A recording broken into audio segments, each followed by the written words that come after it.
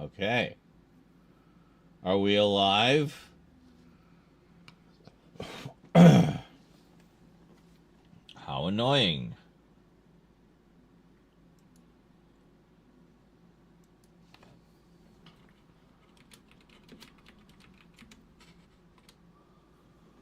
Ugh. I gotta get the new YouTube chat. Hold on a sec. Well, that's annoying.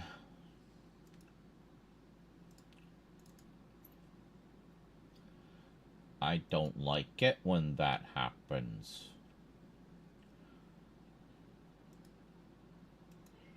So what was the last thing you guys heard?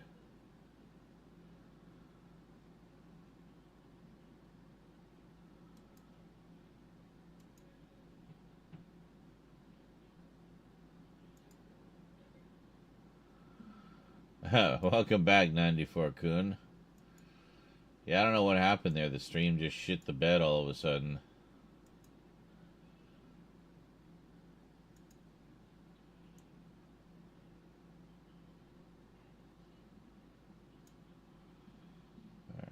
Alright.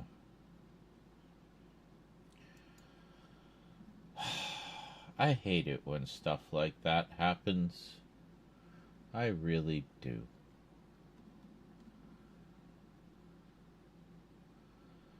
So I was trying to assess how many people were here so that I could determine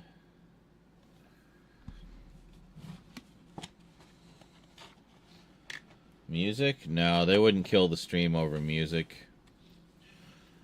The only place where music comes into play is in the VOD, and I pick my music very carefully. I know most of my library what will and won't get flagged. So most of my old Amiga music is pretty safe. Some of them have been copyrighted by the original creators later on in the years, and you know, whatever. Holy moly, that is a big Twix. Look at that. I've never seen a Twix that big before. Oh, you're not even seeing me. Hold on. Hi. So I'm having Twix. It's a Twix Extra. Luke sent this to me. And I pulled it out expecting it to be 2 normal sized Twix, because it's like, it would be like half the size. But it's just one giant Twix. It's crazy. I mean, there's 2 of them because it's Twix. You get 2.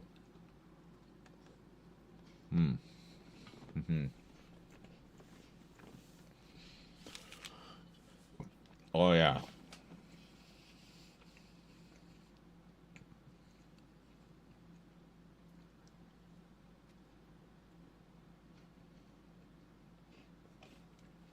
Yes, I think that's the more likely reason. 94-kun says, I'm thinking the stream stops just because.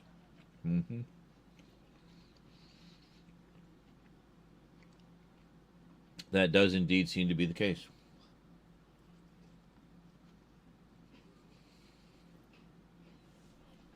I had a few bites of my other burger, too.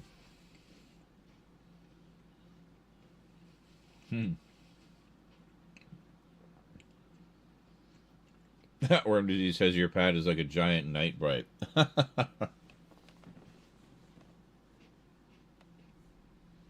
This, of course, is a reason to stream at night.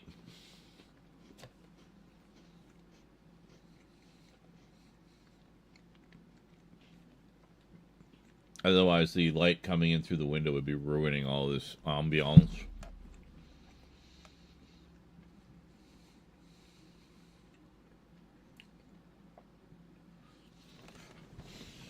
Right, Emily? Right? Right? Right? Right? Oh, yeah, there you go. Yes.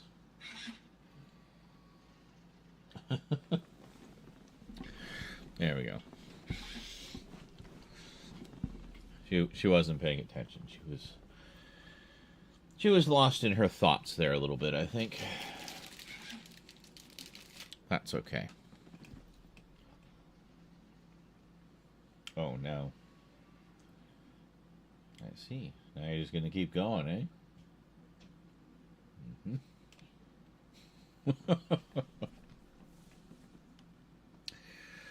Anyway, good to be back. So we were going to do some more package opening, or not package openings, updates, pickups, essentially.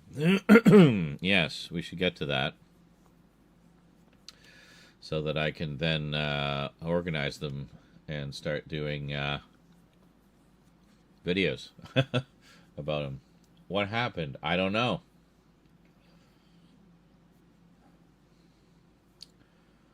Oh, Dan, is the new Beetlejuice out on Blu-ray yet? No? Then I haven't seen it. I don't know how many times I have to go over this. I don't go to the theater. Yeah, it seems that way. He says Clayton says just a random hang-up. I guess. There didn't seem to be any reason for it. My connection was good.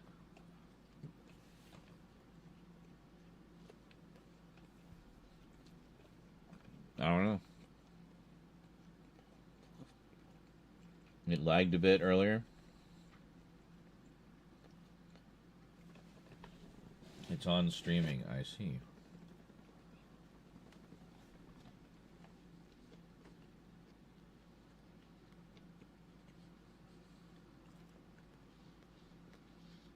I haven't watched much streaming stuff lately.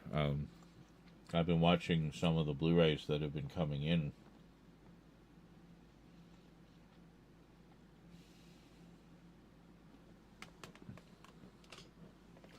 This stack here is all Hammer.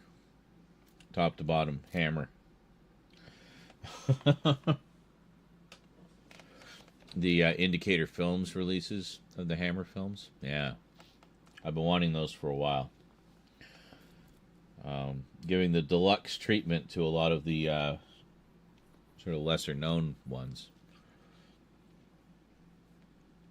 which is great. I'm pretty sure I got caught up on the Scream Factory ones too.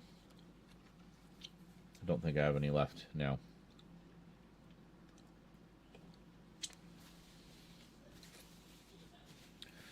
So see, now that I've caught up on all the North American releases, I can, and that region coding means nothing to me anymore. I can literally just look all over the world for whatever the best edition of something is in the entire world and get that one. You know? So it's very nice.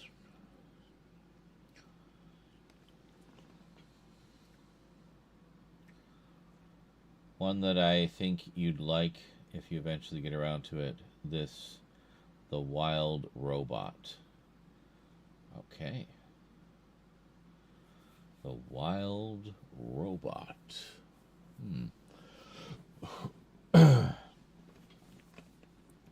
So Carlatin is back.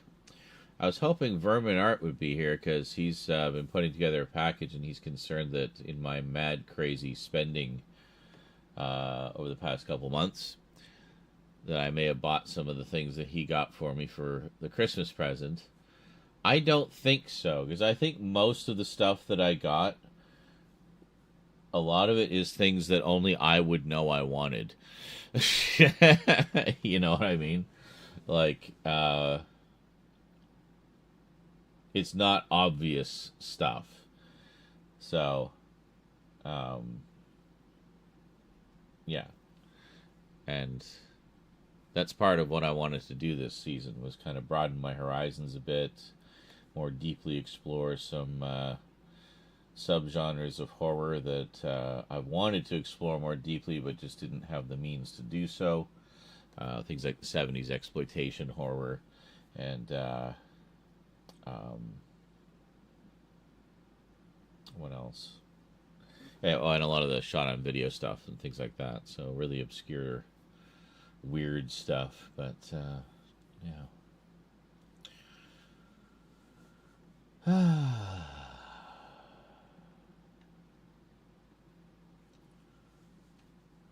What do you mean?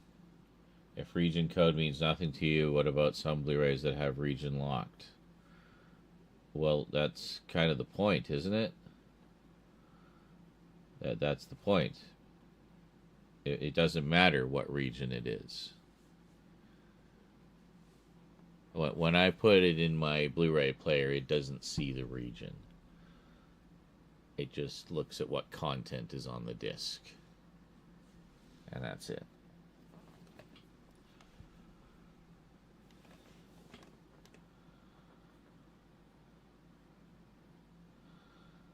How am I getting on at the new camera? Good. I haven't really had a chance to sit down and play around with it too much.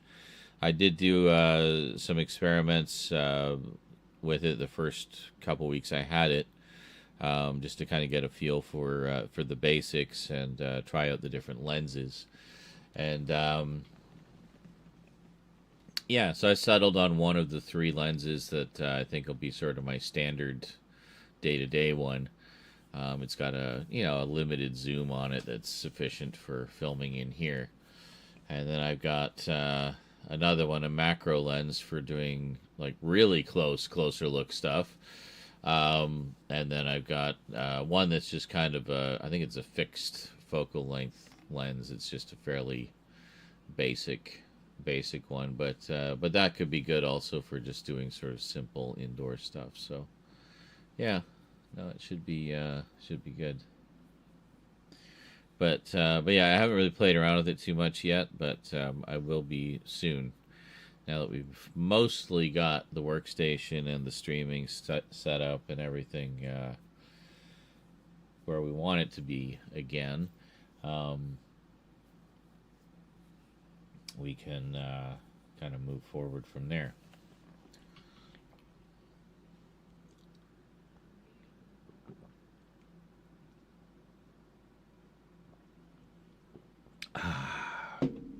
Also got some water.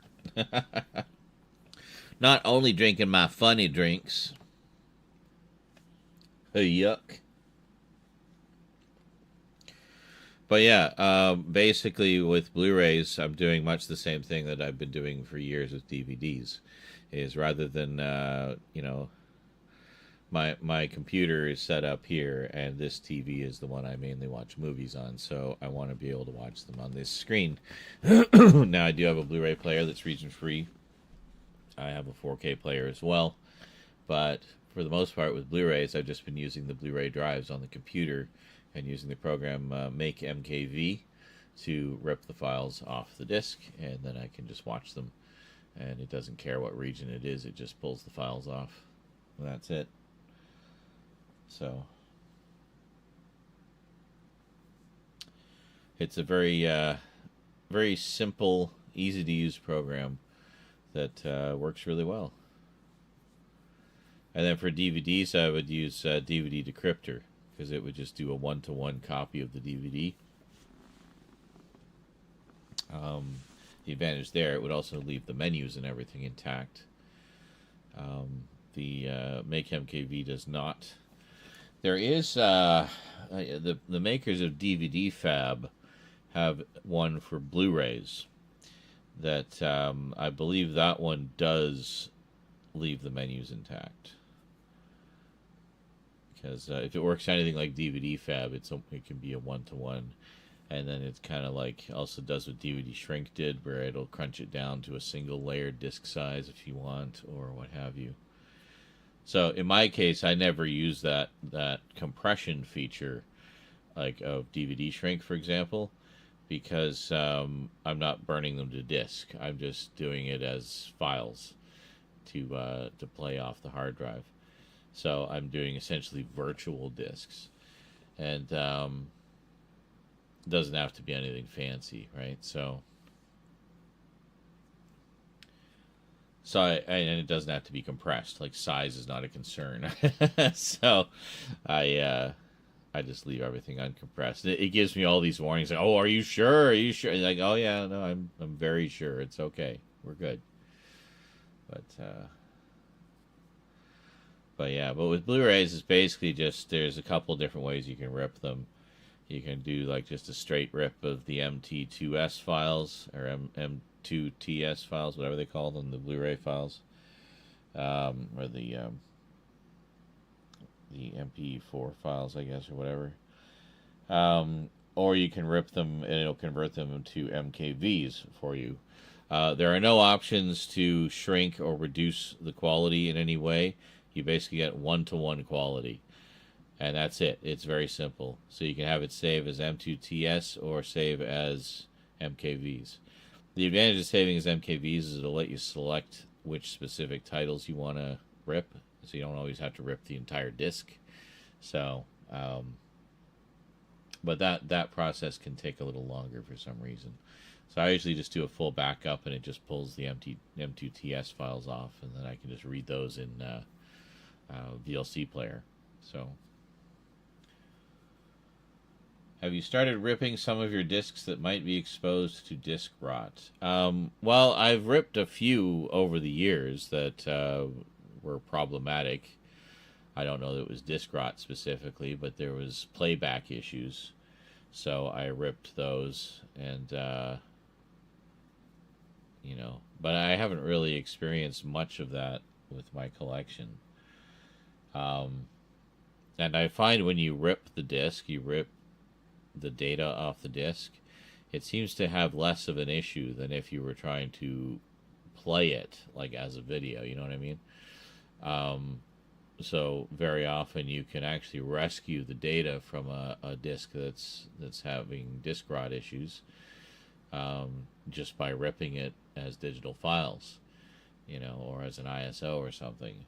But so I've had a few discs that were problematic when I tried to play them, but had no problems with me ripping the data to the hard drive. So, I was like, okay, well that's good then. That's an easy way to preserve the data, and we'll leave it at that.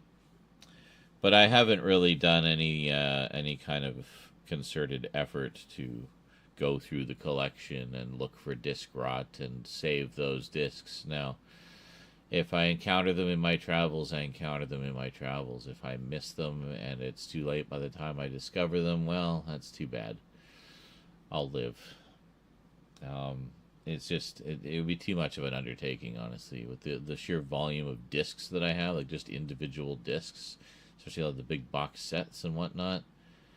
It would take forever to go through that many discs. I mean, ideally, in a perfect world, I'd love to have all of them ripped to the computer and ready at the click of a mouse. But, and maybe someday I'll do that. I mean, if storage capacity gets to the point where it's so high capacity and so affordable, and that, the amount of data that is on a DVD now will be, like today, will be the equivalent to us today of what the amount of data that was on an Atari 2600 cartridge was, which is like 2 or 4 kilobytes. So back then that was a lot. Now it's laughably small. So if storage capacity gets to the point where the amount of data that's on a DVD is comparatively laughably small, meaning storage has gone up to the point and become affordable to the point where we have just ridiculous capacity compared to now, then yes, I would love to rip my entire collection. So,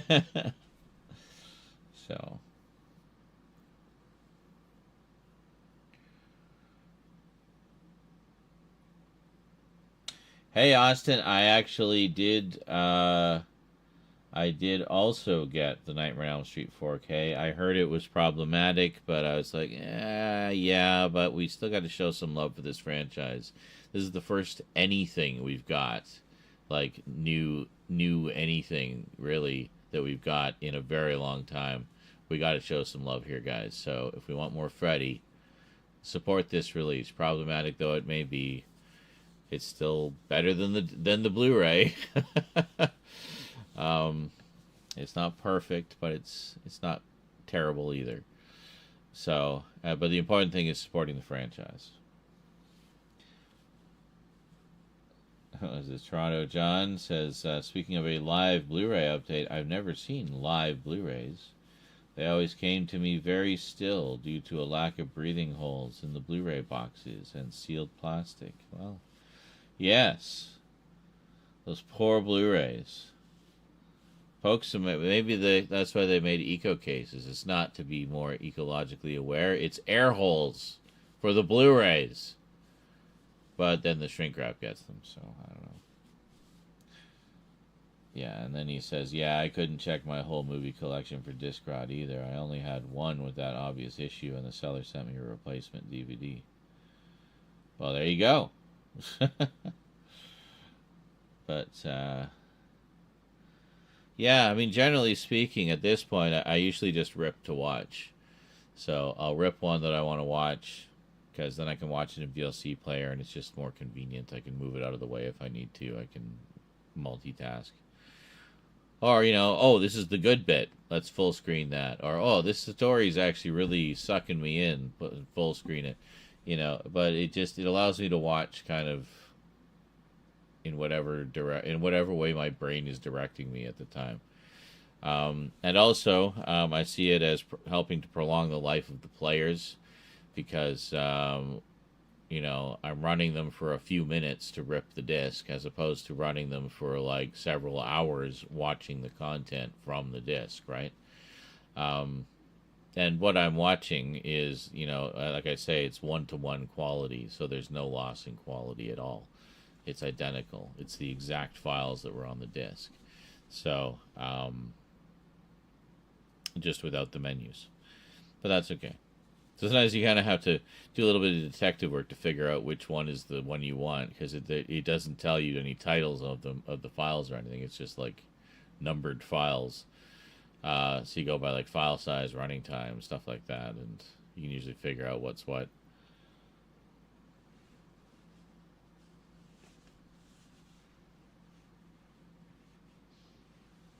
All right. Austin says it does have the mono at least. That's something, that it hasn't had the original mono audio for quite some time. Didn't look bad to me. Maybe a bit too cleaned up with the grain, but it's still there. Wow. Haven't ripped any of my movies before, says Toronto John. Is there an app or program that is the best, most accurate, and the fastest? Well, for DVDs, I use DVD Decryptor for just a straight one-to-one rip with the menus and everything. And then I'll use DVD Shrink if I want to customize. Like if I want to pull certain files off and kind of make my own little virtual DVD for a playlist or whatever. Or if I want to pull specific things out to convert to MP4 or whatever. So DVD Shrink is good for kind of extracting stuff and rearranging things however you want. DVD Decryptor is good for just doing a one-to-one rip of a disc. And as I say, it keeps all the menus intact as well. And then for Blu-ray, honestly, make MKV seems to be the best way to go. You can evaluate the free version for like 30 days. And then I think it's like $90 or $80 to buy it. I don't know of any like straight up free options, at least nothing that performs as amazingly well. Make MKV, as simple as it is, really does make it easy to rip Blu-rays. So much so that I've barely even touched my players. I've just been ripping them to the computer, so yeah. And I think if you have a drive that can read 4Ks, Make MKV will recognize that as well, I'm pretty sure.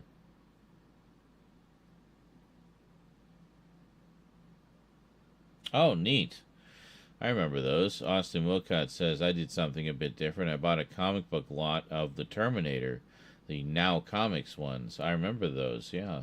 Big newsstand. They were like a big, they were kind of like the Dark Horse or Titan Comics of their day. Almost all of their comics were licensed material. I have most of their Real Ghostbusters comics and Green Hornet and what the hell else? I think they did a Married with Children comic. I have like one issue with that. It was freaking hilarious, by the way. It was really good. Fright Night. I have a few issues of Fright Night. But yeah, they did a whole bunch of licenses. And Terminator was another one. I think that was the first ever Terminator comics too. I don't think there were any Terminator comics before those ones. So yeah, that's a really cool set to have. And no problem, Toronto John. Hope I helped a bit there. I can only tell you what I know and what works for me, and those ones have definitely been working for me. The other two, the two DVD ones, those are both free. You can just download them and use them forever. Make MKV, I thought it was free, but it's only free for the first 30 days. So I guess I'll be buying that soon because I definitely don't want to give it up. Yes, that's what I mean. Yeah, I knew that now predated Dark Horse by at least a few years.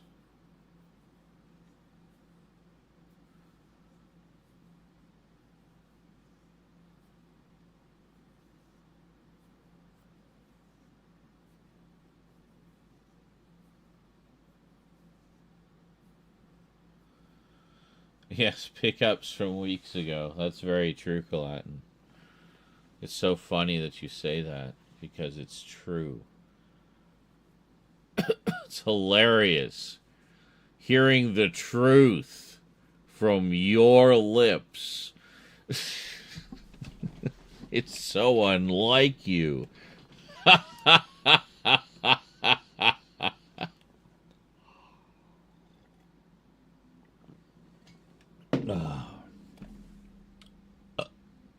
Just waiting to see them.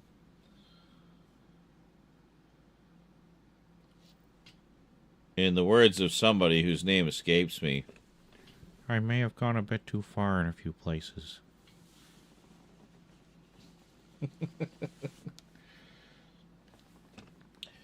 this is just the Hammer stuff from Indicator. And 3 columns of the Arrow Halloween sale. And my TerrorVision order. I was so happy the TerrorVision order came in.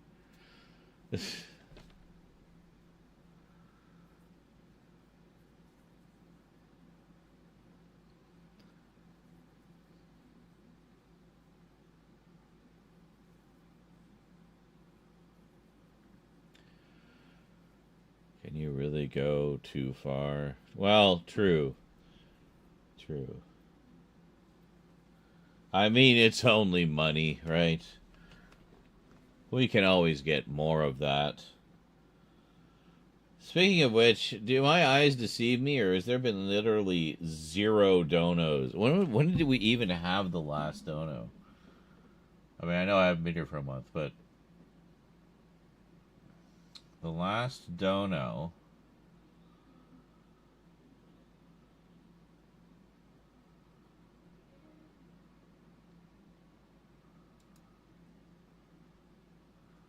was Funk Monk a month ago. $5. Oh no, Andy Breckenridge right after him. $5. That was the last one. A month. Holy shit balls, Batman. In some cases, you can. When you go bankrupt is when it's too much. I see. Oops.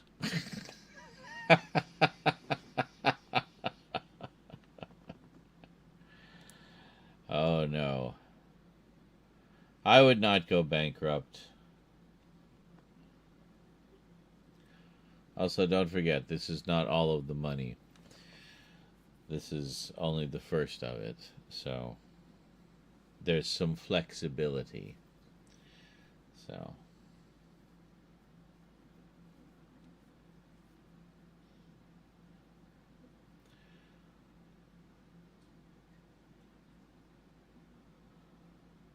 Yes, you just sell yourself when you go bankrupt. Well, isn't that what I do every time I stream? Am I not selling myself? Putting myself out there? Prostituting myself before you?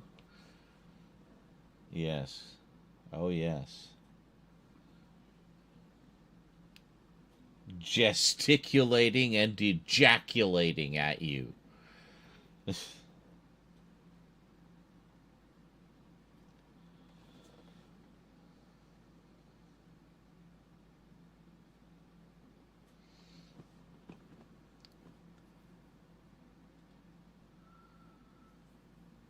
Uncomfortably spot on impression.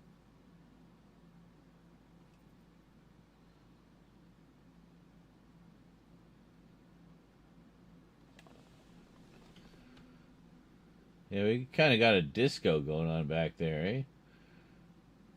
Nice. Did you like the flashing police lights?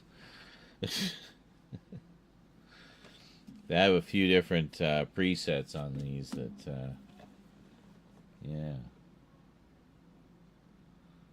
Bet you be top 10 on OF, LOL. Thanks.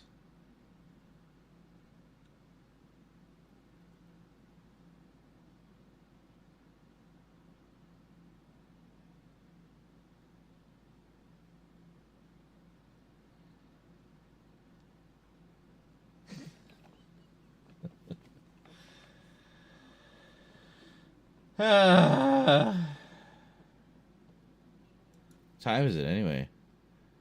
12:23. Wasn't I only supposed to go till like 11? We'd actually like pre-scheduled an end time for this one. Oops.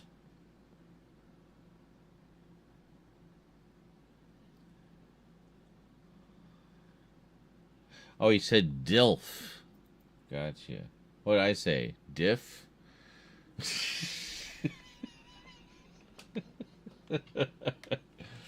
Definitely DILF. Maybe GILF. Or GRILF. I don't know. Blind as a bat. Yes, but you started like 2 hours late. True. Not on purpose. I have not seen Alien Romulus yet. I'll get the 4K when it's on sale. So, we have enough time to see the pickups. Pepe Meltdown. Where are you? I don't know, I'm getting tired. Maybe I'll just have a little nap.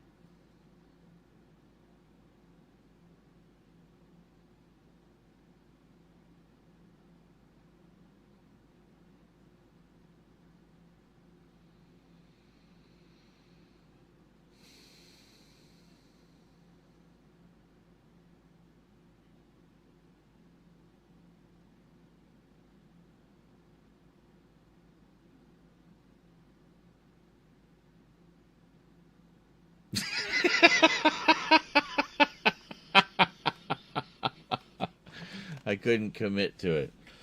I was gonna like slowly nod off, but then do the Patrick Stewart thing of acting.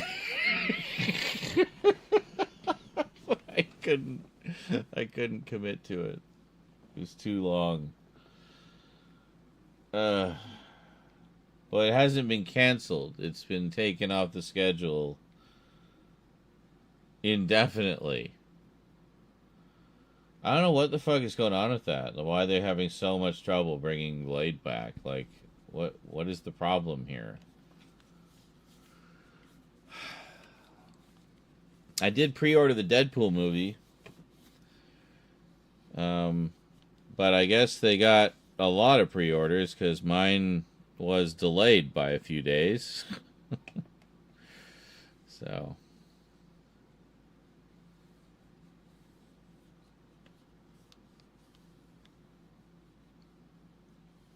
But that's when I plan to watch as soon as it comes in. Likely with Rose, because I'm sure she would like to see it as well.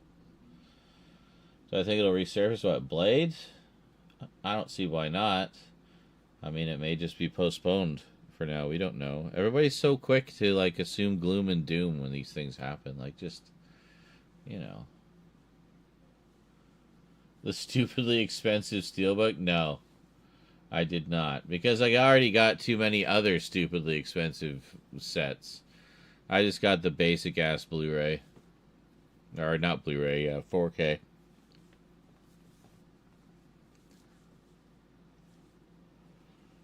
But yeah, I got a lot of other stupidly expensive sets this season, so I'm good. I'm good.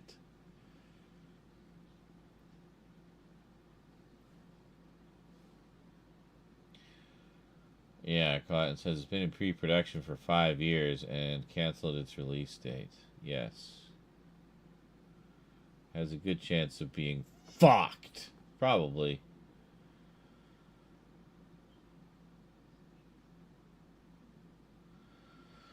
It's unfortunate. I know that's one I was definitely looking forward to, and I know a lot of other people were too. Was it Masharasha Ali? Um, I mean, I really want to see his take on Blade. You know, I think he was a great choice. Um, so yeah, it's unfortunate. I mean, the sort of rumblings are like, oh, they're gonna do another one with Wesley Snipes instead, and that fucked the other one, and it's like, well, are they though? I mean, I know he comes back for Deadpool because isn't he like friends with Ryan Reynolds? And that's literally the only reason. But I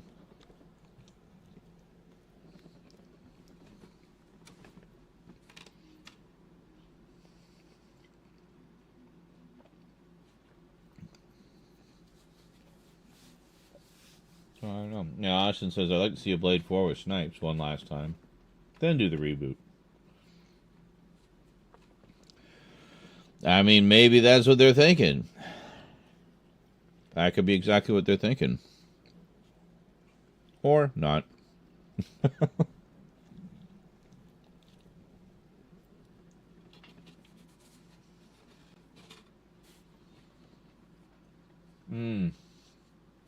That's fair. Devin says I have the other two steals, like for the first two movies. So I couldn't resist despite the price. Fair enough.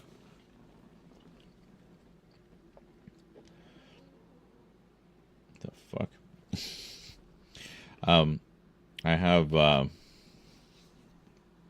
think just fairly straightforward editions of them. But I mean, making sure to get the unrated versions, of course. But but then I also have the Once Upon a Deadpool, which is freaking hilarious. Absolutely required viewing.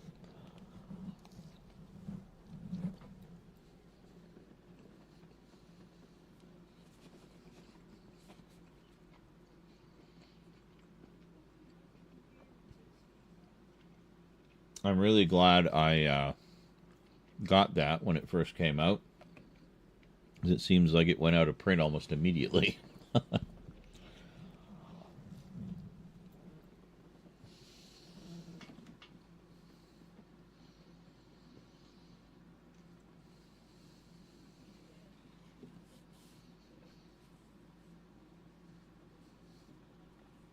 Really? So Blade 1 and 3 missed part 2 for some stupid reason.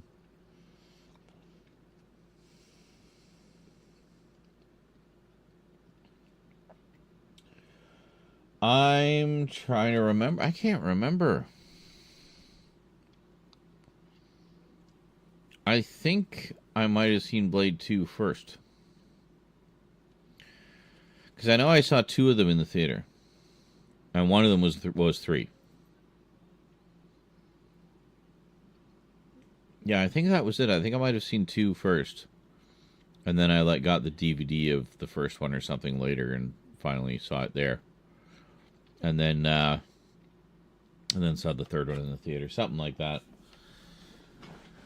One of the few sort of when did I first see that stories I'm a little fuzzy on.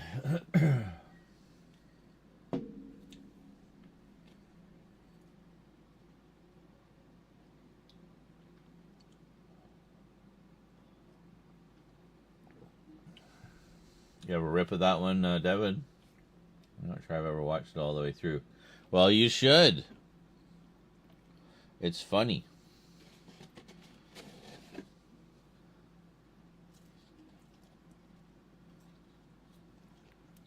The very self-aware censorship to keep the PG-13 rating. It's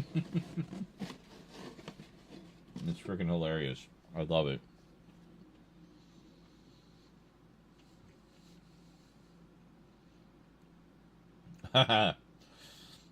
Devin says trippy watching Emily when the light turns blue and she basically just disappears in a bath of blue light. Yeah. True.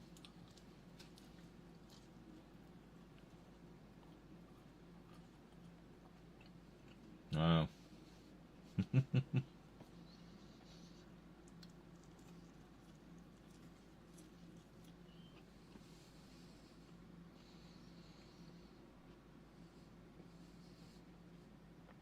Yes, indeed, Austin. Trinity did have Dracula in it. Dracula was unimpressed with the vampire memorabilia store run by the goth guy eating Count Chocula's cereal. All right, Toronto John. Toronto John says it's nearly 3:30 a.m. Eastern Standard Time in Ontario, so I'll have to head out soon. I need my beauty sleep to avoid waking up looking like General Ursus. Yes, you don't want to look like your profile picture. Although that's, I believe that is either Cornelius or Caesar, depending which from.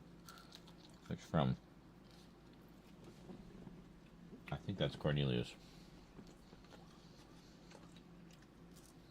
I need to rewatch those. I need to get caught up on the new ones too. I've only seen the first two, but thoroughly enjoyed them.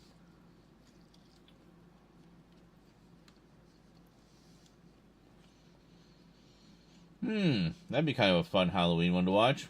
I have that. I've never actually seen it. Austin says, I watched the Batman vs. Dracula animated movie last night. Pretty interesting. I think the vibrators set off Dracula the most. What? No.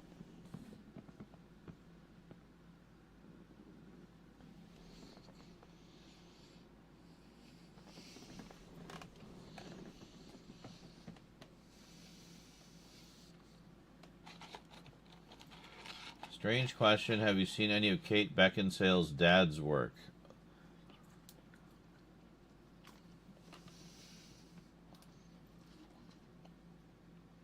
That is a strange question. I have no idea who the fuck you're talking about. Why don't you just say her dad's name? Why do I need to know that it's her dad?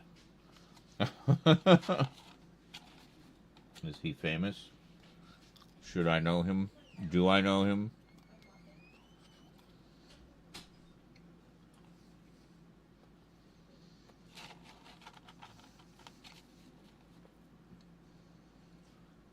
Wow. My dad was very famous in the UK, Richard Beckinsale. He died in his early 30s. Okay, doesn't ring a bell.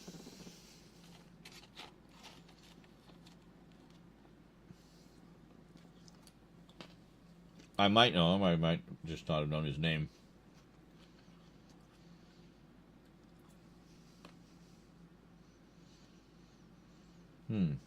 That's a good question. Devin asks, Sean, how many time zones have you lived in Canada? I feel like most of the online Canadian personalities are purely on the West Coast. I have lived on, I think, in all the time zones, actually, just about. I've lived in Eastern. Well, I guess Maritime, briefly. I was born in Nova Scotia. So Maritime, Eastern. Winnipeg was Central. And then West Coast, Pacific time. So four time zones. Mostly East and West, though. My early life was mostly East and Central. Now it's mostly just West.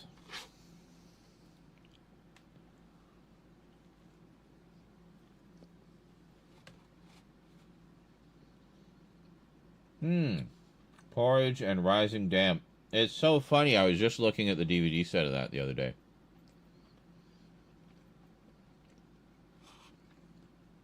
Because it starred,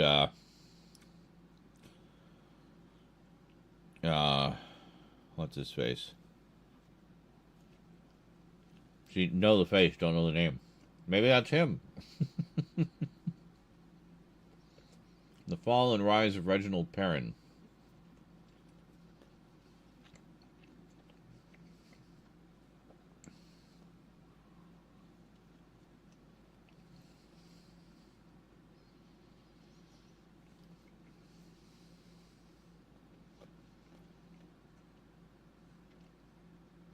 Stars a chameleon of a comedy actor.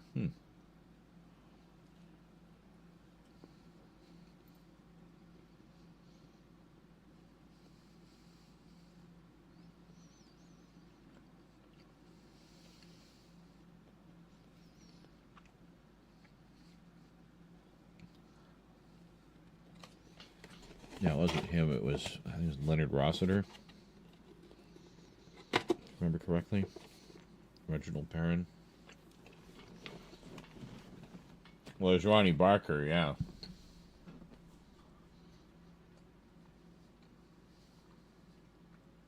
Wasn't he one of the two Ronnies?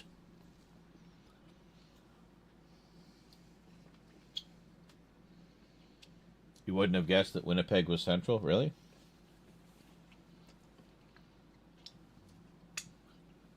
It is indeed. Yeah, I think it shares the time zone with Saskatchewan.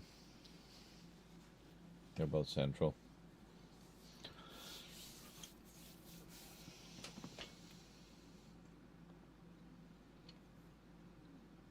They're both fairly, like, straight, too. Like, it's like they're, the provinces are almost, like, right in line with the time zones. They're like one of the least interesting shaped. And it's all prairies there too, so it's like it's perfect. These two perfect rectangles of just farmland for miles and miles and miles.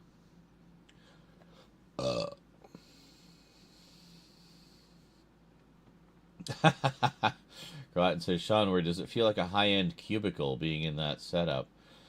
Desk and computers just surrounding you. Yeah, it does kind of. It's funny, when I showed Luke an early sort of version of the setup, he said it looked like I was just drowning in technology. Like, ah! But,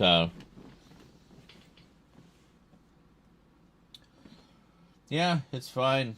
I'll be a little more at ease when I get all of the new acquisitions into their homes, and then I can relax a little bit. It won't be so cluttered. But and then basically the desk space here, it's just when it's clear. Normally, it's just mice and keyboards. That's pretty much it. I did get a big mat as well for the desk, a mouse mat, which I figured would be helpful when playing PC games. Because, my mouse, I was always running the mouse off the edge of the mat. So this way I can just kind of move the keyboard over a little bit. Move the mouse from the other PC out of the way. And then we got lots of playroom, Hey, greetings, Thomas. Yes, cool. Chucky and Tiffany.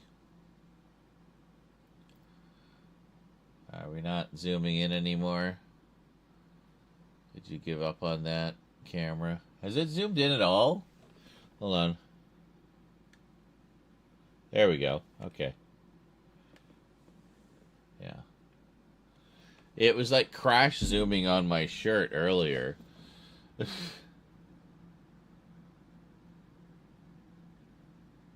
don't know.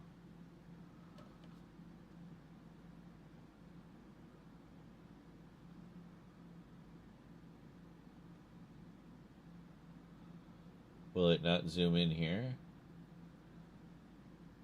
Really? You're not gonna cooperate with me? Fine. The AI that controls the zoom must be in its moody teenage phase. That was fast. You haven't seen it zoom? Yeah. Oh, in a little bit. Okay. Yeah, see, now it's like it zoomed in, and now it stayed here. Because before it was pulled way back, right? So, because now we can't see Emily's face. We used to.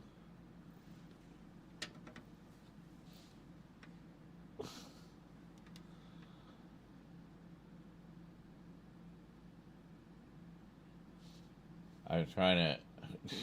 I don't know if we can redirect it.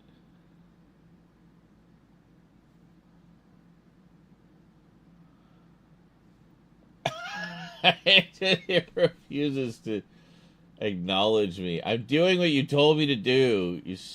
Oh, yeah, that's great. Wow. Thanks. That's exactly what I wanted you to do. Just move a little bit more in. So Emily's face is cut off even more.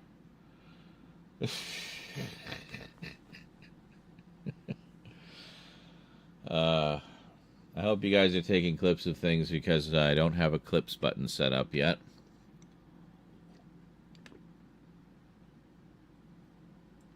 It would take me literally 2 seconds to do so, but effort. I like the idea of more weed better. It's a celebration. This is the long-awaited return stream. Yeah, another 5 is good. So we're going to party it out.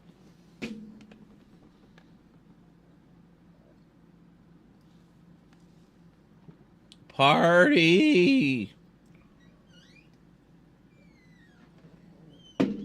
Oh. I know, right? Crichton says like it's like it's toying with you. Yeah. It's testing. It's trying to find out what my buttons are, and then it's going to start pushing them.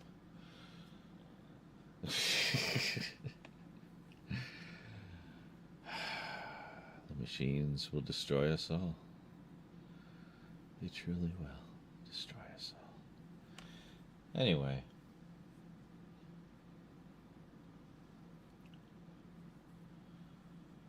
Welcome back, Dirt.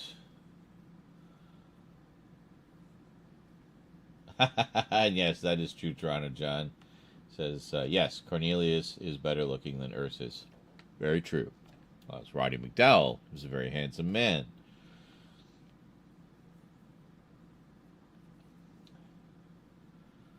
Austin says, I did get, I guess, the Ghoulies 2 4K. It has the uncut version included. It's cool they're coming out with these uncut versions now. Hopefully we'll get a lot more. Yes, well, that's actually a lot of what I've been buying lately for the horror collection is I've been collecting the Redemption Films library from Kino Lorber, which has been no small feat because they're basically all out of print now. But I managed to track down most of them. But in that case, they often include 2 cuts or more of each movie, and often in versions that have never been seen here before, which is pretty cool. So Redemption Films, that's like the sort of exploitation / sexploitation horror, so kind of more the erotic horror type of stuff. Basically the same as a regular horror movie, just more tits and ass, you know. And usually some lesbian love scenes. But wouldn't even get a PG-13 nowadays, you know. But was very scandalous in the 70s. But anyway, I find that sort of subgenre fascinating, so I've been wanting to explore it more. And so we got the Redemption Films collection, which was all about that stuff. And also picked up the Indicator Films re-releases of several of them that have been remastered further in 4K. And have even more extras. So, yeah, it's pretty cool. Cotton says, it's okay. You have infinite money now. Just wait until you have more. Well, exactly. Exactly. That is how it works. Infinite money. What do you mean? Austin says they kind of screwed up the Caligula 4K releases. What are you talking about? I have one on pre-order. Don't scare me.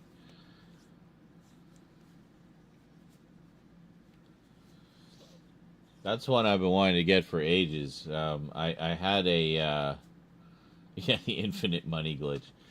They had a what was it?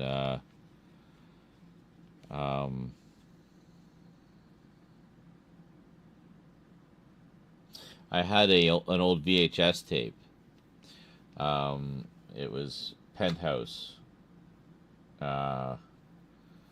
Wet. I want to say it was Wet and Wild, but I thought Wet and Wild was a Playboy one. Anyway, it was a Penthouse video that I picked out, like, ooh, boobs, because I was, 19 or 18. So I got that, and it had a featurette on it as an extra. Yes, on a VHS tape. So it was after the main program. They had a featurette about the making of Caligula. And I remembered hearing about Caligula when it came out. Obviously, I was too young to see it when it came out. But I remember seeing the advertisements and I think some of the TV Safe trailers and just kind of hearing mutterings about it. But so it was always kind of this weird, strange, taboo, hush-hush thing. So I wanted to see it, see what all the fuss was about. And then, so when I got this VHS tape and it had the little featurette on it, I was like, oh, that's actually, now I want to see it even more. It sounded really interesting. And, it has like a freaking all-star cast in it. And lots of boobs. But,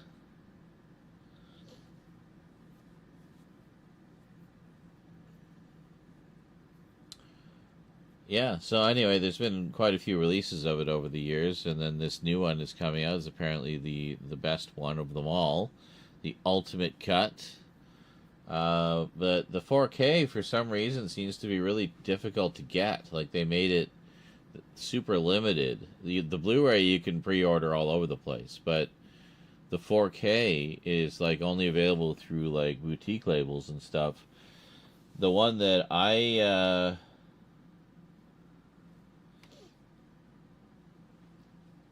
What? Okay, the US 4K of Caligula isn't the full uncut 156-minute version on the second disc. Well, what's the second disc? Is the full uncut version on the first disc? Oh, Jesus. Ah. Ah. Why, thank you. Thomas Wright _ donated $10.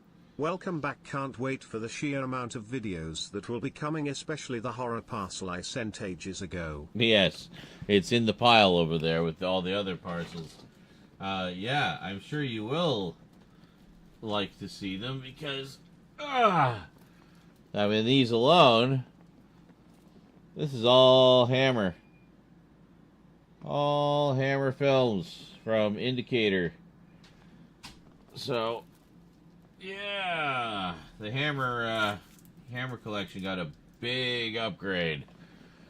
Yeah, so pretty cool. Devin says that one almost gave me a heart attack too.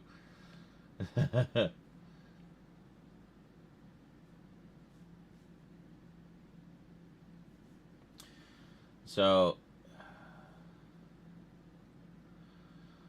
yeah, I'm confused. What do you mean the second disc? What's the second disc? The US one is the one that I ordered from Unobstructed View.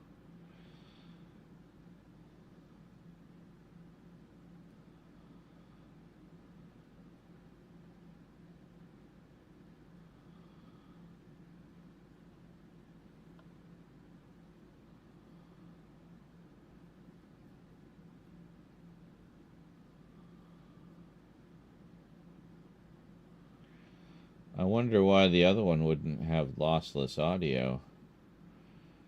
I kind of thought that was a standard nowadays.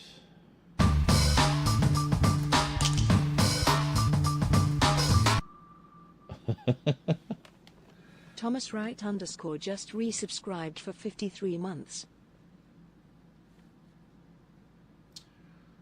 I see. Sorry, I'm zoning. I had another 5. Yes, I did. Okay. Yeah, that makes sense now.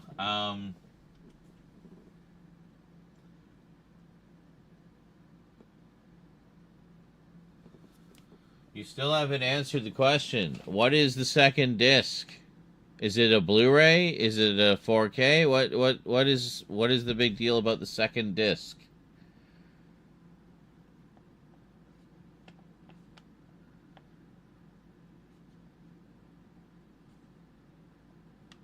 Isn't it just another cut of the movie? Like, I don't see what the problem is.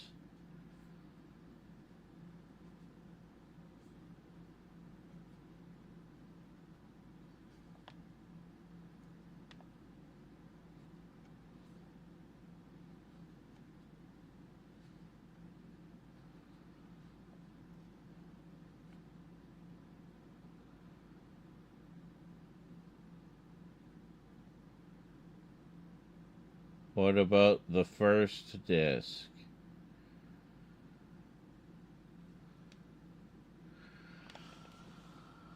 What?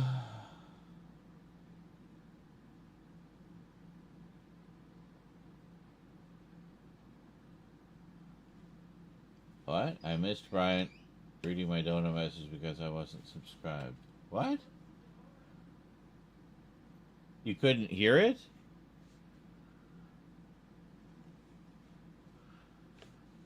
You should be able to hear it. If I can hear it, you can hear it.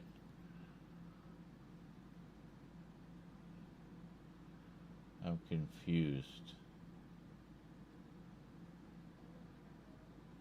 Or you were on another screen and didn't hear it, I guess. Well, I can play it again. Play it again, Sam, or Brian. Was it Brian? I think so.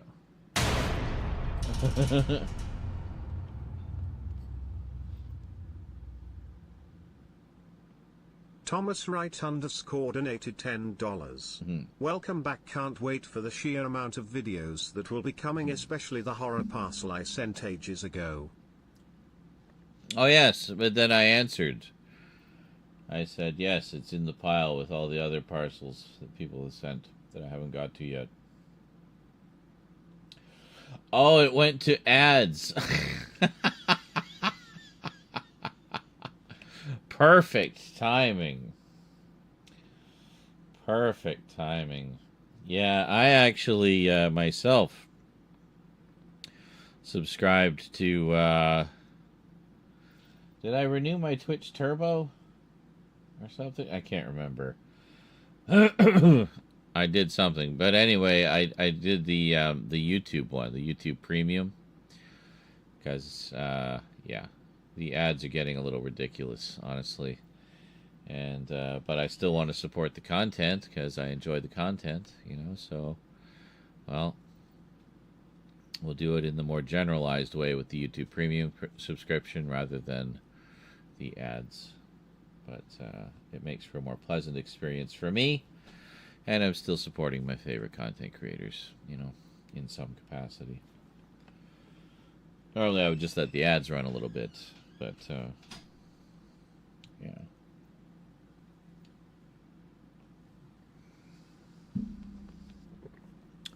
Anywho,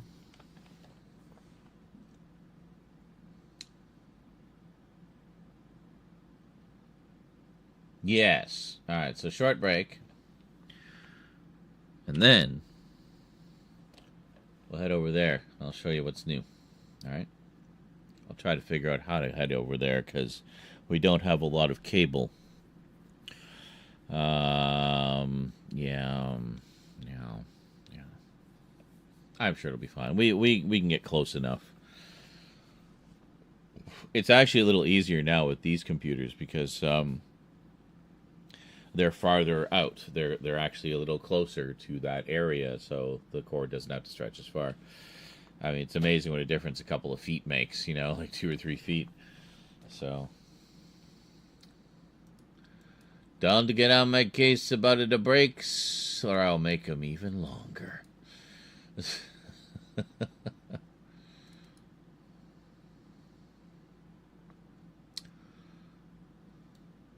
How long is this one? Oh, jeez. Oh, man. Oh, jeez. Oh, jeez. Oh, man. Oh, jeez. Oh, man. Oh, man. Oh, jeez. Oh, man. Oh, jeez.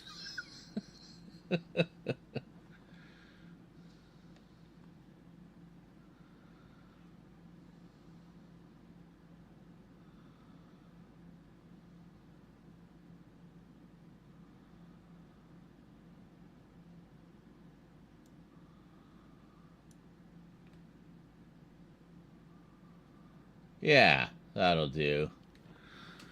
All right, short break. Enjoy the tunes.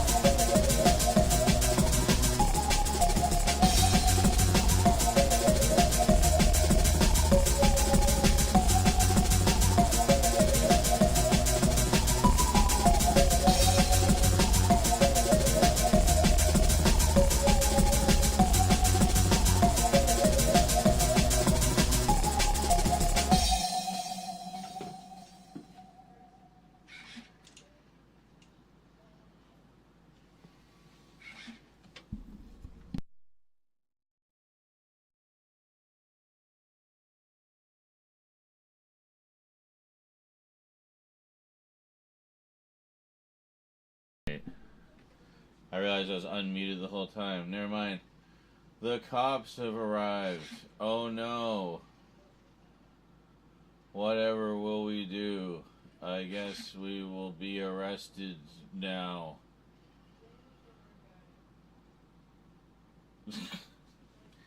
Anyway. Let's get you guys on the tripod.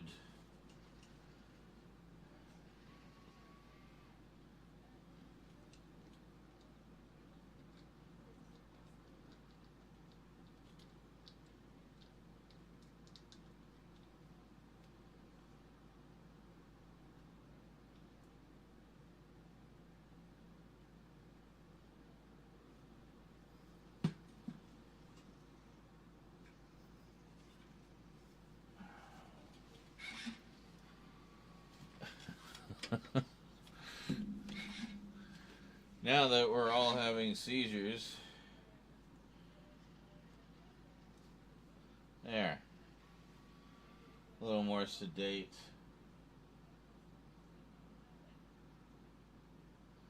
There we go. That's a little nicer, eh?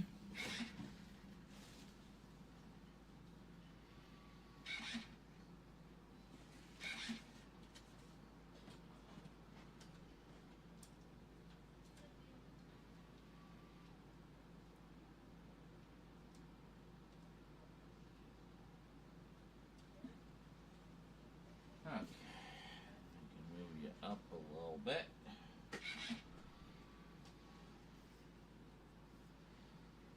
And there we go.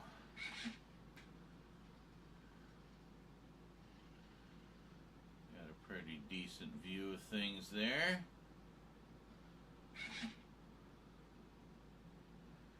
Good.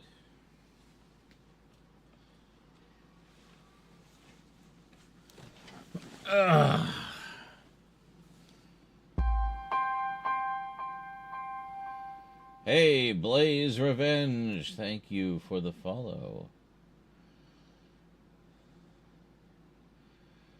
You're loving the police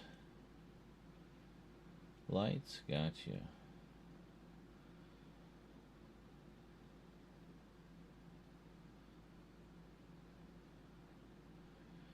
You see the coffin? Yes, indeed. Give me a second here. I'll switch over to the camera mic.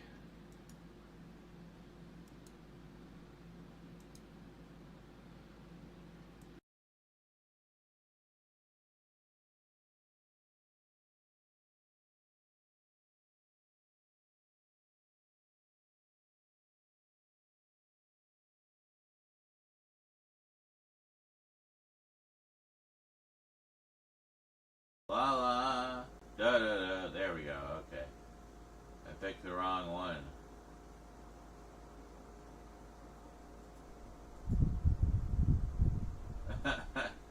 No, that coffin is not the Dark Shadows set.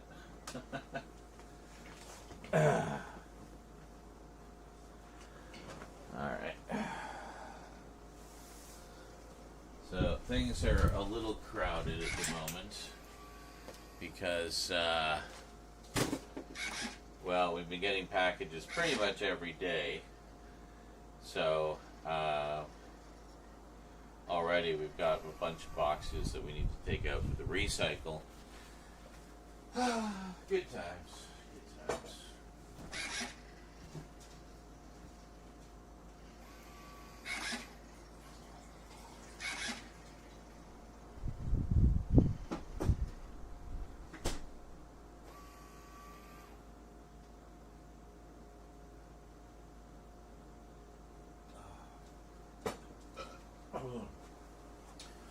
But yeah, it's been a constant battle just to stay on top of the recycle. Don't go getting under my feet right now, church. Seriously. Okay.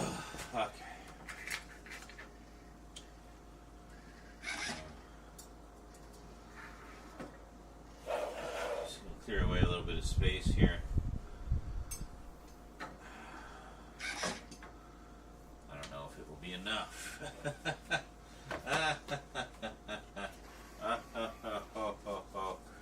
He.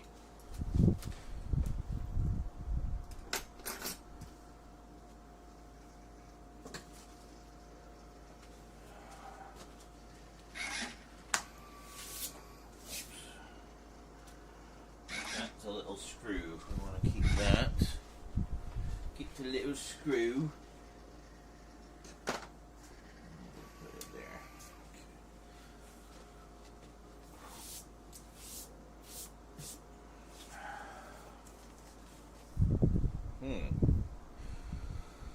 Blu-ray disc suite for my Blu-ray drive.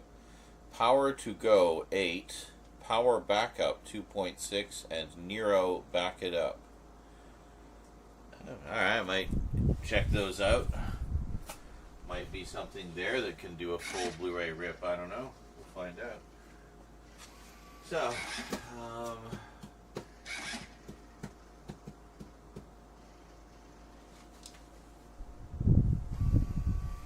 hello? Hello? No. I guess he's asleep. We're just going to move him out of the way.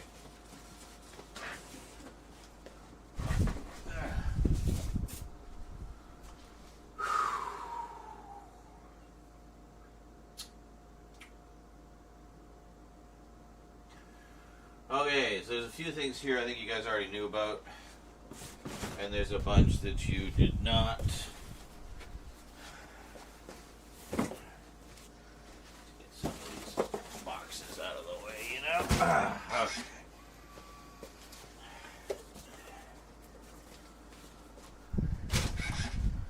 Okay.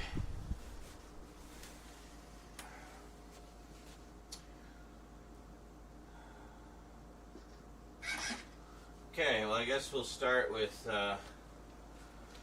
just a few assorted ones here. I got a few short-lived TV shows. We got Automan, the complete series. Oh, wow, that light is going to be driving us nuts, isn't it? Let me see if I can get it to be just white. Hold on.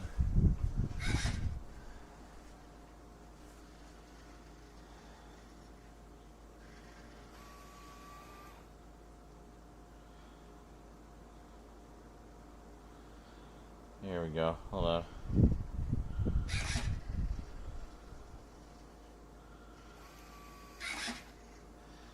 I don't know if it actually has just a white. It might just be colors. I'll get like a nice light blue, maybe.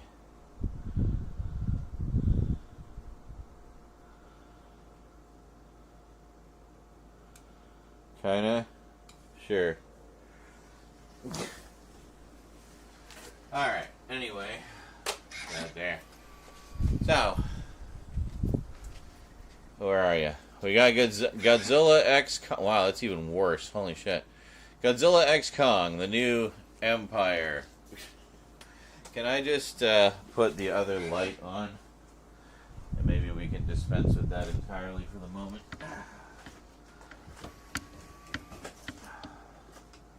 Excuse me, Chucky.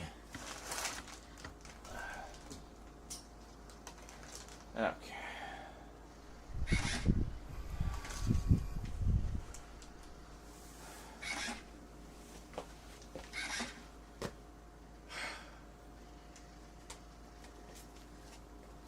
I got Godzilla X Kong, the new Empire. Hey, look at that. Normal color. Excellent. The original Blob, the Criterion Edition.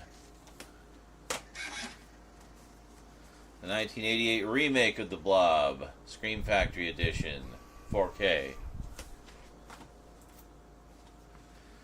Diary of the Dead, just because I wanted to complete my George Romero zombie collection. Imaginary, which I have not watched yet, but looked good. I like killer doll, killer toy movies.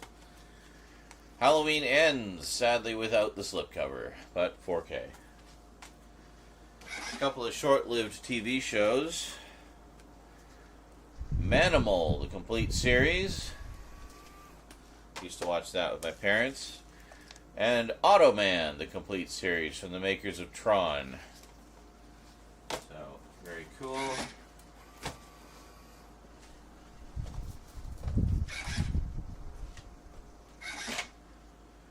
Oh boy, where do we even begin here? Okay. Hold on a sec.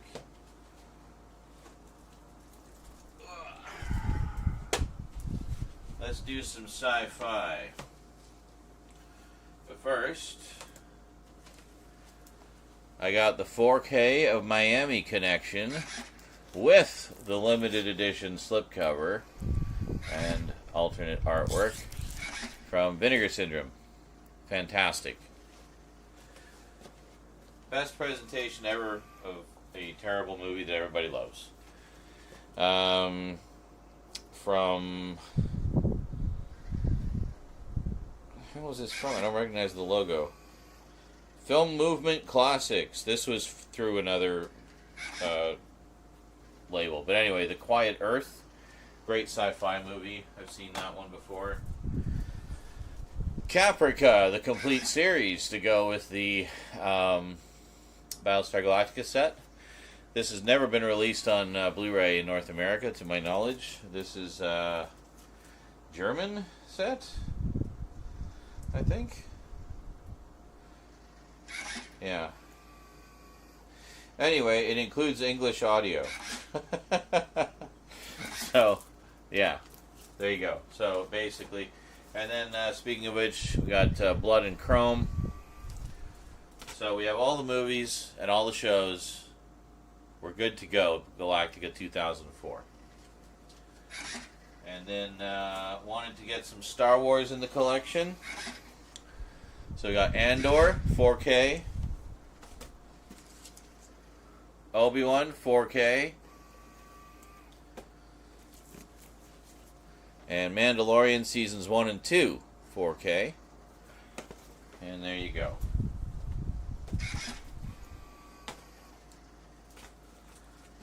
And not as expensive as you might think. They're actually pretty cheap on Amazon. The only Marvel series I picked up so far, one of the few I've seen, Moon Knight. Damn straight if they put She-Hulk out, I'm buying that day one. Got Trekkies. Classic documentary about Star Trek fans. The Roddenberry Vault, which we were talking about earlier tonight. Next Generation, Best of Both Worlds. Yes, this is the one where Picard gets turned into a Borg. This is the movie edition. Short Treks with the slipcover. Kind of rare. Star Trek Discovery, complete series, Blu-ray.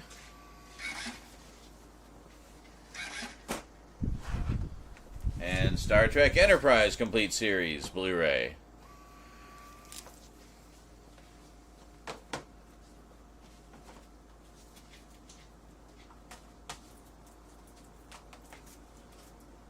All Star Trek, okay.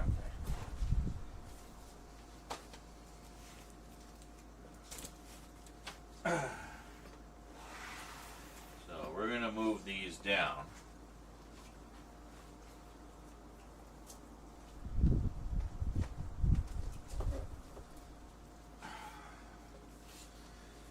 Just a few here. We have a couple of horror documentaries from Screambox. We got Living with Chucky.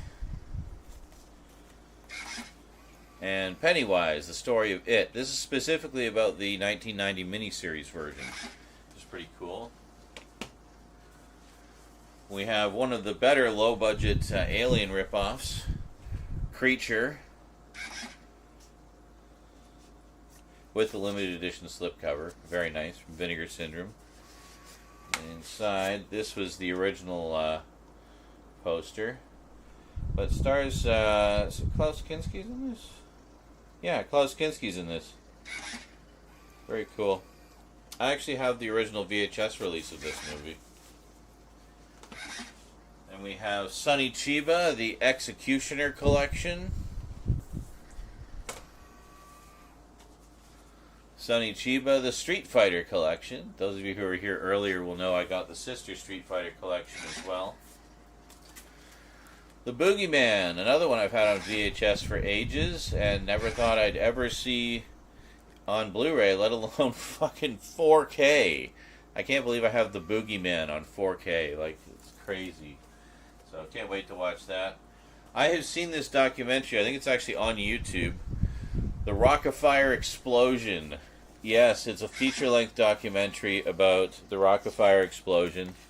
The famous animatronic band that was the inspiration for Five Nights at Freddy's. This is a wonderful documentary, and it really is just absolutely fascinating.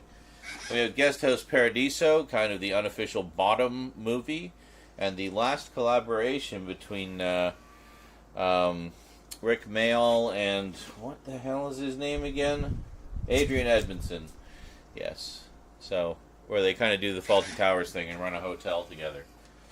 With hilarious results.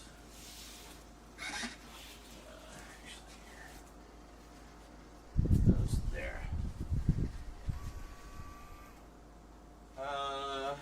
Couple of games. Not too much, but we got Sonic Origins Plus.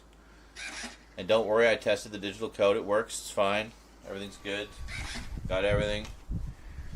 And then God of War, the PS4 upgraded version. Now, the case I got, the hub inside was smashed to pieces, so it wouldn't hold the disc. So I got a replacement case off eBay, just a blue one. And there you go. So I figure when we get back to playing God of War, we obviously want to play the best versions of each one. And there you go. Also remember my PlayStation 3 really chugging trying to play just the demo of this. So I figure, yeah, let's go with the PS4 version on that. And we're going to play the PS4 version on the PS5. So it should triply not have a problem with it. Let's see here. A few more Hammer ones. We'll have to add to the stack there. We have, now this is some of their adventure ones that I didn't think we'd ever see the light of day on Blu-ray. We have The Brigand of Kandahar.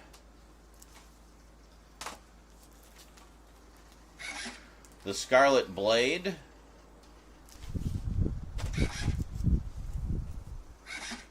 And Visa to Canton.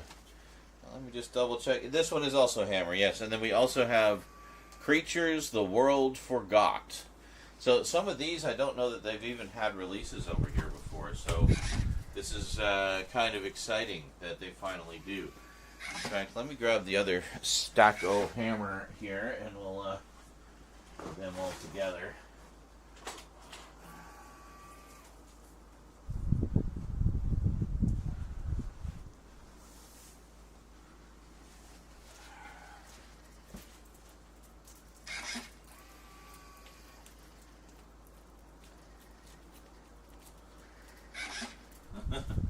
That's a lot of Hammer.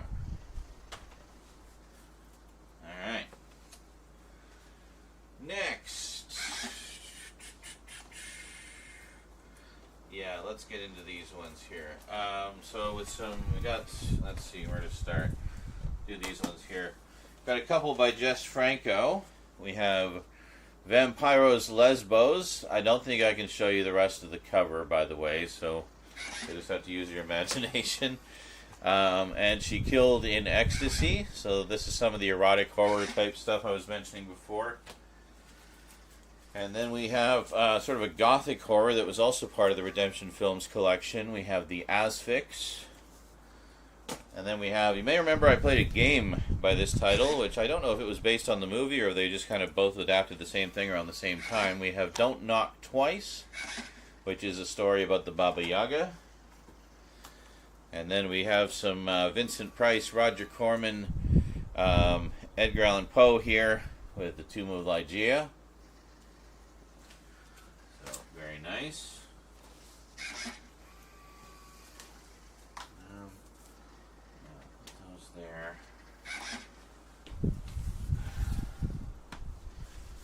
Alright, so I keep mentioning the Redemption Collection. What is it? Well, the Redemption Collection is basically a library of primarily 70s and up to maybe mid-80s horror exploitation films, but primarily focusing on the 70s and specifically things that they get licensed from the British Film Institute, so from BFI. So it's largely the works of Jess Franco, Jean Rollin, Pete Walker, and a few other directors, but it's considered by many to be like one of the definitive collections of exploitation horror. Certainly big notable examples of films in the genre. So it's a collection I've always been interested in. A while back, Thrustbone, who you guys probably remember, sent me a package Actually, I think he sent me a couple of packages that had several, about 8 or 9 of the Redemption Films library. So ever since then, I wanted to get the rest of them.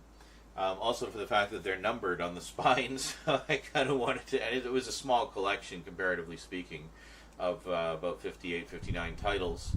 So it was perfectly feasible to actually get that collection.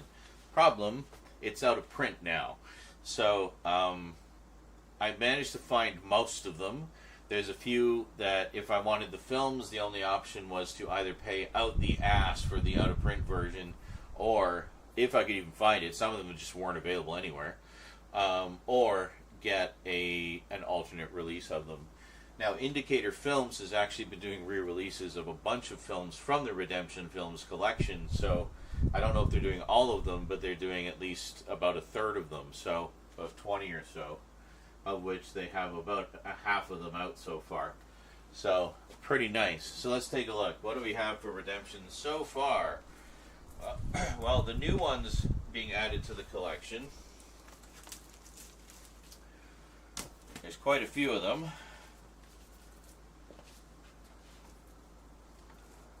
As I say, the entire collection is about 58 titles.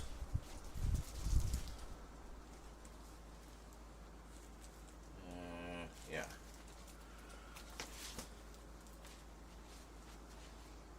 And then there's a companion set for another label from the same people called Jezebel.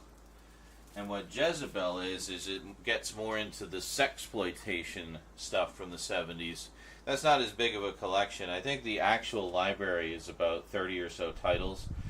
Kino Lorber put out like 7 of them.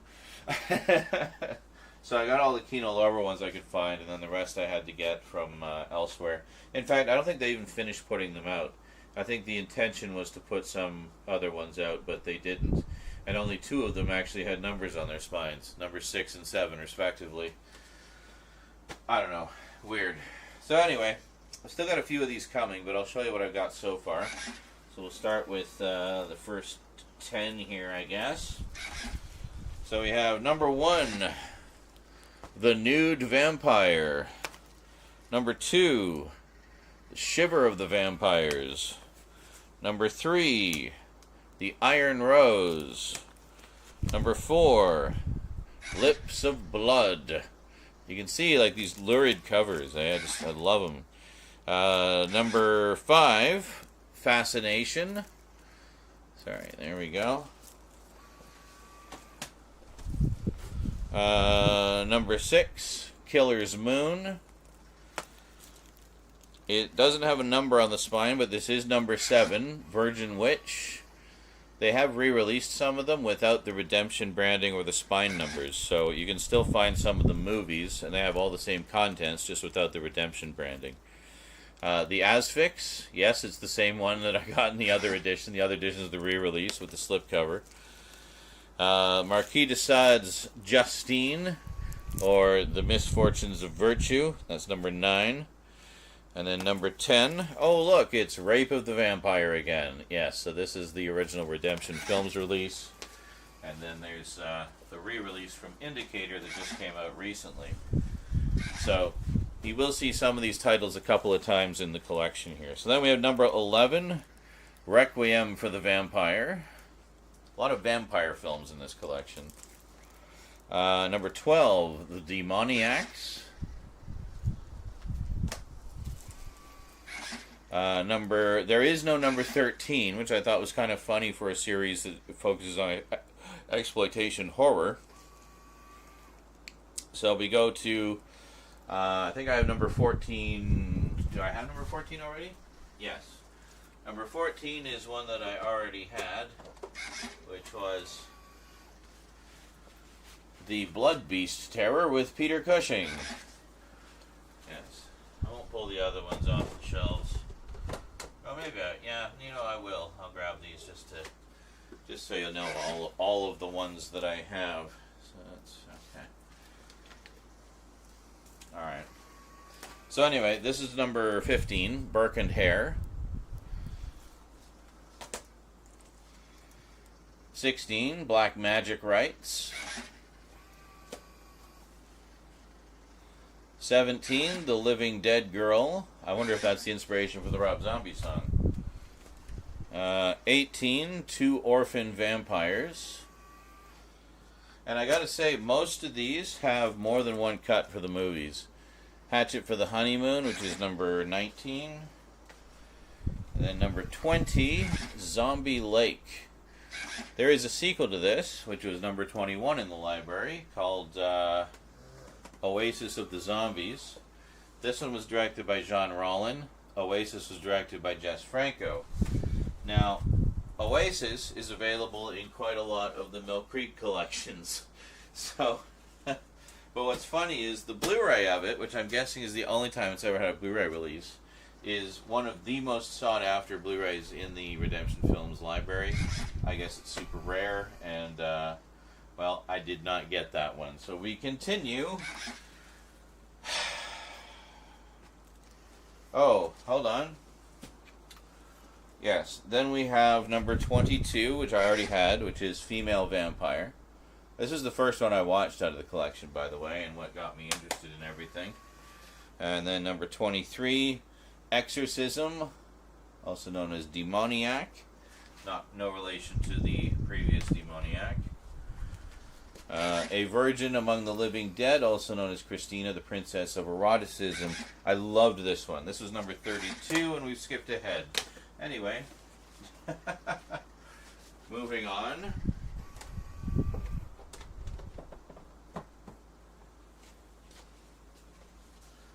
Let's see. So next we have number 24, House of Whipcord by Pete Walker.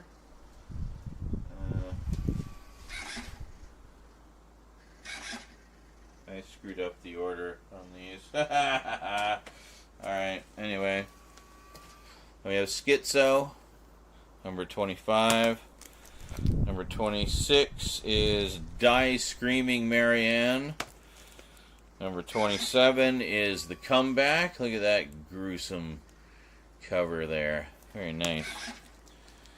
Number 28 is Night of the Hunted. Very good. Okay, yeah, this was one of the ones that I couldn't find the official edition of. And it's Las Uvas de la Muerte, which is the Grapes of Death in Spanish. It is not a Spanish film as far as I'm aware. But the problem was the original Redemption Films release had an authoring error that was apparently never fixed. And they just let it fall out of print and called it a day. So this is actually a Spanish bootleg, one of those famous Spanish bootlegs that you hear about all the time. And it's literally the only way to get the movie feasibly right now. So that's that. And then we have number 30, The Sinful Nuns of St. Valentine, because you got to have some nunsploitation in there somewhere, right? Now hold on a second. I screwed all of this up.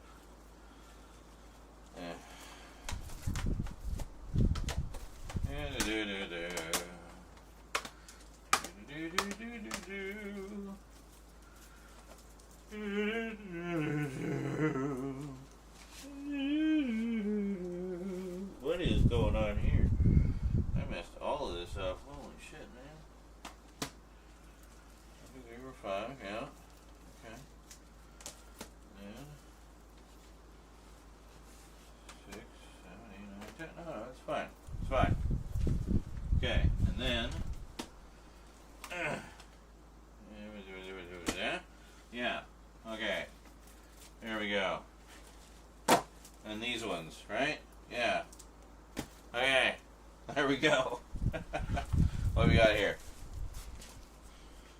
Alright, 31, The Cold Eyes of Fear. 32, Virgin Among the Living Dead, also known as Christina, the Princess of Eroticism. I watched this one. I really liked it. Number 33, Nightmares Come at Night. I watched this one as well. Also really liked that one. And this is why I started collecting them, because I've liked every single one of these. So we have The Awful Dr. Orloff, which is number 34. And that one doesn't come along for a while, so...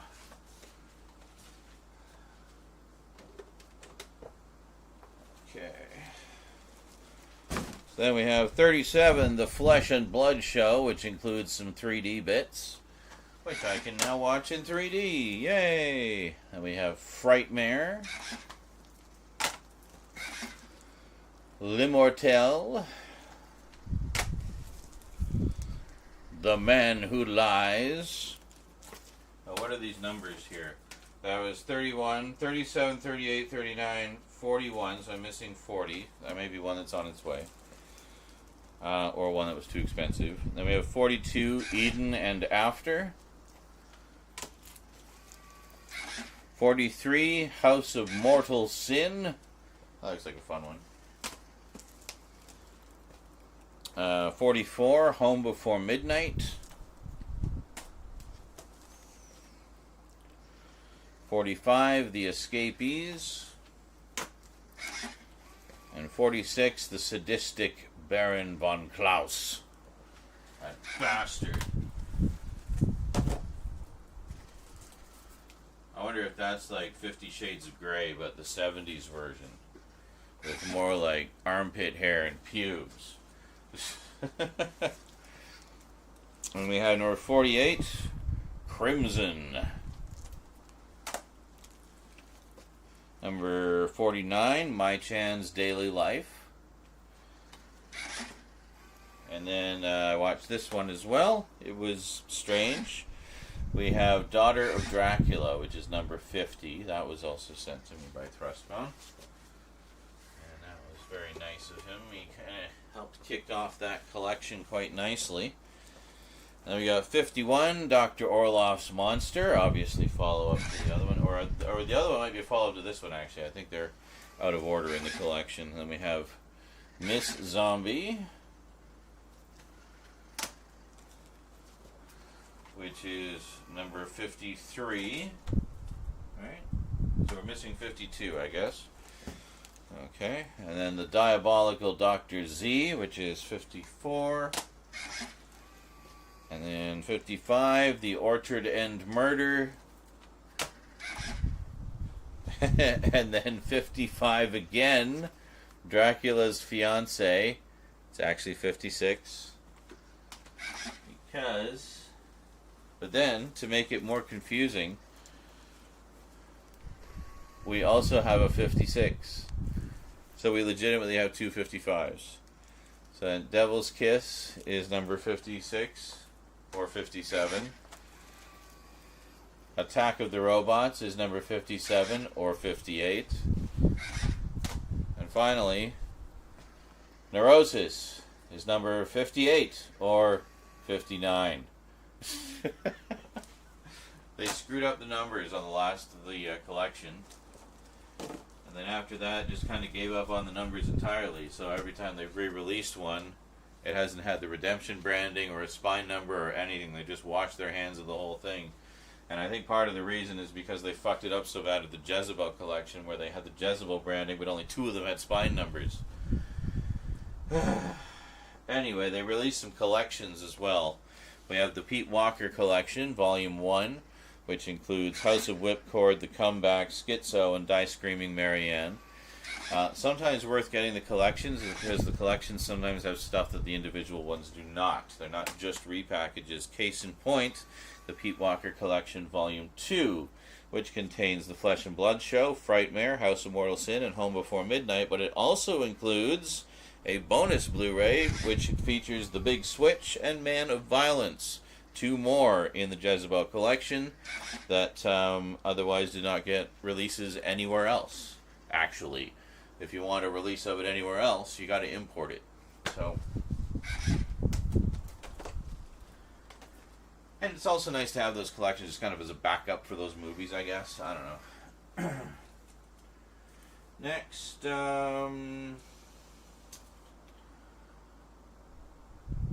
yes. Next we have the Jezebel collection, which is from the same people who did Redemption Films. So Redemption, for example, has this logo on it, right? Or this sinister character. Well, Jezebel, do I have a big version? Not really. Well, here, I'll show you on Schoolgirl Hitchhikers. There we go. So Jezebel has a logo like that. Very similar. You can tell it's the same people. It's, you know, good branding. Good branding. So what we have here is the 70s sexploitation. So it's usually dramas or comedies. And, you know, much like the horror movies, they have a little more titillation to them. So the first one, this was a re-release. So, do we have a reversible? Yes, we did. So this is a re-release that they actually put out with a slipcover. It was quite nice. We have Girl on a Motorcycle. This was number 1 in the Jezebel collection originally. But this is a repackage. And very nice artwork on there.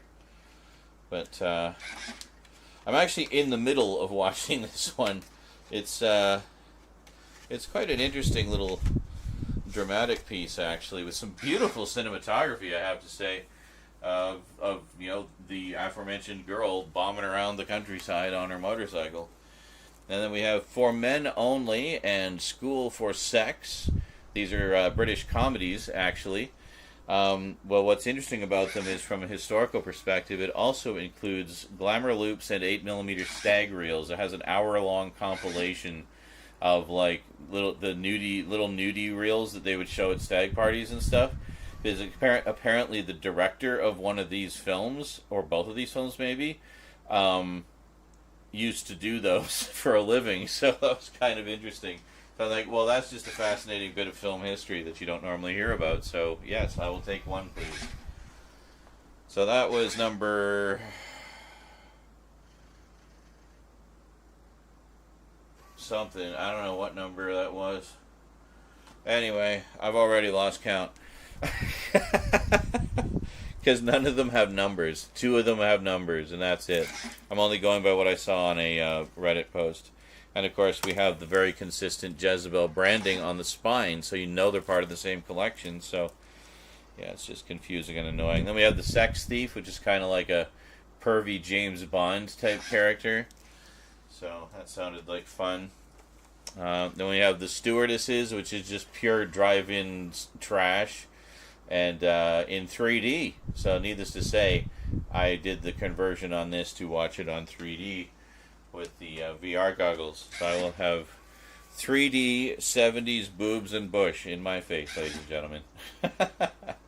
And this one, kind of like in the wake of the popularity of Barbarella, there were many imitators. This was one of them, apparently one of the better ones. We have Zeta 1, which actually looks like a lot of fun. Just very silly. And, yeah. So that's number 6 in the Jezebel collection. And then we have Schoolgirl Hitchhikers, which is the last one they did for the collection. And that's it. I do have a couple more coming that I do have a couple more coming that are technically part of the collection, and that's the main reason I got them, was just kind of fill in the gaps. There was supposed to be another set that there was supposed to be 2 more, I think, that I wonder if this For Men Only is actually a later one. I think that makes more sense. 1, 2, 3, 4, 5, 6, 7, 8. Yeah, I think so. Anyway, I can't remember the exact order. I just remember Girl on the Motorcycle is 1. These 2 are obviously 6 and 7. And there's a 2 and 3 that they didn't release. So I found out what those movies were and found a release actually from BFI themselves. So yeah, so I got that coming. That's on its way. And then the other one we got, this is just a double feature, Mario Bava. Actually, I think it's the same movie under 2 different titles with 2 different cuts. We have The House of Exorcism, a.k.a. Lisa and the Devil, with Telly Savalas as the devil. I think he's the devil. Anyway, yeah, very cool. Cursed by Kojak. Well, I guess speaking of Barbarella, often imitated, never duplicated, Barbarella. Yeah, we actually got Barbarella. Had to order in the 4K for this. Sunrise Records in town only had the Blu-ray set. I obviously wanted the 4K. I already have a Blu-ray of Barbarella. I want the 4K now, please. So, there was that. let's take a look here. We got some sci-fi and miscellaneous here that you guys will like, I think. First off, since I've got the original series and the 80s series, I wanted to get the early 2000s series that I used to have and sold. Then it went out of print and it was too expensive to buy. And for some reason, it's become severely undervalued on the market and it was really affordable again. So I finally got it. The 2003 series of the Twilight Zone. Whoa, what was that? Something from the Twilight Zone. I think it was 2003. Yeah, it was 2003. Hosted by Forrest Whitaker. I've been waiting so long for this to get a high-def release, and we got it in 4K, no less. Narc. Joe Carnahan's Narc. Great, great fucking movie. We wanted to get this to complete the set of all they ever released. Finally got it for a good price. The Simpsons, Season 20, Blu-ray set, with the slipcover. Beautiful.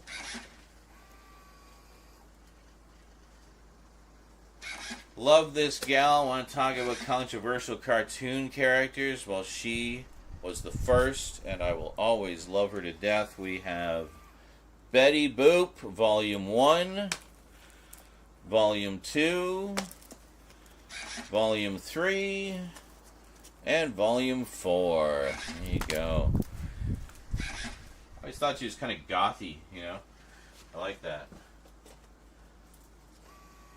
First animated sex symbol, too, right? And, you know, I haven't begun dimension hopping for a while, so I thought I could get caught up on Rick and Morty, Season 5, Season 6, and Season 7. I have not seen any of these seasons yet, so this is going to be a fun binge.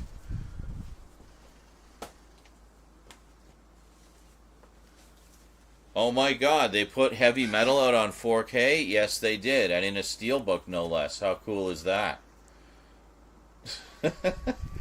But you still only get Heavy Metal 2000 on Blu-ray, because fuck that movie, apparently. That one just never gets any love. I've never seen it. I've only ever seen the first one, because I love it so much. But, yeah, I'll have to finally watch the second one. And since Stoudman sent me the 2 movies a little while ago, I thought I should get the series so I can sit down and just Kolchak my face off. We got Kolchak the Night Stalker, the complete series. Very nice.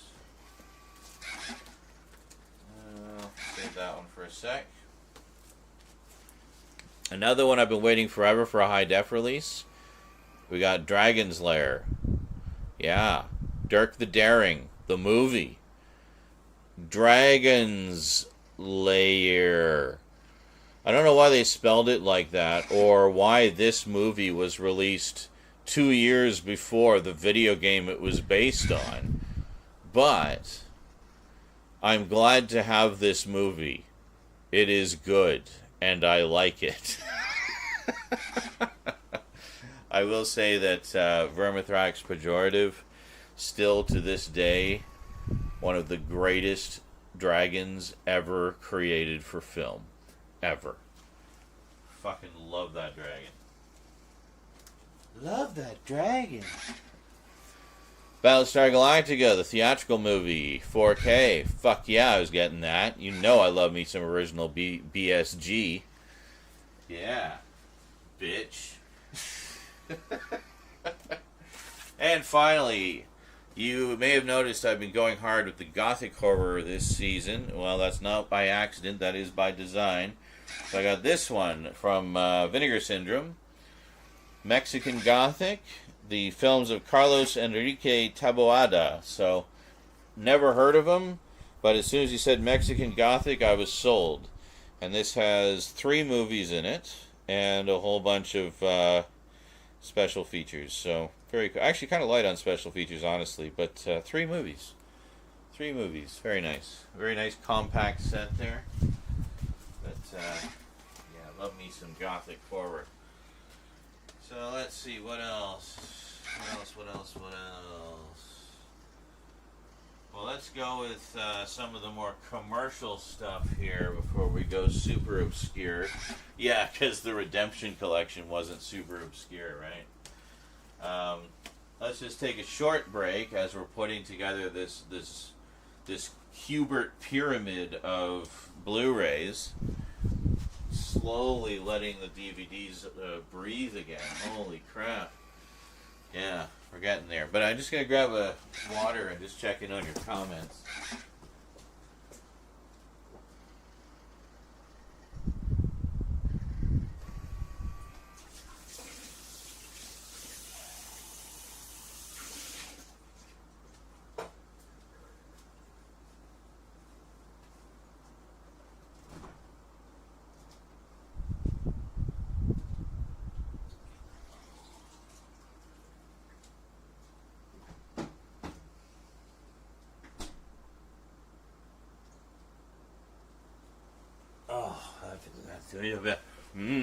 Good.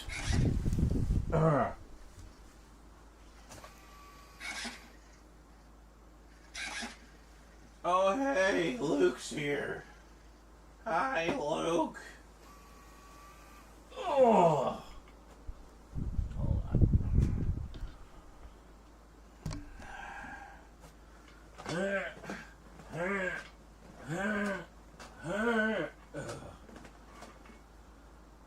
Hold on.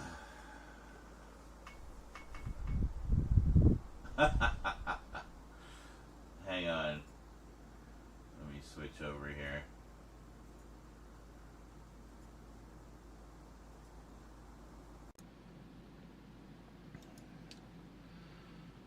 So Luke says, oh, are we until the update to end all updates?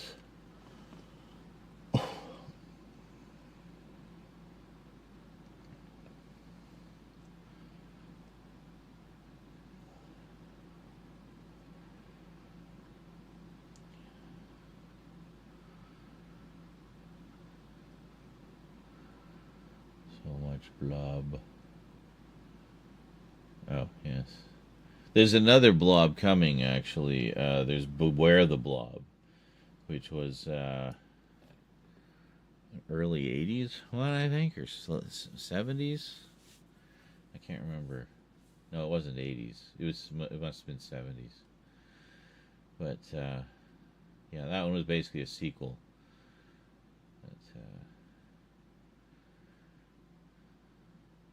oh, nice. Luke says, one of the ornaments my nan left behind was a big Betty Boop statue. Very cool piece. Wow, that's neat. And yes, this is so true. Luke says, the Sean series rule. If a film has a spin-off series, he simply must own the TV series before even entertaining the idea of watching the film. Message from space. Sorry, I had something in my throat there. Yes. Oh, and it's the next paragraph says, I was singing the praises of the Japanese Star Wars film Message from Space, and he was like, let's see what releases there are of the series version. Yes. And I got it, the series. I've had the movie for ages, and I still haven't watched it. But mainly because I wanted to get the series. You're quite right. Because, well, in that case in particular, because I know that it's a direct continuation. So I wanted to, I wanted to have the whole story, because I could already tell just by looking at it, it's going to be something I'd enjoy, right? Sometimes you just know. But you just catch the vibe from the, the package art or screenshots or whatever, and that's enough. You're sold. But yeah, and it was the same thing with Kolchak, because Kolchak I knew I wanted to watch all of it anyway. But it was... because it's one I've heard about for years, like as one of the big inspirations for the X-Files and stuff. And I also really like Darren McGavin just as an actor. I think he's terrific. He was terrific in his younger days. He was terrific in his older days. Like, I loved him as the dad in freaking A Christmas Carol. He's so funny in that. And I just love the idea of him playing a scared out of his wits reporter stumbling into all this supernatural stuff. I mean, it just sounds like a great show. So damn straight I wanted the series because I already knew I was going to want to watch all of it. So yeah, but I like that, and again, that's just about like, hey, tell me more stories set in this world, you know. Like yeah, I got that with like Logan's Run, for example. Most people have probably just seen the movie. Well, I have the TV series that followed, lasted one season, but and it's, you know, it's very much another Fugitive knockoff, but in a sci-fi setting this time. But that's okay. I still love it because it's set in that world, and it's more of that world, and I don't know. I just like exploring these places that are created for these stories through more stories set in those places, essentially. So,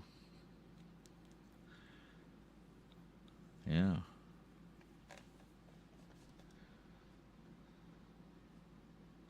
I like a lot of short-lived stuff, too. Because then it's like you can enjoy a short, long-form story. You know what I mean? Like, you know it's not going to be too big of a time commitment because it got canceled halfway through season 1. But you can enjoy what little they did and wonder what might have been.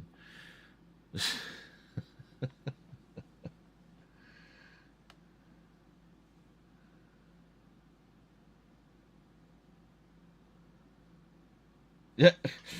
Krillin says, Seanward, most of my comments were in the moment and provide little context in retrospect. But still read them. Read them all. Alright. Yeah, I did not anticipate that this was going to be so exhausting. But actually, no, looking at the shelves, we actually made a pretty good dent so far. I mean, I blew through the Redemption collection as quickly as I could because I knew that just going, like, if we're just talking about one of the movies, then yeah, sure, let's talk about it for 4 hours. But when you're just doing like basically a fucking list of a collection of that size, I knew like this is gonna get boring really fast. So I gotta get through this really fast.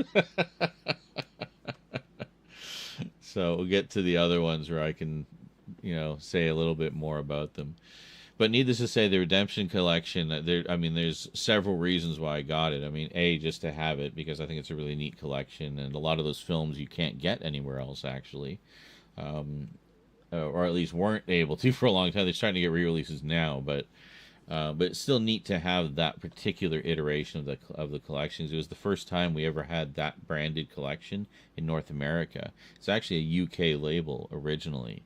And it came over. Kino Lorber basically licensed it to put out Blu-rays of it here, and DVDs as well. So, so it's notable historically in terms of. I mean, the collection itself is notable in that it brought attention to a lot of films that otherwise would have disappeared into obscurity or been lost. I think he did help to rescue a lot of films. But also, I forgot what the other points were. But anyway, it's a cool collection and I like it, so fuck you. I don't even know who I'm talking to. I don't know who I'm telling to go fuck themselves. But they better. With no lube. A full 5-finger spread.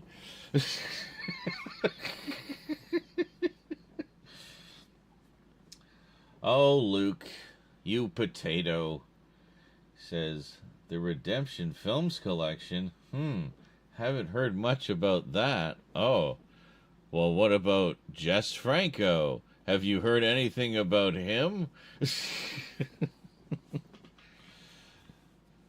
Luke is being sarcastic, ladies and gentlemen.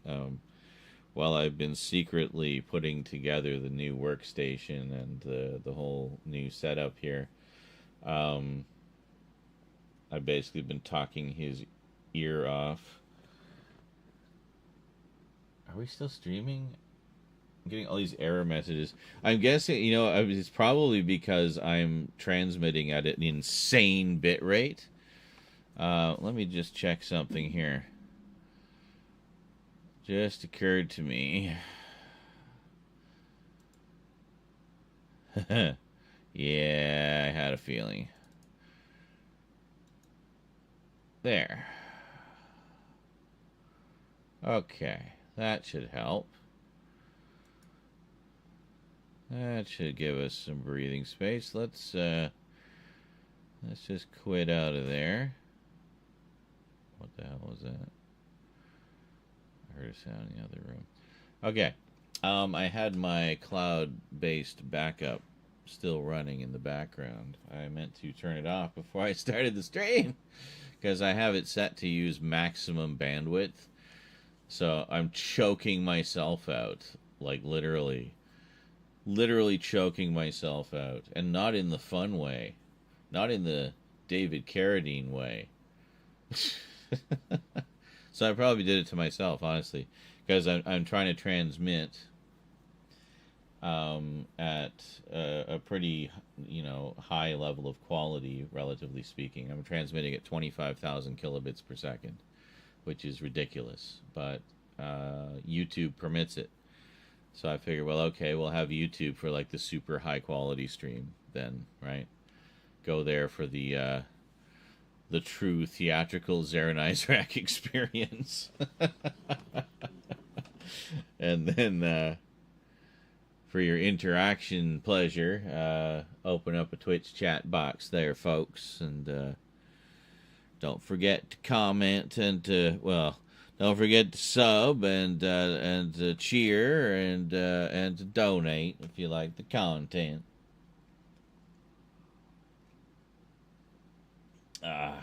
Yeah. But that's okay. I mean, I figured, well, the main thing was getting the devices to come through in 4K. So I figured that out, finally. Bringing the PC through in 4K, bringing the PS5 through in 4K. The only thing left that I haven't fully configured yet is, for streaming anyway, is the VR, like the PC VR. I got to figure out how that works. It's a little different than the PlayStation. The PlayStation just automatically mirrors whatever you're seeing, so viewers can just see it on the TV or on the stream or whatever. PC does not do that. By default, it actually hides whatever you're seeing, which is great if you're watching porn. So it is a nice feature to have. And in that respect, if you're watching porn, it's a good thing that that's on by default, because if you're watching porn, you might not be thinking about that because, well, you're watching porn. So, as a hypothetical example, I think that is sound. So, I need to figure out a way. There is a way to mirror what you're seeing. Because I remember when Rose was helping me test it out, I could click mirror on the screen and it would show me what she was seeing. And I think we did a little bit of Seventh Guest, just because it was something we were familiar with. But, yeah. Do we have the other angle going? No, unfortunately we do not. I need to figure out what's going on with that. It's possible the camera itself may require a firmware update. I know that was the case with a few of the devices that I got. I don't remember which ones now. But, yeah. So. Oh my God. I have to show you. Hold on a second. Hold on. I have to show you. We were literally just talking about it. And, look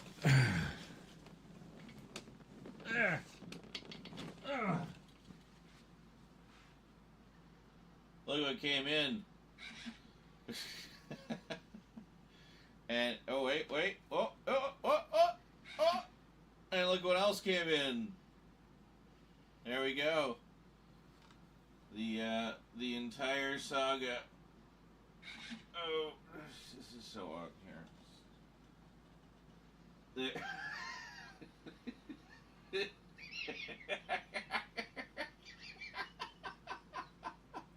Oh, wait, this way?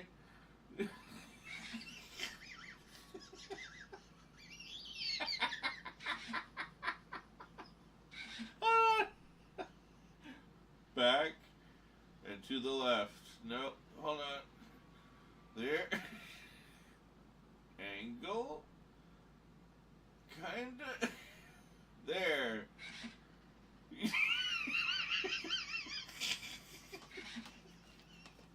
Anyway, those came.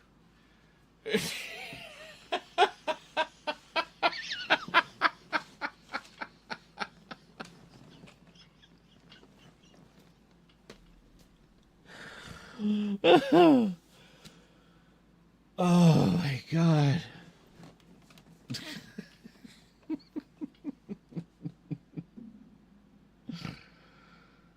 Oh man. That is crazy. Hey, Art with AP, how's it going? Says the man himself has returned. Been watching your videos for about 10 years or so. Love your content, Z. Excellent. Thank you so much, dude. Appreciate that.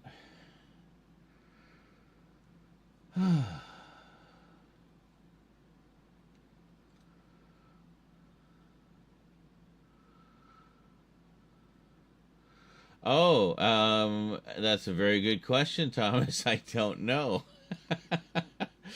He says, the Living with Chucky you got, is that a double dip? The Arrow box set has a disc of the same name, so just wondered if the individual release is the same. That is a very... I actually don't know.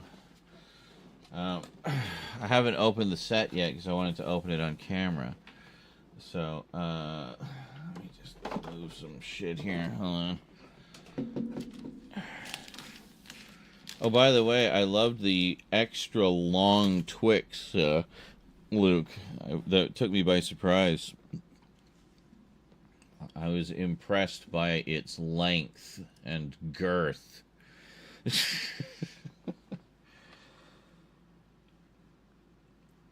What was this? Oh,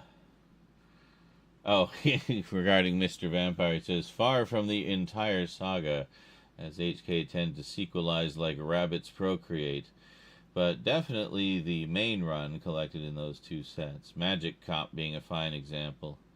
Yes, and I did pick up Magic Cop as well, because that looked like fun. But see, again, it's kind of the same thing like you're talking about. It's like I don't want just the first one. It's like I want a bunch of them. I want like, a good chunk of the story or all of the story,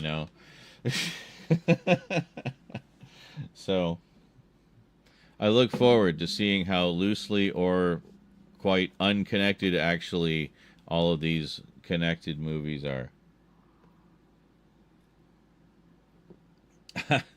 Multimedia Chronicles forever, says Anton 1990. Thank you so much, dude. So yeah, we'll have to do some viewage and some reviewage. View and review. But I'm glad that these ones arrived as well, because I got all the other ones. And it's funny because I think these were the first ones I ordered. So, oh yeah, no, there's that other one that's coming as well. The fuck, I don't remember what it was called now. That Street Fighter ripoff one.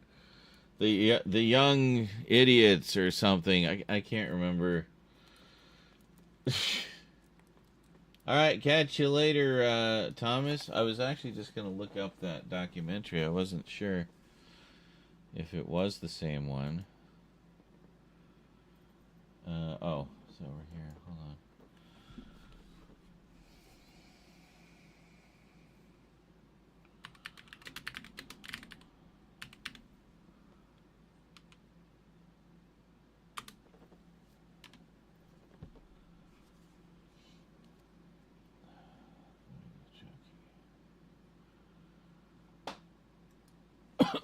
The hell? What's going on over there?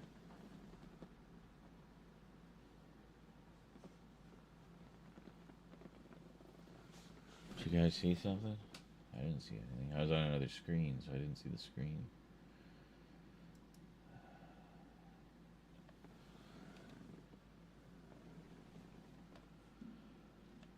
So I was just looking this up here.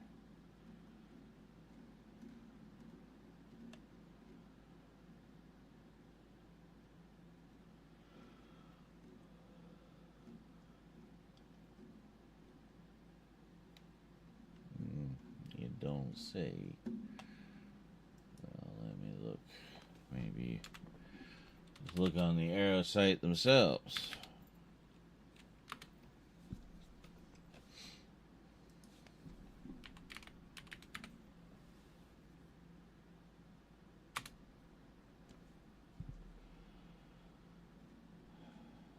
Huh?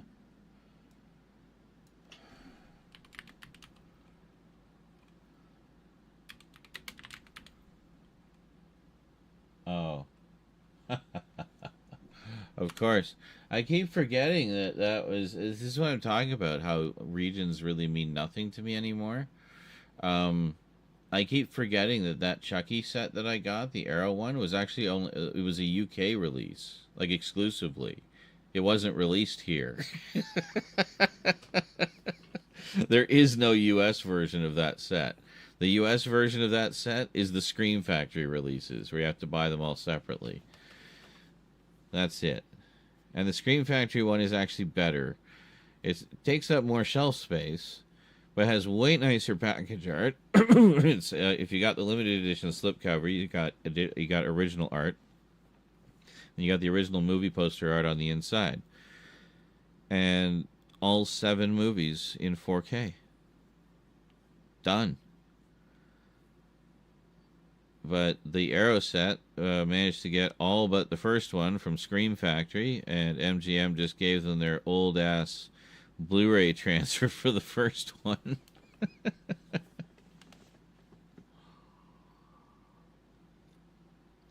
So for me, I bought the set mainly because it was cheaper than buying all the Scream Factory ones. And would take up less shelf space. And that's really it. But it is like the laziest set ever. It really is. They didn't even do anything. They just repackaged. They basically just repackaged Scream Factory's set. That's literally what it is. Like, it is just the most zero effort set.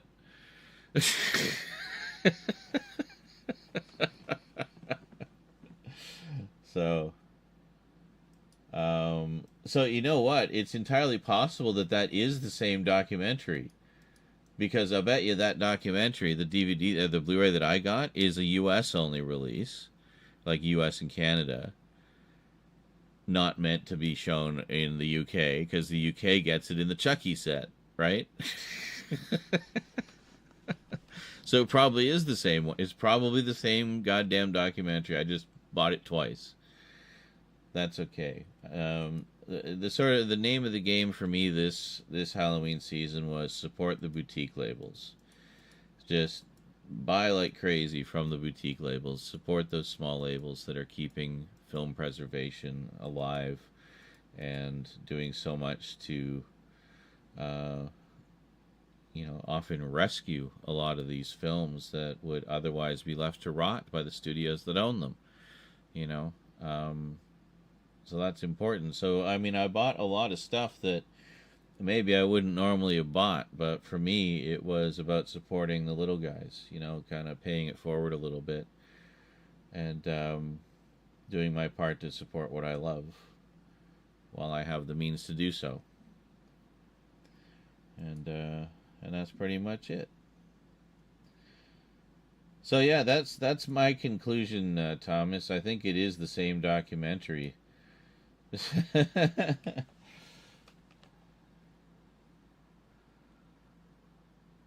Oh, it is available on its own in the UK? Well, shit, I don't know. Maybe I mean, it's from Bloody Disgusting. I mean, I'm sure they're just happy to get their stuff out there. So they're probably just saying yes to anybody who wanted to license it.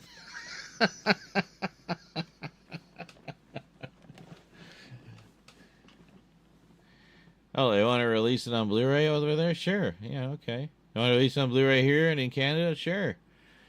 Oh, you want to put it on that Chucky set? Yeah, sure, you can put it on the Chucky set. You know, just cha-ching, cha-ching, cha-ching. You know.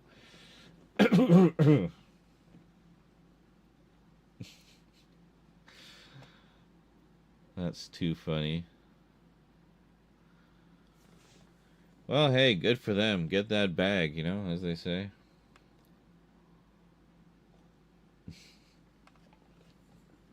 That's so funny. Says Luke Ryan, doing his best Mr. Horse from Ren and Stimpy impression. No, sir, I don't like it. No, sir, I do not like it. It is not good, no.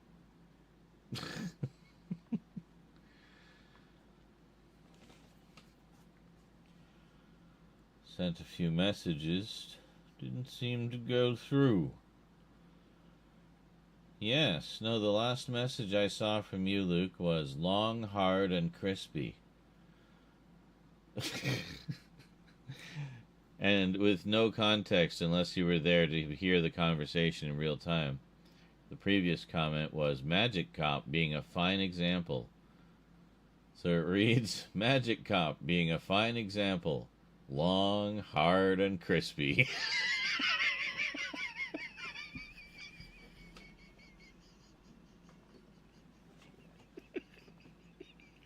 As every Magic Cop should be. Oh,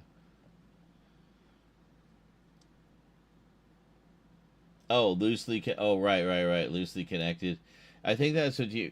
I mean, that was also what you were telling me at the time when you introduced me to them. He was just saying that... I was just saying that Loosely Connected is on the money, especially given that Mr. Vampire 3 has no vampires. Well, hey, Troll 2 had no trolls. So, you know. Didn't stop it from being regarded as a masterpiece today.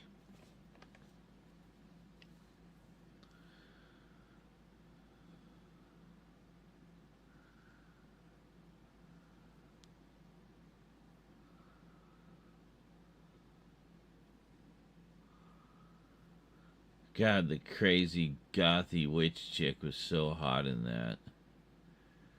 I mean, she really needed to brush her teeth, but otherwise she was really hot. Man.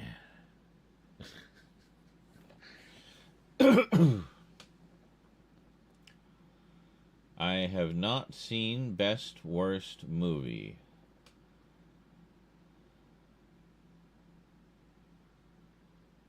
Oh, wait a minute. Yes, I have. What am I talking about? I was thinking we were talking about something else. But no, you're talking about the documentary about, like, the sort of cult phenomenon of Troll 2. Yes, I have. It's actually included. I got really lucky with Troll 2, actually. I got the limited edition by total fluke. I got the limited edition Scream Factory release that includes Best Worst Movie as a bonus disc, like its own disc with it. And only the first pressing got that, apparently. So, yeah. And that's right, made by the kid who starred in it. And, and the guy who played the dad, and it shows them at conventions and stuff. Oh, yeah, and the director, how the director, like, really hated that people were, like, making fun of it because he considered it to be a really good movie, and he really tried, and... It's like you both feel bad, but you're like, you don't feel bad. You just kind of pity the guy. Like, wow, is he this clueless? He really thinks he's Ed Wood, basically. But yeah, it was fantastic. Oh, really? And actually in high def? I can't remember if mine does. Let me just double check here.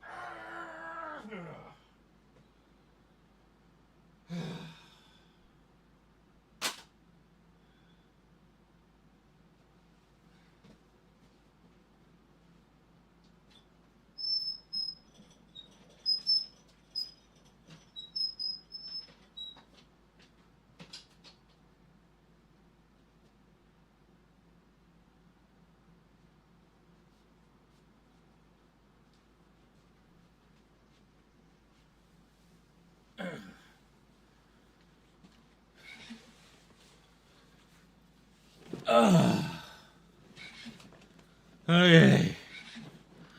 I got it.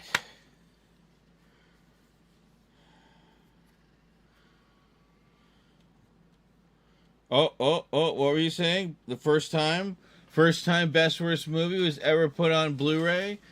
The one that you have from Eureka? First time, eh? You sure about that? Are you sure? Because if you look, you got the movie right here on one disc, right? Which clearly says Blu-ray.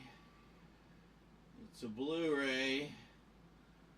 And then we got best worst movie here, which is clearly a DVD. So yeah. Yeah, so I guess you're right. I did not know that. Anyway, great documentary.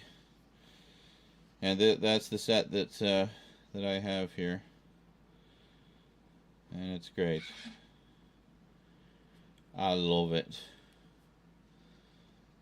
What's funny is the original Troll is actually also a really fun movie, but for entirely different reasons.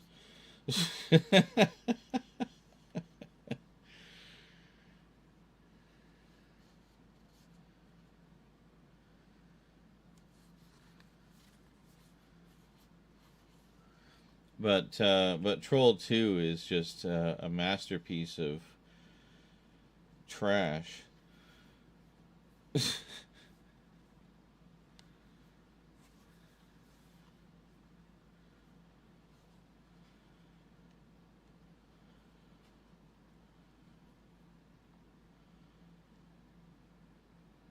Yeah.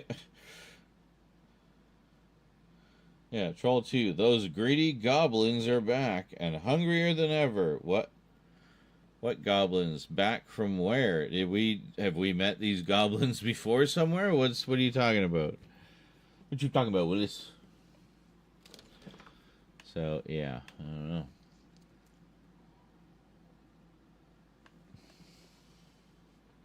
Oh god, no, not that one. And hello, Sentai Rainbow.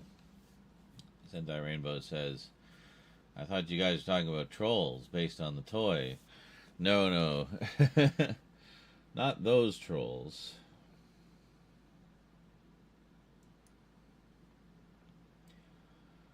I think you'd enjoy mine and Connie's old review of the original Troll. Yes, it's quite different from Troll 2. It's more almost a family adventure, horror, fantasy kind of movie, which I enjoy. Kind of like a Steven Spielberg wannabe type adventure, you know. A little bit scary, but not too scary. Like just scary enough that the kids will get a couple of tense moments that they'll laugh about. But oh dear, he says a quasi scripted video that likely hasn't held up too well these days. Oh yes, that's true, isn't it? I forgot about that. It's been a while since I watched it. I think I actually did review it at the time. I'm pretty sure I did. Troll, the story of a boy called Harry Potter who learns magic. Yes. Yes. And it came out before those books did, too, didn't it? By quite a few years.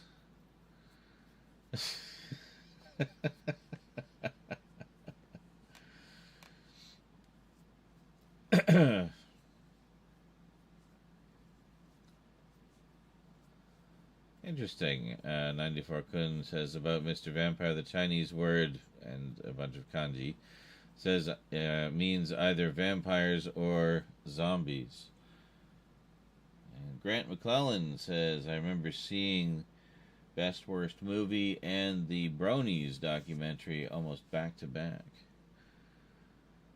Yeah, I was showing earlier, one of the ones I got from Vinegar Syndrome was the Rock of Fire Explosion documentary. I highly recommend that documentary to anybody interested in like 80s culture and stuff like that. Because Rock of Fire Explosion was absolutely the best animatronic band of all of them, period. There's just no contest. Other than Disney, there was nothing else came close.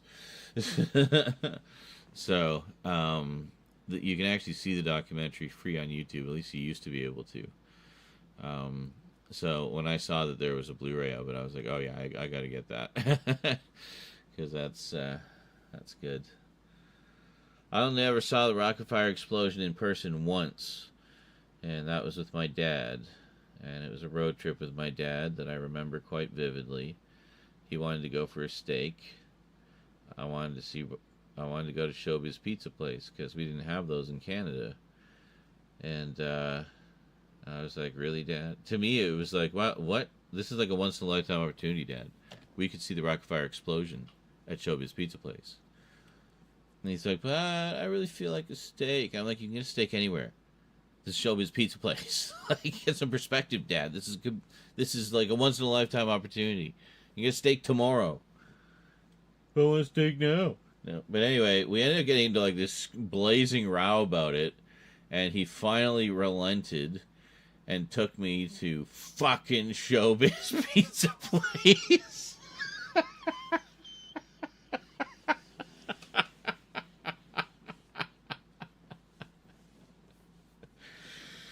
So after things cooled down a bit, once the pizza arrived, the not steak, I'm sure my dad was thinking, we settled down to watch the Rock of Fire Explosion, and any remaining tempers that were flaring immediately disappeared. It was a truly magical experience. I cannot explain what it's like seeing those characters live. Absolutely magical. So, yeah, if you want a taste of that, check out that documentary, and you won't be disappointed. But, yeah, it was an incredible experience, and it just, like, burned that whole evening into my brain, and seeing that, and then seeing on YouTube, there's collectors and animatronics enthusiasts who have full setups of the whole band with the original show tapes, and have done full recordings, like remastered recordings of the original shows. The original creator of them has his own YouTube page and does videos with the characters all the time, does special requests shows, because he actually voiced a lot of the characters himself. So he does all the programming, he does all the repairs, he rents out sets. He still rents out sets of the band for people who want to have the characters appear at a party or whatever. It's pretty crazy. Like, there's this whole subculture of animatronics enthusiasts out there, and it's really fascinating to me.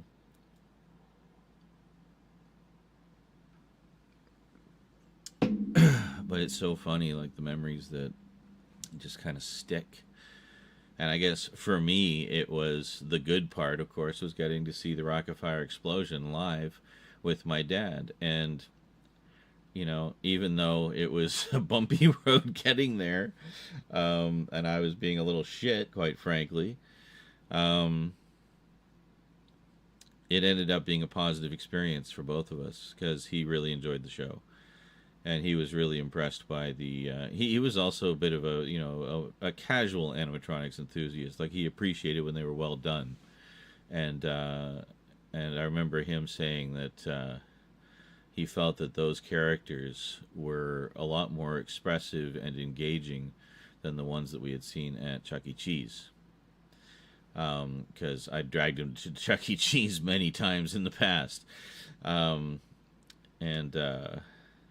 the shows in the big showroom were actually the least interesting. The really good shows at Chuck E. Cheese are the ones in the side rooms, where they would have like a single character that would perform for the room, and they tended to be characters that were a little bit more fully animated and had a little bit more personality to them, and yeah, it was pretty cool. 94 Kun says, is it possible if we could get the Mr. Vampire films in North America? Well, I mean, I'm in North America and I got them. I'm holding them in my hand right now. I mean, it is not difficult to import things. It really is not. Yeah, I don't know what to tell you.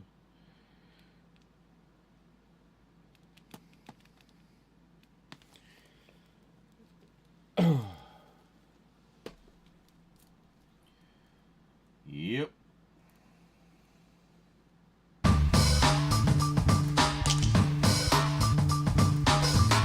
Hey! Mquack_ just resubscribed for 44 months.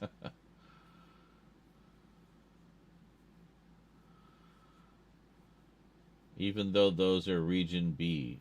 Yes, probably. I don't know. Like I said, region doesn't mean anything to me anymore. Yep, looks like they're both Region B.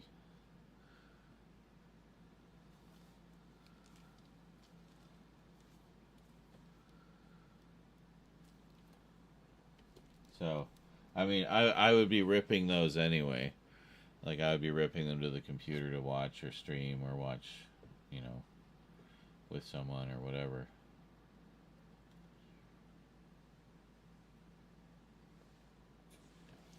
But yeah, region coding doesn't mean anything. It just means if you don't have a region-free player, you won't be able to play it. If it's not in whatever region you have. But you can still buy them here. Like, you can still import them. I mean, a lot of these I got through Amazon. Some of them directly from Amazon UK. They ship to Canada. You know?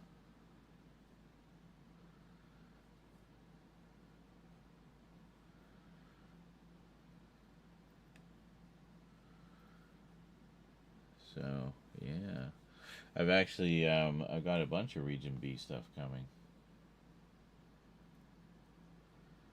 Region B and Region 2 DVDs as well. So,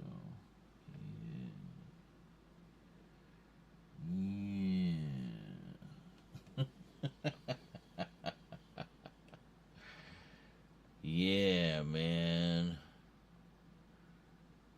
Hey, man. Seanward, how many more packages to arrive? Oh, God, I don't know. A lot, probably. I'm still waiting on more of the boutique labels. I'm waiting for some titles from Severin. I think I'm waiting for more from Indicator. Vinegar Syndrome.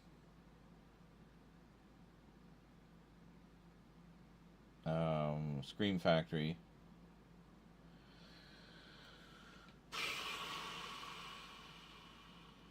Couple of singles from other companies. Like there's one from Eureka, their Tank Girl set, which comes out at the end of the month, I think. And then what the hell else? Oh, that Caligula set, and a few other things from Unobstructed View. I should double check. I can't even remember. It's been so long. Because they hold on to everything until the pre-order's ready. So I'm like, well, why don't you just ship everything else now, and then ship the pre-order when it's out? Like, you don't have to hold up every frickin' thing. So, yeah. So I have to make extra sure that, there's money in the account, like in the spending account that day to cover whatever's about to clear. I hate it when they do that, honestly. Like, Amazon, it's fine. Like, I get it with the pre-orders and stuff. And I don't pre-order a ton of things through Amazon anyway. Like, usually a couple things, maybe like 2 or 3 things a month. But, with a lot of the boutique labels, most of them will just take the money right away. And it's like, okay, good, that's done. I know that's paid. I never have to think about it again. I'll just wait for the package to arrive at my doorstep. But there's a few that don't. There's a few that do what Amazon does. And it's like, okay, you'll only be charged when your order is ready to ship. I'm like, oh, for fuck's sake. Now I got to keep this order in the back of my mind and make sure I have enough money in the spending account on the day that it's going to clear. Like, it's just annoying. But anyway, first world problems, right?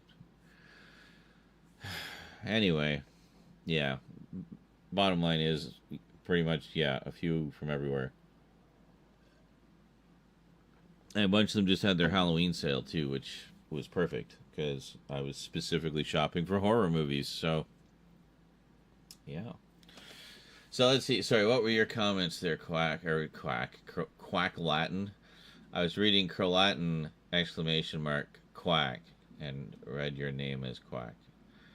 Anyway, let's see. Going back here.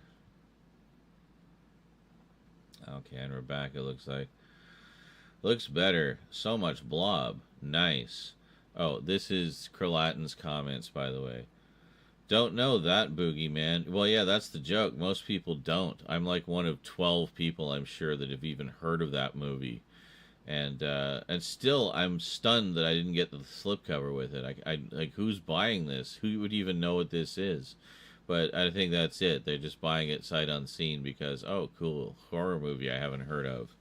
But then they watch it, and they realize they've been had.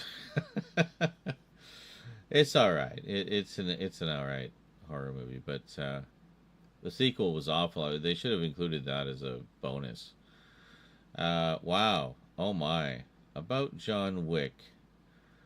Jesus, so much good. I haven't even heard of a lot of these. Good old Thrustbone. 55 and 55. Yes. When I got those, I had to do a double take. I'm like, wait a minute. 55? Don't I already have 55? I didn't buy this one twice, did I? And I go and check. It's like, 55. It's a different movie. What? And I looked it up online. Did Kino Lorber ever fix the spine numbers? Oh, shit. No. They broke it, and it stayed broken for the remaining, like, 4 or 5 titles of the line.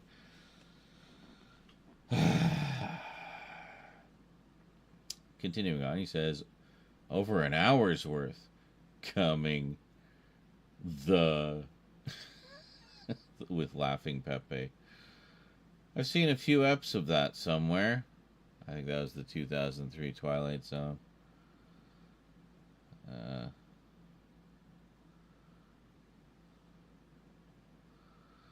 And Luke walked in.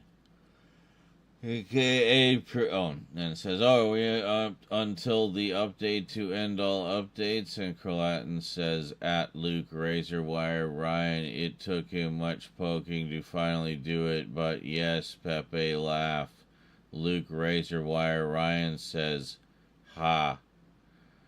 Crolatin says, AKA procrastinating tonight. Pepe laugh. Cool. And then he says, ooh, Dragon Slayer.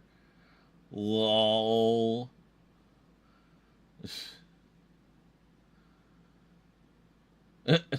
Literally every update begins with, so I picked up the short-lived series.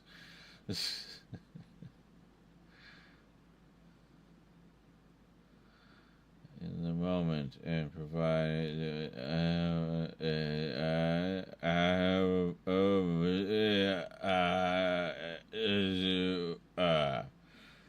oh, okay.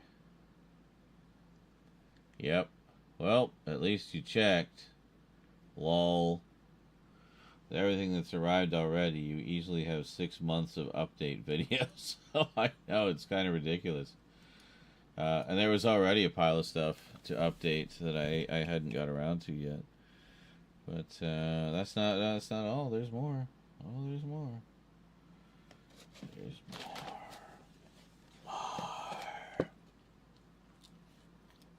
more. That was not a very crunchy onion ring. Tasty though.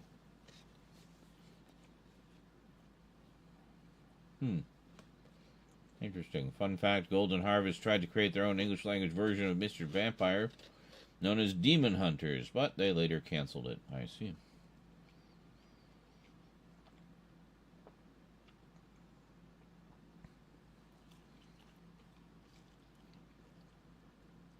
I have a Golden Harvest collection on pre-order.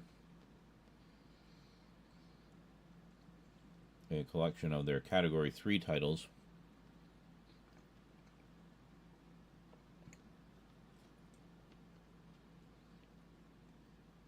I believe a second volume has already been scheduled. I'm not sure if it's up for pre-order yet.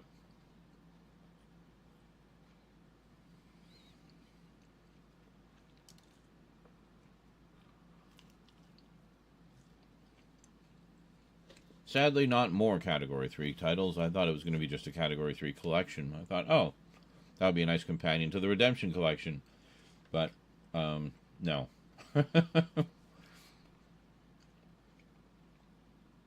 Just the first one to hook you in with tits.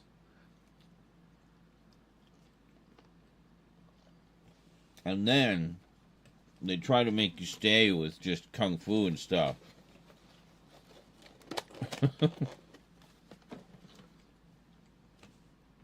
With weekly or more updates. Oh, yeah. Yeah, I mean, part of it is, I like the idea of doing themed updates. I think it's a good way to kind of get through everything, but also to get through everything in an organized way. And a way that people may be more inclined to watch if they see that it's about a particular...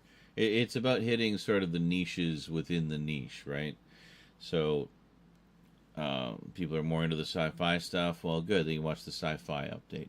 People more into the horror stuff, they can watch the 18 horror updates. People more into cartoons, they can watch the cartoon updates, you know.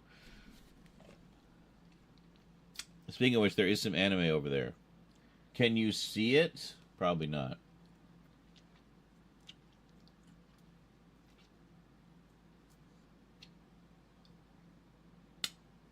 Nom.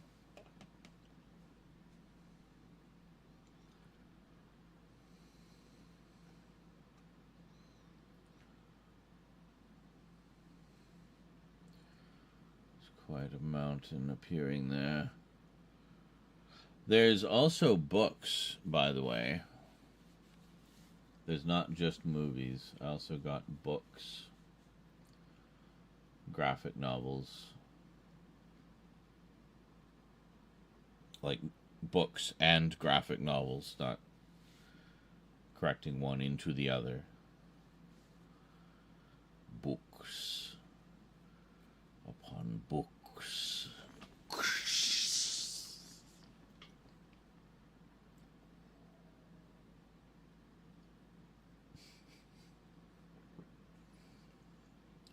So, I finally get to the meat of the updates, and Verminard is nowhere to be seen. I assume you're watching the VOD, Vermin, so hello! How's it going?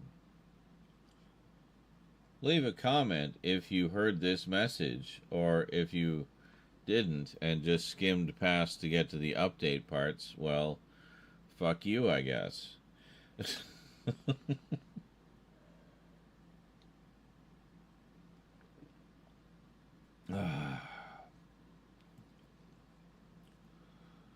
Fun fact, Star Trek was released in Germany as Raumschiff Enterprise, or Starship Enterprise.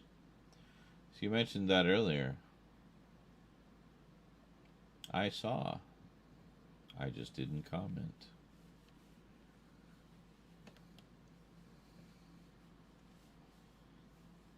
Maybe I should start charging people to make me read their comments out loud.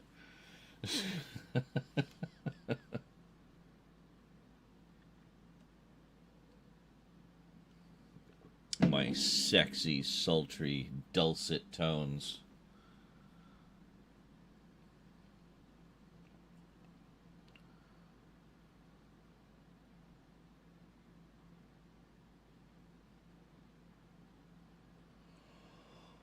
Oh boy. We be tired.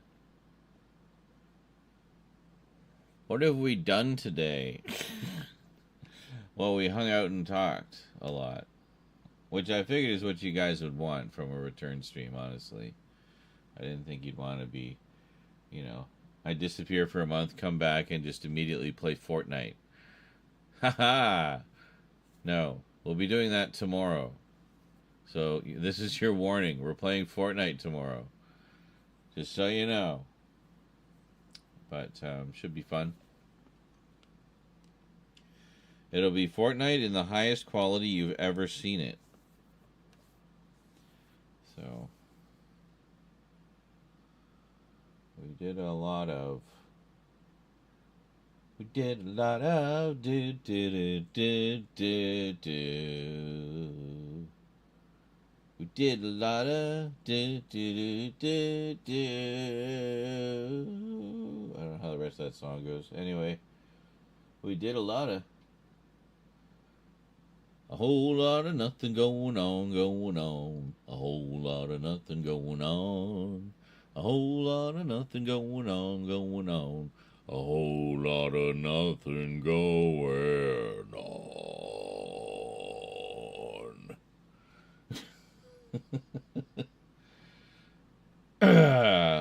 Oh yeah, I still got it, baby. I still got it.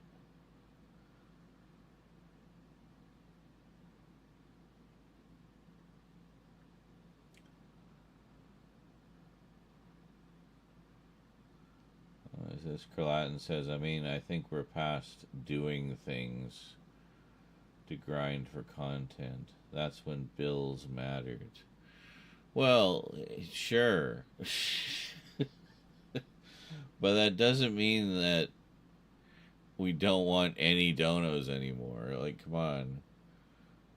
Speaking of which, I seem to have neglected to pin the message. Oh, I can do that from within Streamlabs now. Nice. Okay.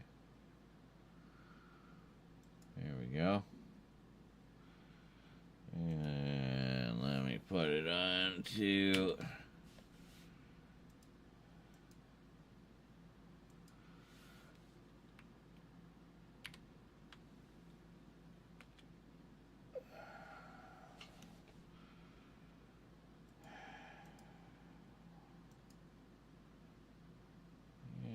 Pin that one. There you go. There. Only 3 hours late on that.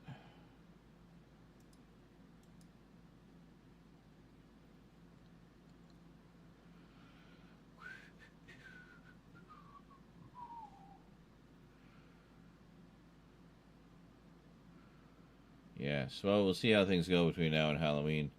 Speaking of which, I'm not sure what we're doing Halloween. I have a social engagement on at least early Halloween evening. I'm not sure how late it will run. If it's going to run late, then I guess I'll see you on the 1st. If it doesn't, then we'll probably do something in the evening. Might just, I don't know, we might just watch a movie on Discord, or we might play some games. We'll see. But yes.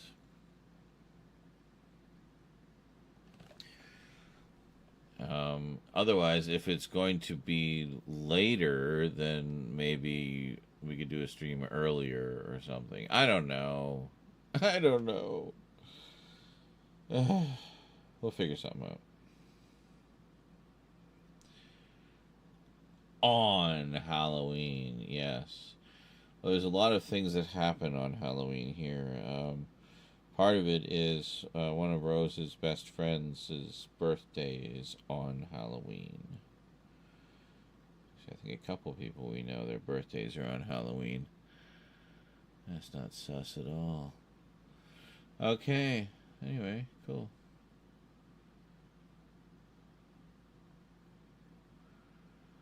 I swear to God, if you're born on Halloween and don't grow up to be the most hardcore horror fan imaginable, then you've just gone against your entire heritage.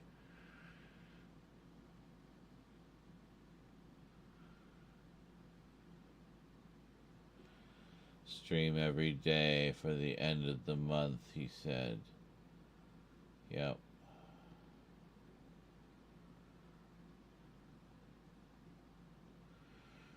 Well, I mean, it's basically just dinner and a movie. But, I mean, we'll see.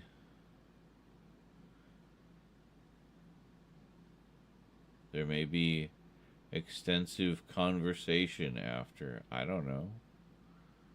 I just go where the wind blows me, man.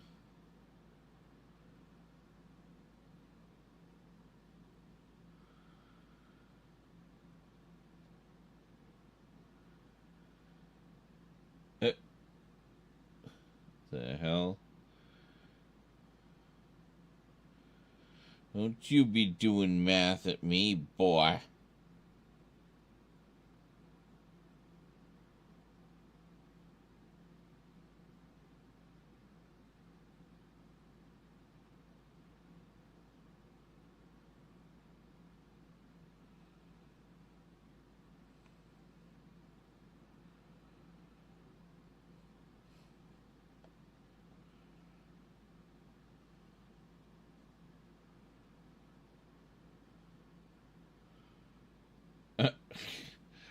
Sounds like a date. And then kissing Pepe's. Is that Pepe kissing himself?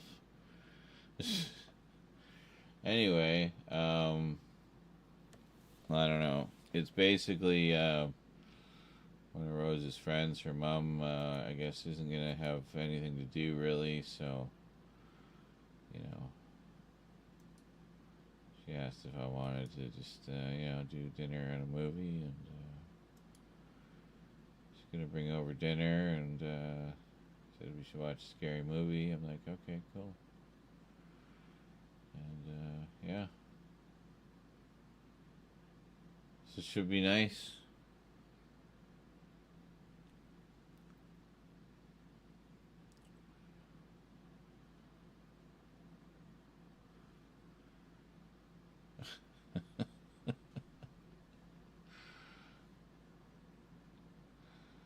I don't know. I mean, nobody said the word date, so we'll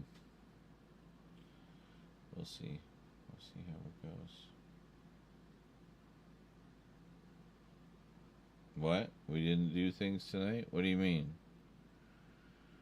What are you talking about? We didn't do things tonight. Hey!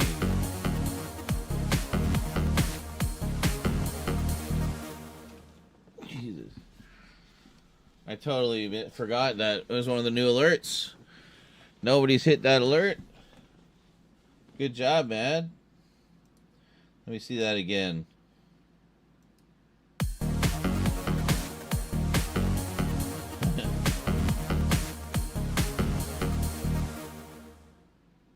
Nice. I forgot I did those. Yeah, there's a whole bunch of new cheer alerts, by the way, for different cheer amounts. So, yeah. Oh, we didn't finish Dead Space. Yeah, I see. You're quite correct. We didn't.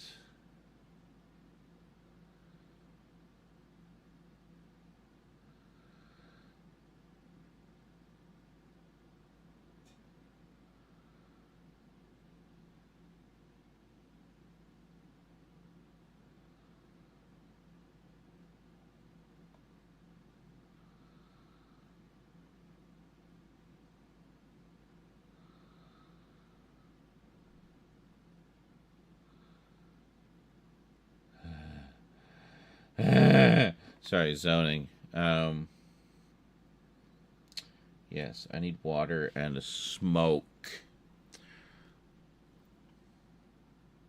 Congrats on becoming famous finally. Am I famous? Oh, because I was in that video. That was great. It was a great glitch, too. You're talking about the wardrobe one? That was pretty funny. It's so trippy, it's too. Like, I was just like enjoying the video, and it's like, oh yeah, it's pretty interesting. And then he mentioned something about glitches about the wardrobe. It's like, oh yeah, I think I have some clips. Like I knew I had some clips of that, and then there it is. There's me raging at the freaking wardrobe. Yeah.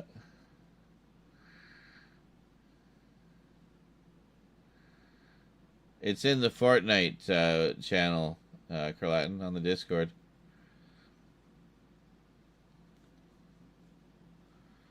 Wonder how they found your clip. I don't know.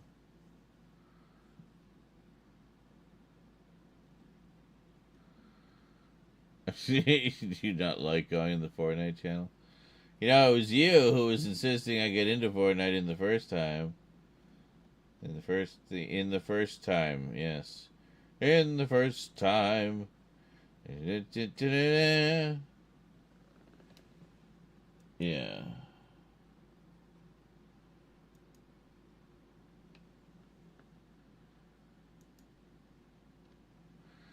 Oh, hey, thanks for the server boost there, John Clare. Appreciate that.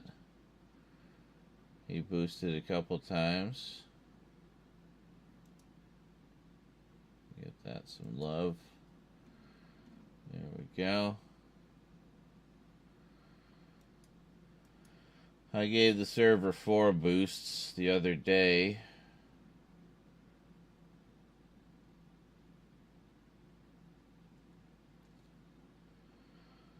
I wasn't complaining. I meant I didn't see it before.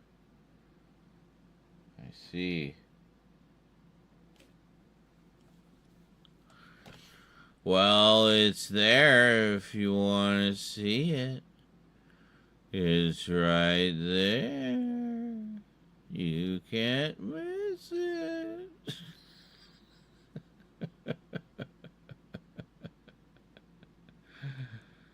Oh, man, that oil really does wonders. I'm telling you. That iced tea mix. Whew. Party time. Do, do, do, do, do. Party time. Do, do, do, do, do, do, do. Party time. Do, do, do, do, do, do. This Friday is a huge day, guys, says Mad, hyping about something. Why? It's the 25th. What happens? Oh, he says, I go to a chiller expo. Very nice. Excellent. Going to a little horror con. I'm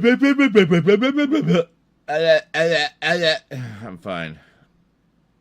Sorry, it's just my throat was starting to seize up. You know, you get a cramp like under your jaw, and it's like that whole area down there just like, yeah.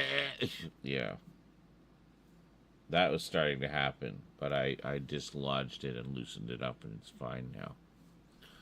Because I tried to be aware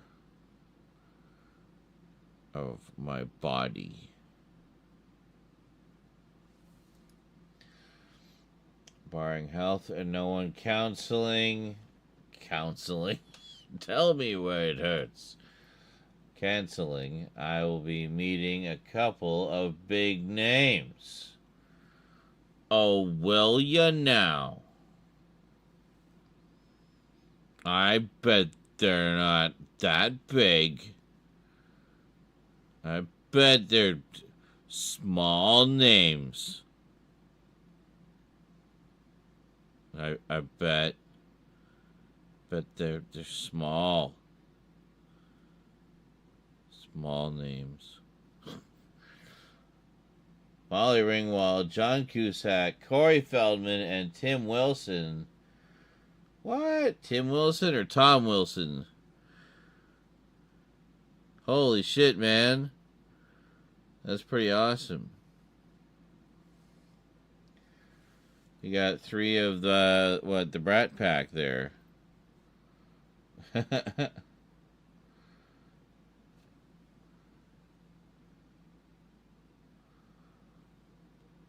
John Cusack, which I think has another C in it. He's great too.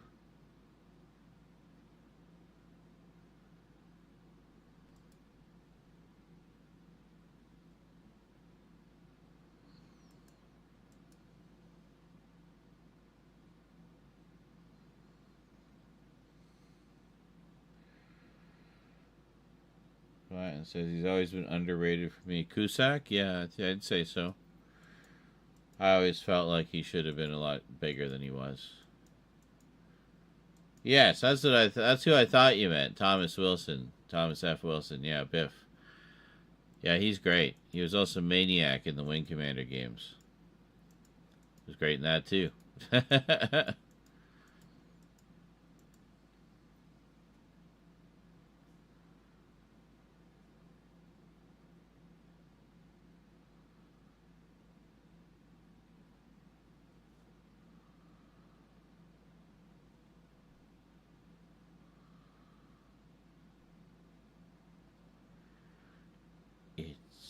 So quiet.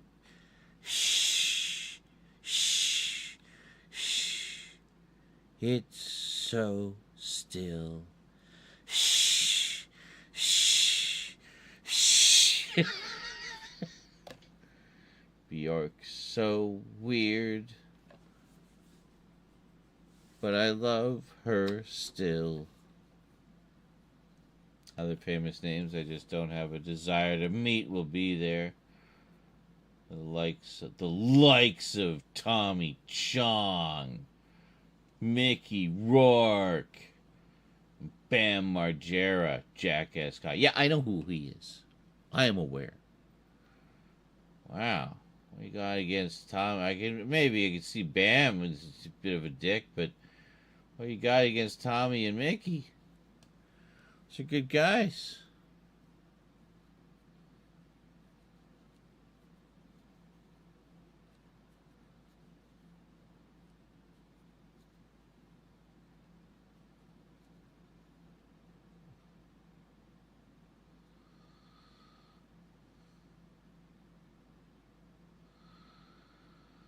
I remember there was a regular in my chat on Stickam who used to go by the name of Bam Margera because he kind of looked like him, and with the fuzzy webcams of the day, it was hilarious to see how many people came into the chat and thought it really was him and would start talking to him as if it was the real Bam Margera.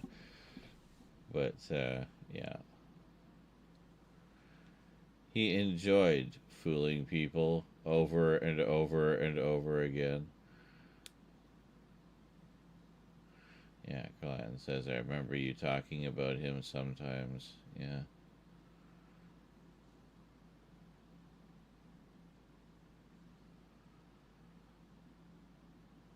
Been a long time.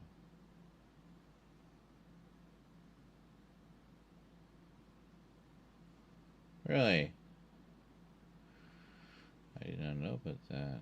Sunshine Rainbow says, you see the Gary Brolsma White Lodge Twin Peaks movie. He's the new Manuma guy. Oh, yes, I know who he is. And made a Twin Peaks movie. It's really good. Huh. Did not know such a thing existed. I might have to check that out.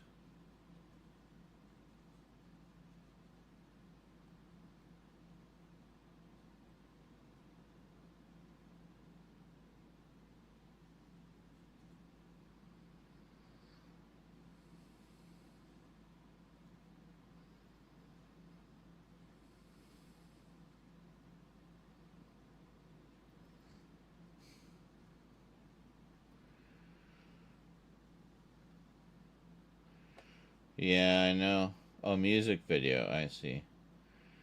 I didn't know what MV meant. Little did you know it was really him all along. A bunch of older actors like that kid from the original Willy Wonka, obviously an old man now. Dynasty Girls, Vicki Lawrence. Vicki Lawrence, oh my god. She's a legend.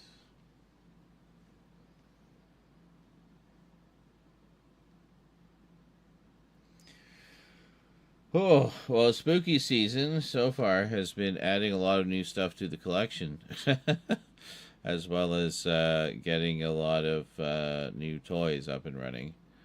But, yeah. It's been good. It's been the most plentiful, bountiful spooky season we've had in a very long time. So, that's good. It's a little overwhelming, but it's good.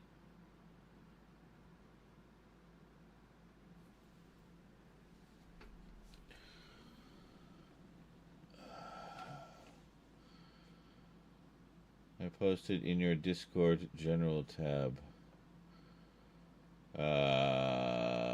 I'm just thinking which would be the most relevant. What do you guys think would,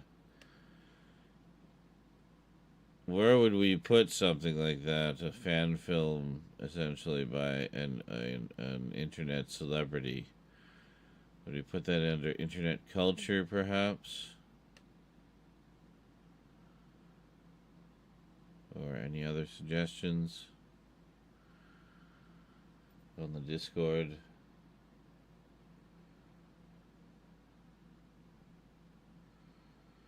Yeah.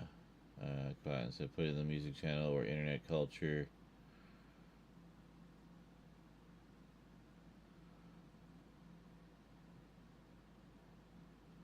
Yeah, I'd say let's do it as internet culture just because I think that's what most people would recognize him from. And everybody else says music. Fine, whatever.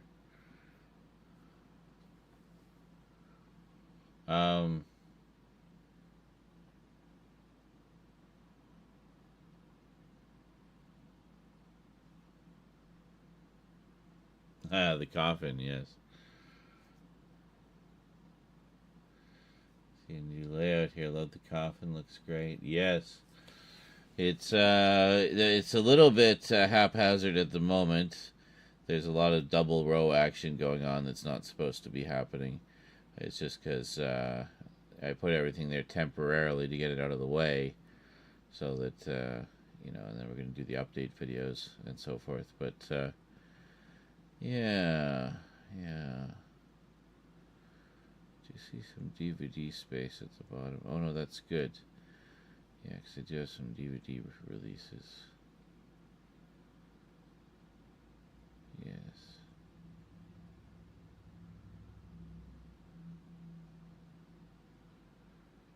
I bought a lot of shot on video trash, and some of it is only on DVD. So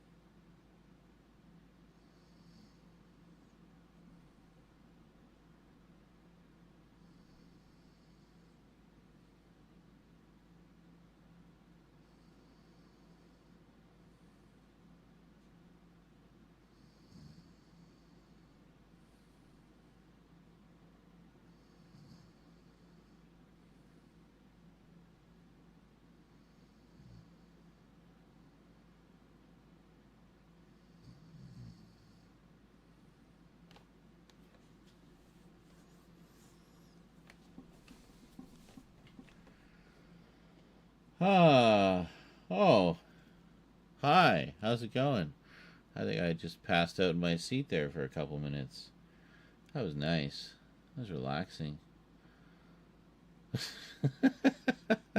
Well, we should carry on, huh? Well, I'm going to go for another quick smoke.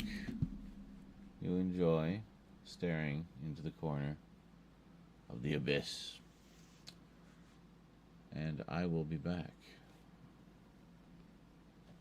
Should probably have some chocolate bars too. Get some sugar rush going, man. Yeah. More.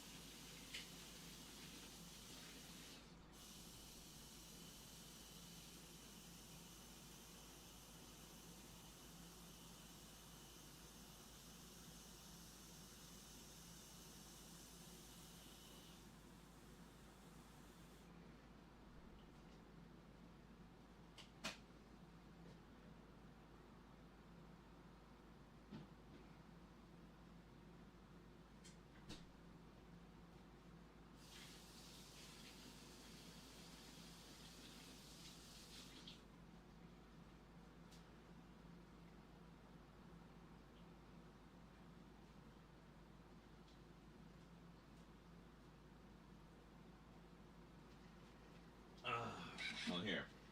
I want to at least put on a little bit of music for you. Just while I go out. And you can enjoy some pretty visuals. I don't do anything overly trippy, don't worry. Let's see what we got here. Actually, I think maybe some more Slave Zero would be a good choice, I think. Yeah, hold on.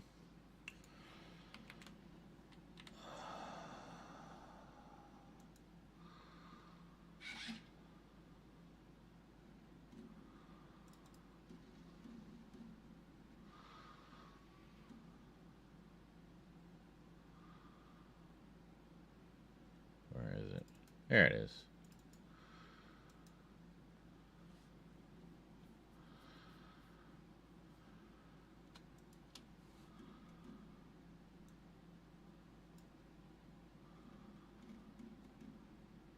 Okay. I'll see you all shortly.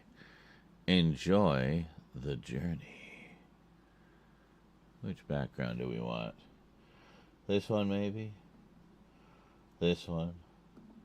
Oh, this one. This one? Maybe this one.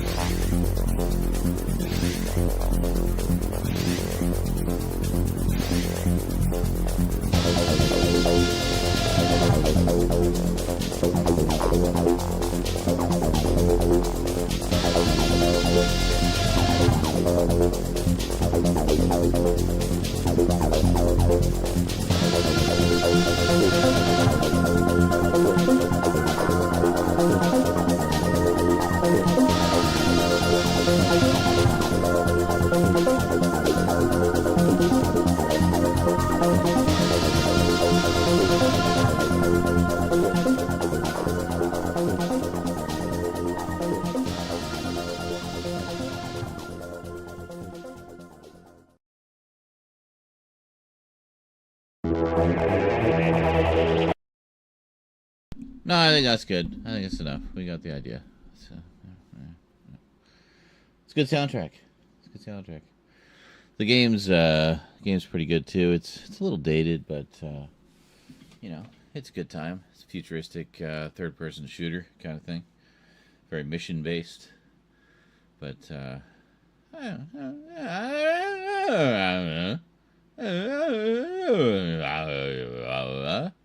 know, I like it.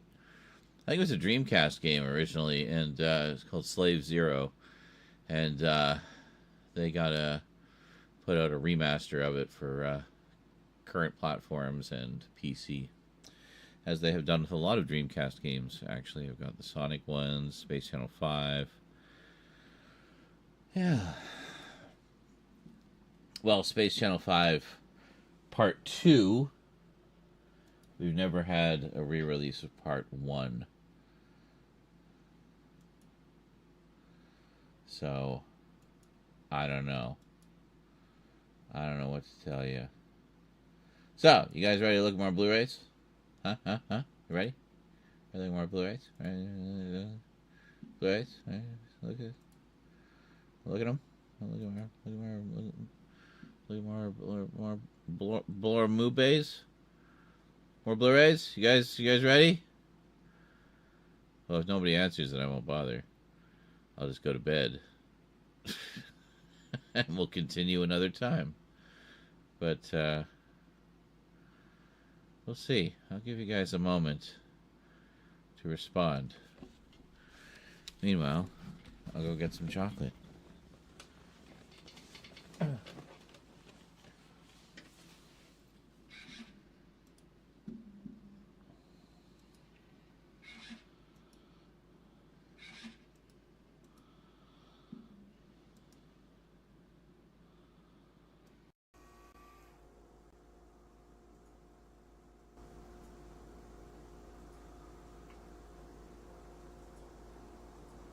Alright, did anybody answer yet? No? Okay.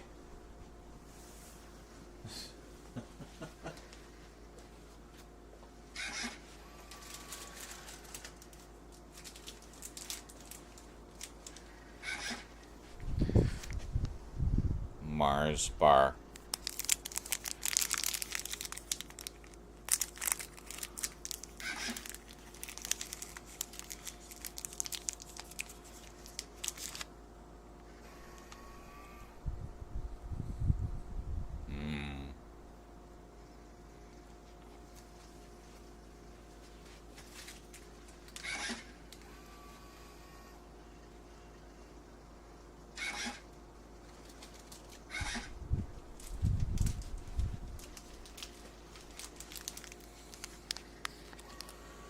Wonder Bar.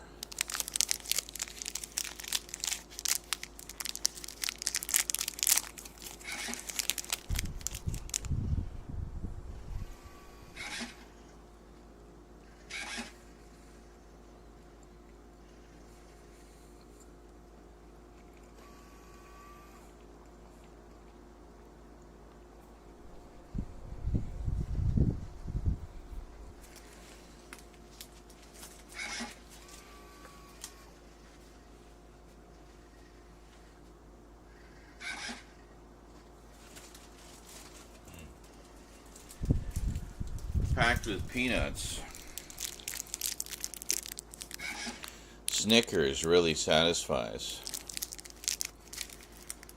You must be hungry. You're not yourself when you're hungry. Have a Snickers bar. Okay.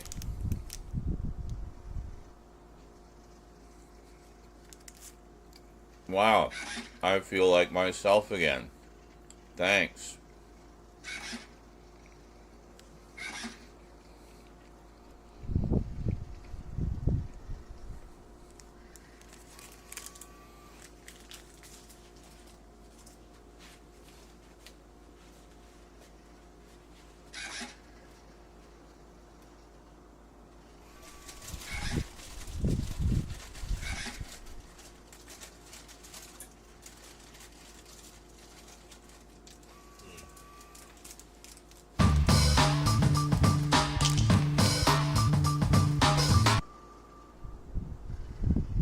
Swifty Stardust just resubscribed for 12 months. 1 week Zane. until Halloween, holy shit. 1 week until Halloween, I know, right? It's crazy.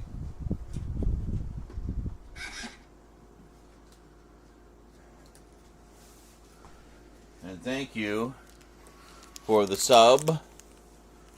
What is it, 12 months of the year? You got the year badge now? Nice. This is Twix. But it's kind of like against the philosophy of Twix because there's only one of them. The whole idea of Twix, why the twi part is that there's two. It's twin, right? But whatever. A little smaller than the one Luke sent me.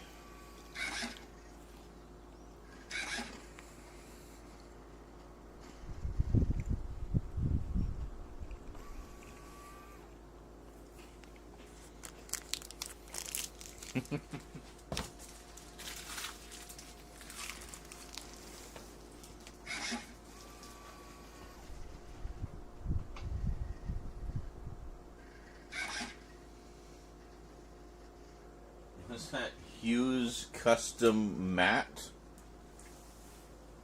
Alright. Just said, yes! Well, excellent. Here's to positivity.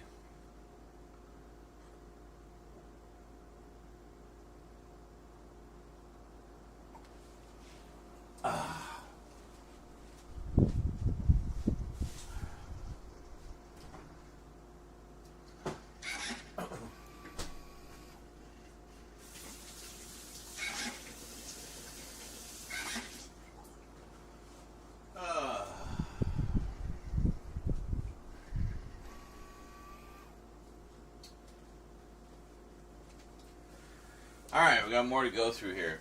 So, more documentaries. We got Hollywood Dreams and Nightmares, the Robert Englund story. Kind of appropriate considering that the 4K of Nightmare just came out. Five Nights at Freddy's 4K. Sadly, the slipcover got a little dinged up, but I'm not a stickler about that. I'll live. Although the case also got kind of banged up. I don't know. Anyway. Evil Dead Rise. So I'm all up to date on Evil Dead, and I'm fully up to date on Evil Dead because I finally got Ash versus the Evil Dead. And we got, went to Sunrise Records. Actually, most of these are from Sunrise Records. The next pile anyway. We got Shocking Dark, also known as Terminator 2. Skin Slip sent me the slipcover for this a while back. So I'll have to put that together. Werewolf of Washington. We watched this last Halloween, I think. It's on one of the Mill Creek sets. It's hilariously awful. Has a young Dean Stockwell in it as the werewolf. And it's hilarious, so. Conjuring 3, which I have not seen yet. Just looking forward to that. The Nun 2, which I have not seen yet. In fact, I don't think I've seen The Nun 1 yet. That was where I left off. We got The Forever Purge. Okay, these actually aren't all from... Yeah. Just a couple of them were. Leprechaun Returns. And, well... all of the rest of them. I'm kind of surprised we haven't had a big deluxe set of these, but anyway, I got them all. Another Howling movie, the only other one on Blu-ray currently, The Howling Reborn. So I have all the Howling movies that are currently on Blu-ray. Finally got the new Candyman movie, so I can check that out finally. You guys might have seen these before. We got The Munsters, which I love. Wednesday, which I also loved. And the 70s Addams Family. So there you go. Pretty cool, huh?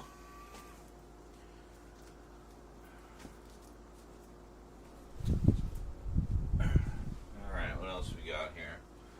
Put that there for the moment.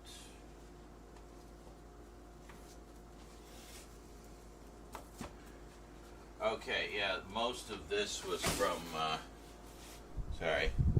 my Sunrise Records trip. But first, a few things that came in the mail. We have sort of a gothic giallo type film. We've got, what is it? The Red Queen Kills 7 Times. And then a documentary I've been wanting to pick up for a while, narrated by Dracula himself, In Search of Dracula. And then we have Nosferatu in Venice, a sort of loose follow-up to Werner Herzog's Nosferatu, also starring Klaus Kinski. And then a pair of films I've wanted to see for so long, one from Severin, one from Vinegar Syndrome. We have Andy Warhol produced both of these, and they're also both directed by his friend and lover and, protege, whatever, Paul Morrissey. So we have Blood for Dracula, starring Udo Kier, and Flesh for Frankenstein, also starring Udo Kier. And this is, just ridiculous. So it's a hard box, okay, with 2 Blu-ray cases, each of which has its own unique slipcover and artwork inside. Then there's the 3D version, which has its own slipcover.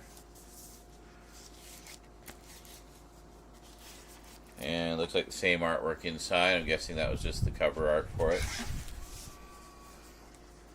And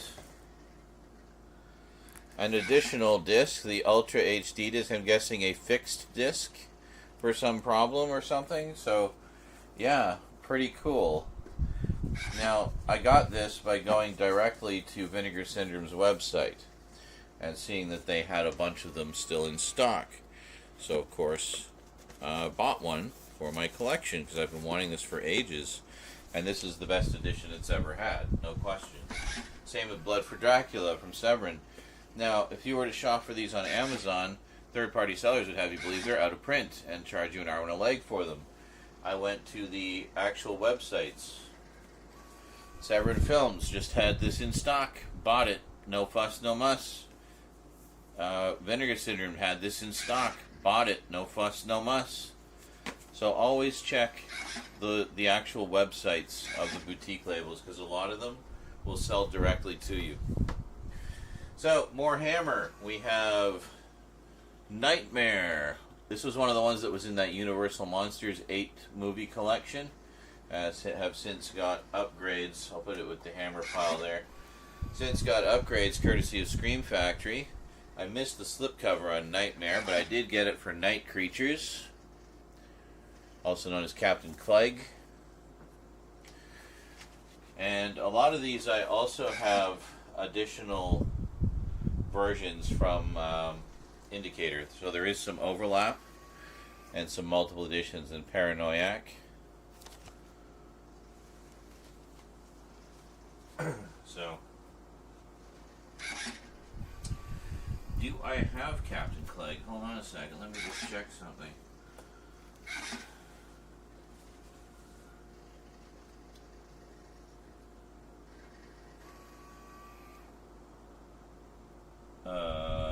I might be missing that one. Well, shit. I'll have to double check. It might be coming in another order. So. Then we got Lorna the Exorcist, which is number 1 in a new line from Kino Lorber, the Kino Cult line. So this is notable in that it is one of Jess Franco's films.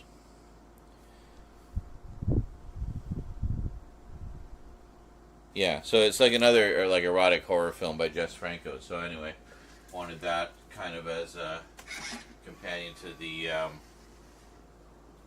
Redemption film stuff. Then we have Evil Dead Trap. This was put out by Unearthed Classics through MVD Visual. Very nice slipcover on that. This just sounded like a batshit crazy fun movie. The Corpse Bride, because I thought we should watch the Lovely Ladies movie. Yes. Alright,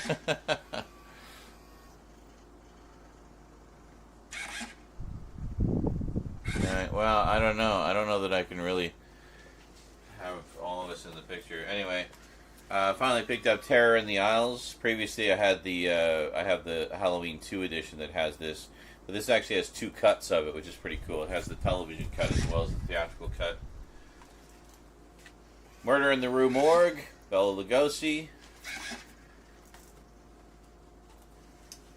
Another one from my childhood I'm looking forward to revisiting, Empire of the Ants. I missed the Scream Factory edition that had this as a double bill with Food of the Gods. It's okay, I don't really care about Food of the Gods. I really just wanted this one anyway, so I'd much rather have this standalone edition with the nice slipcover. So, there you go. It all worked out in the end. I was shocked that I even got this so late in the game. We have Paganini Horror, basically about a demon rock band. Limited edition of 3,000 units, and they still had some in stock, so managed to grab that one. Got Dracula, Prisoner of Frankenstein. There's another Jess Franco one, I think.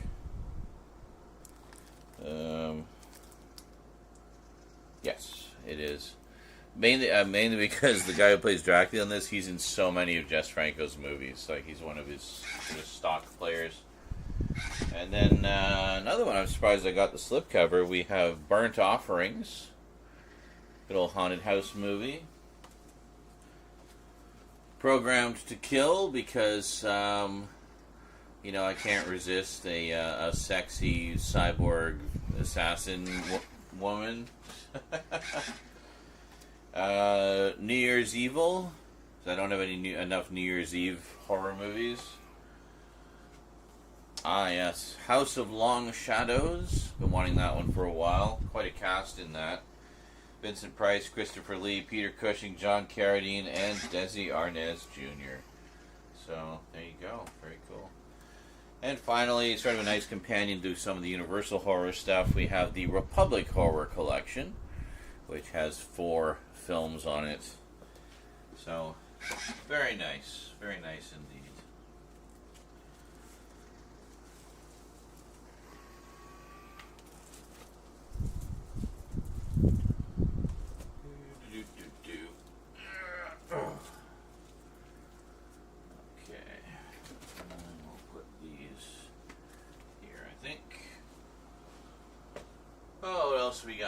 this is interesting. Whoops. We have more of the Redemption Films line. This time, these are titles re-released by Indicator and remastered in 4K, and with a whole new host of extras. So in no particular order, they're not numbered like the main collection usually is. We have the Demoniacs, and all of these are hardbox editions with books and loads of extras. And we have the Nude Vampire,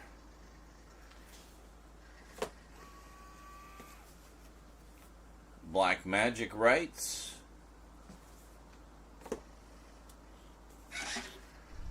Lips of Blood,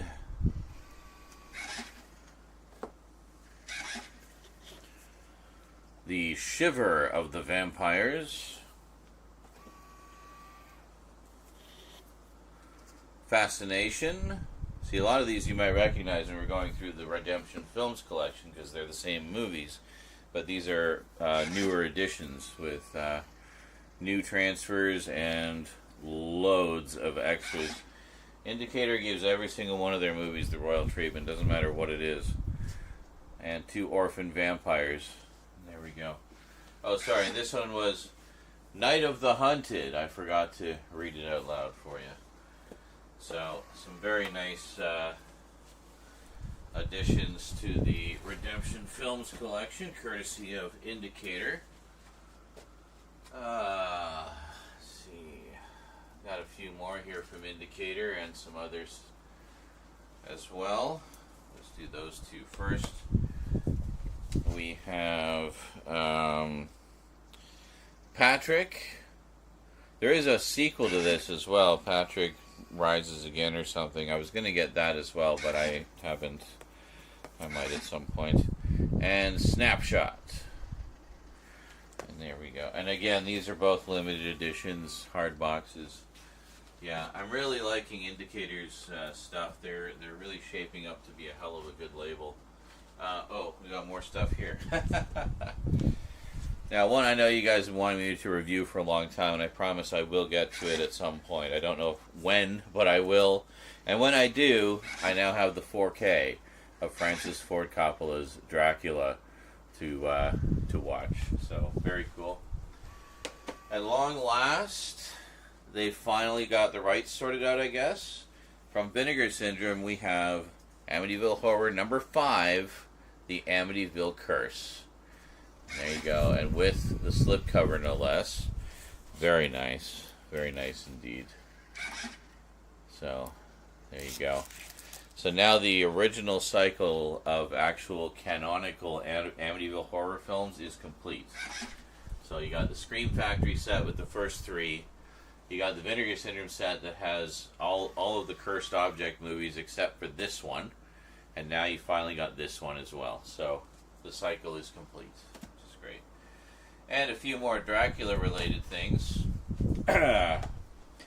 Picked up Renfield. There was a very limited edition 4K that was just too pricey for me. Dracula Season 1. It's the only season they did. With Jonathan Rhys-Meyers, who was also in Gormenghast, which just arrived today. And then we have Last Voyage of the Demeter. Kind of appropriate. I also got the BBC Dracula just the other day. Those there.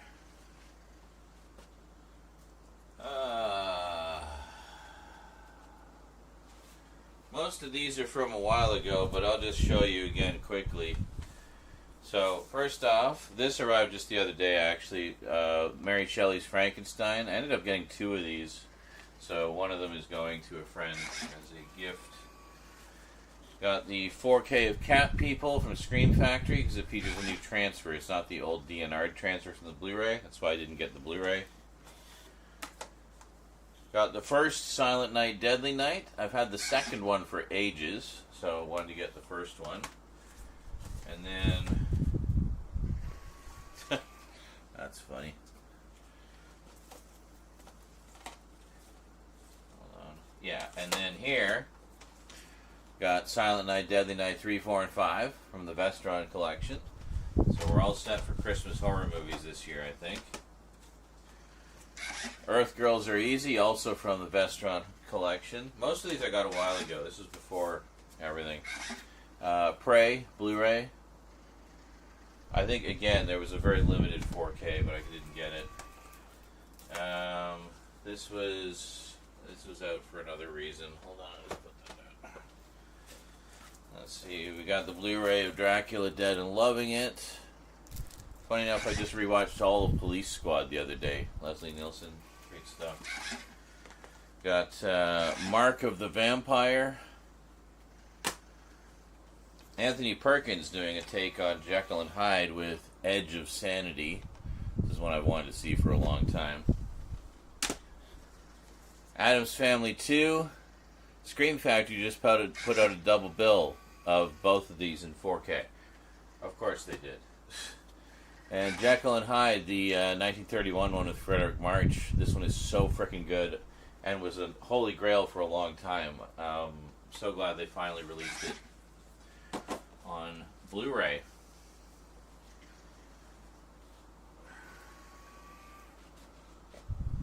What else we got here? Yeah, those are all new. Okay, hold on. I'm just gonna set these aside for a sec.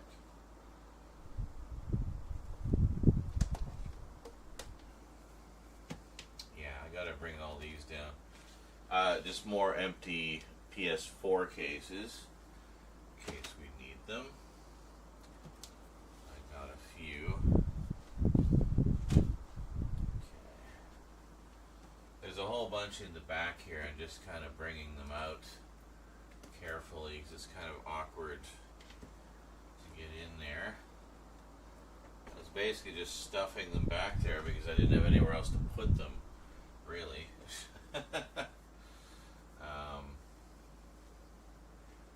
Yeah.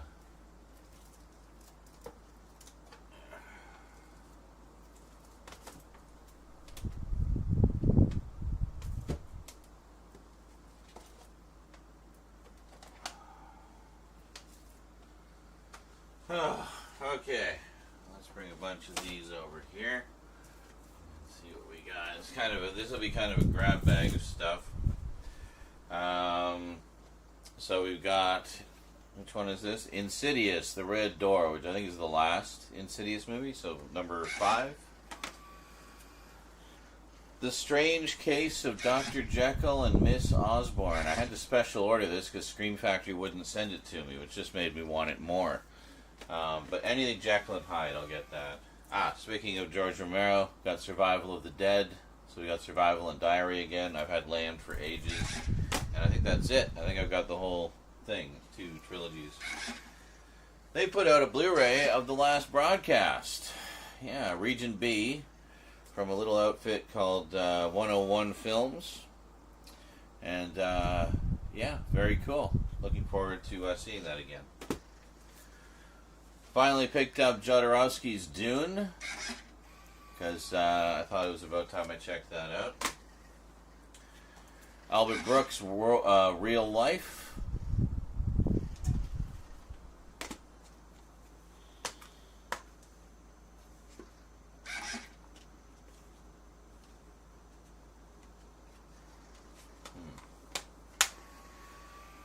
My Dinner with Andre. I thought I had the director's sticker, but I may have chucked it by accident. Oh well.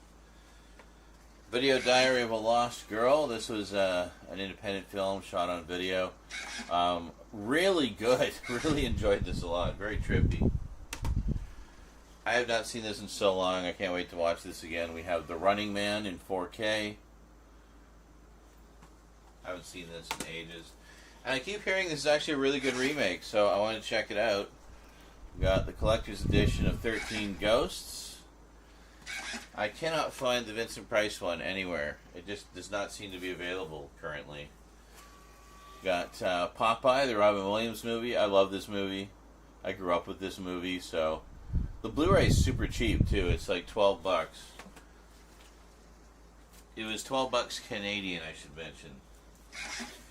Frightmare, no relation to the Frightmare from the Redemption Collection. This is basically a haunted castle movie. Great stuff. Another one I heard is, a pretty decent remake. We have The House on Haunted Hill. Maybe it was this one I couldn't find. There was one of them I couldn't find. Like, there's just no Blu-rays available of it, so I don't know. I'm mad as hell, and I'm not going to take it anymore. I got Network. Been wanting this back in the been wanting this in the collection period for a long time, and just never got it. And another one, nice companion to Network. We have Broadcast News from the Criterion Collection. Well, I want to know more, as in how much more detail there can be, so I upgraded to the 20th anniversary 4K edition of Starship Troopers. I'm a vampire! Finally got Vampire's Kiss, because again, missed out on the Scream Factory release. That's okay. Glad to have that. Got The Girl with the Dragon Tattoo. And the sequel, The Girl in the Spider's Web. I do have the Swedish original coming as well, a Blu-ray set of the extended cut.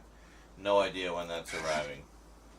If you want to see this one for ages, it's supposed to be a great, kind of cult film. We have Let's Scare Jessica to Death. I love the 1979 original. I've been wanting to see the sequel. We have A Return to Salem's Lot. Very cool. I'm sure it's awful. I love this movie. I've watched the DVD so many times and found out just recently they put it out in 4K. We have Children Shouldn't Play with Dead Things. And I even got the limited edition slipcover, so hooray! More poster art there. Very cool. Love this movie. And you knew I was going to get this, because I think everybody did. We got the 4K of Nightmare on Elm Street. The original, which is just really boring, same artwork on the slipcover. No point at all, other than it's a slipcover. Anyway, got all those. That was a pretty good pile. And let's see what else we got here.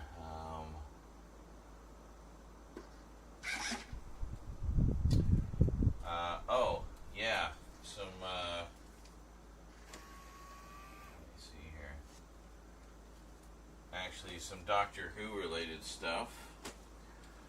Any others? Not really. I'll bring these up. So, some Doctor Who. Oh, whoops. Doctor Who related stuff. We got Tom Baker, complete season 4, which is 12, 13, 14, season 15 overall. This has Horror of Fang Rock, The Invisible Enemy, Image of the Fendal, The Sunmakers, Underworld, and The Invasion of Time.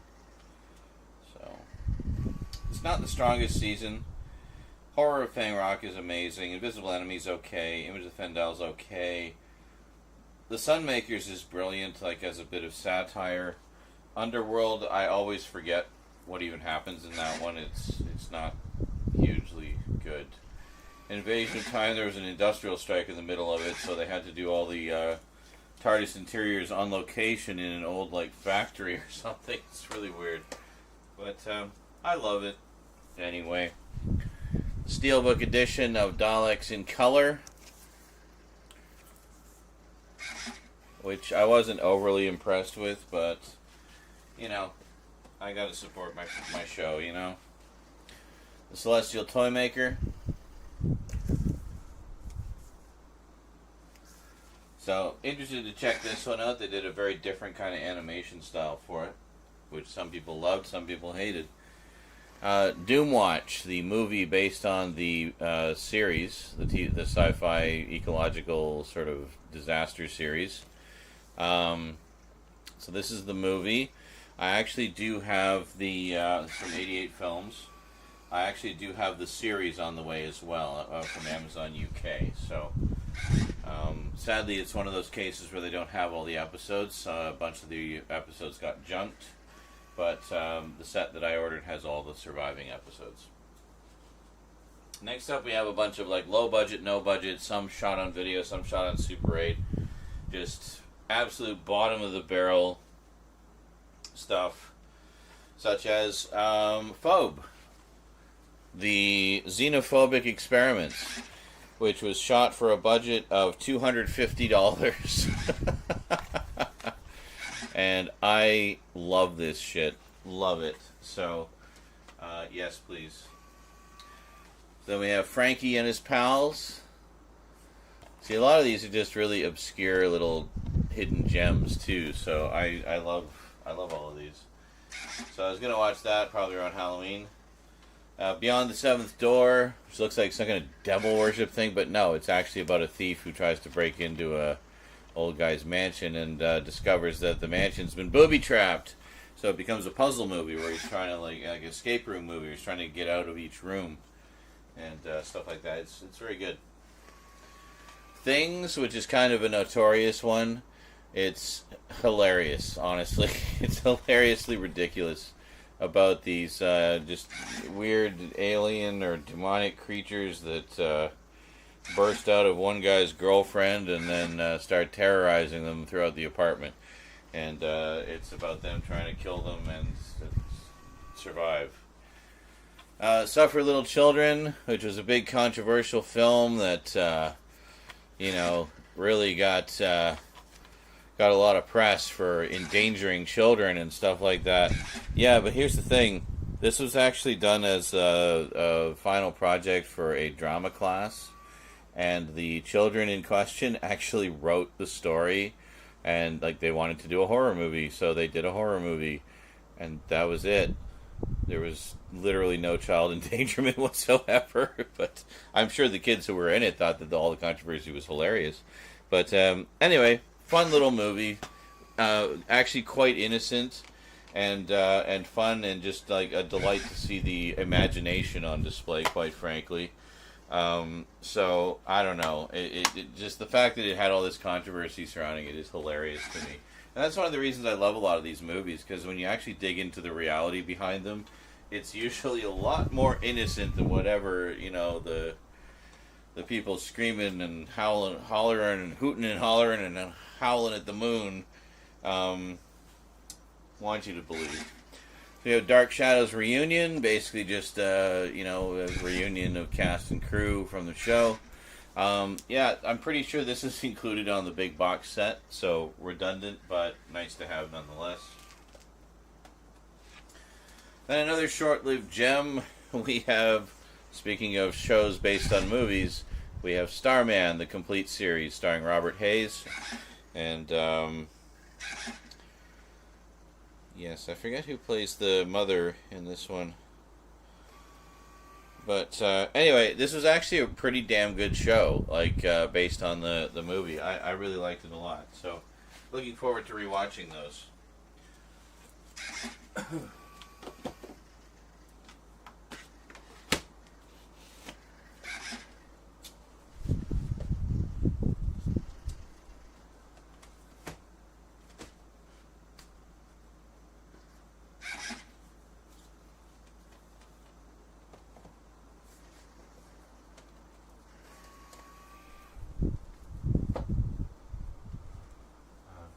Those ones you guys have seen.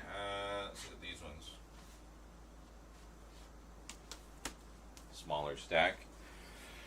I did buy the Blu-ray, not realizing there was a 4K, so I decided to give the Blu-ray away and get the 4K for myself. We have Batman: The Long Halloween, the deluxe edition, which has both parts put together into a 168-minute movie, so 2 hours and 48 minutes, something like that. So, Pretty cool. Would be another good one to watch for Halloween. We got the 4K of Red Sonja, which apparently is not a great transfer, but sadly this is the best we've got, so I got it. Something's better than nothing, right? And then also got this motion comic written by Gail Simone, who is one of the premier Red Sonja authors. I follow her on various social media platforms. This one I heard was a fantastic transfer, so I had to get it to replace the old Blu-ray. We got The Crow.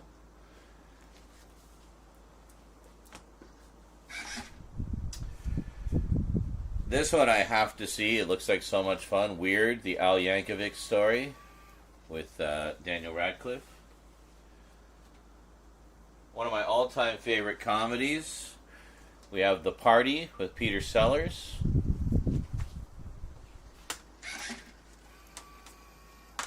We have the entire Police Squad saga. We have Police Squad, the original series, and the Naked Gun trilogy. There we go. First Naked Gun just got a 4K. I haven't heard anything about how good or bad it is, though. Just a little trio 4Ks, some upgrades, and some new stuff. We got The Thing. Got Last Action Hero. And Furiosa. So there we go. Some good stuff there. Finally, we got the Sonny Chiba Street Fighter, so why not the other Street Fighter? We got Street Fighter, the Extreme Edition, and then we got the Mill Creek re-release in Steelbook, the Street Fighter Steelbook Edition, which is quite nice. Take a look here. So it's clear on the front, but then on the back you've got all the particulars, right? But then, Steelbook, you got this on the front, then on the back, you got the portrait of Bison on the horse. Like, how cool is that? I love that. It's beautiful. Oh, and you get some Bison dollars as well. Get like 100 Bison dollars or something. So yeah, a very cool set. But the reason to have both basically is just for the extras, because I don't think quite all the extras from the Extreme Edition carry over to this one. So yeah, it's hard to say. I don't think it does. Yeah, I don't know. Anyway, both of them were really cheap, so I was like, what the hell? I'll just get both of them. And then I don't have to worry about it. Then I know I have everything.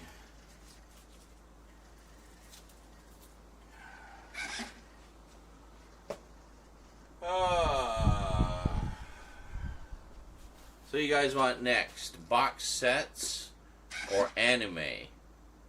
Box sets or anime? Let me know.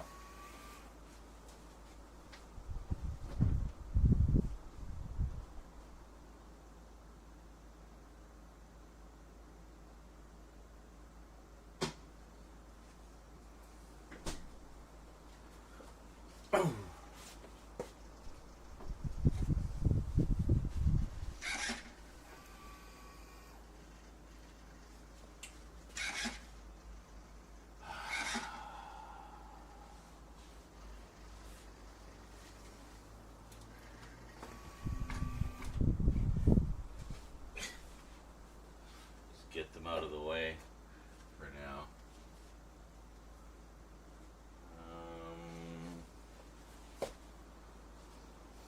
I literally don't have a shelf big enough for this.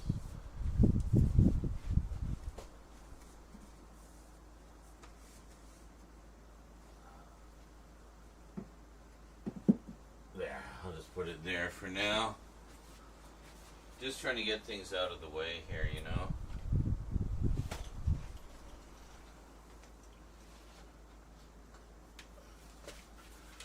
Where is this cord going? I don't even know. I'm just going to move it over here for now. There is a method. There is method to the madness of what I'm doing here. Rest assured. There is method. Might be methadone, but there's method. Oh, yes. There is method.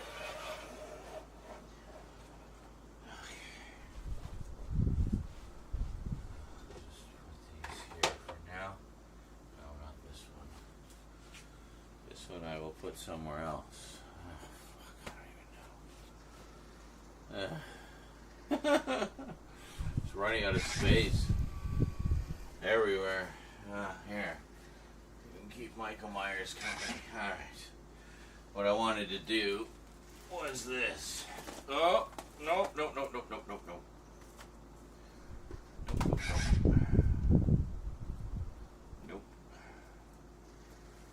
Alright, gotcha.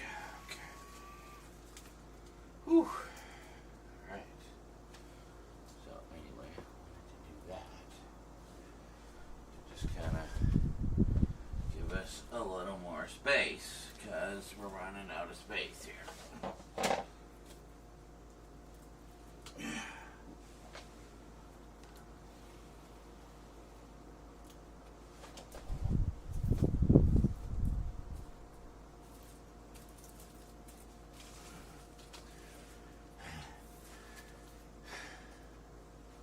There. That's a little better, right? How good, can you even see? Yeah, you can. Oh, yeah, you can see. I couldn't tell because the chat box was in the way, but yeah, you guys can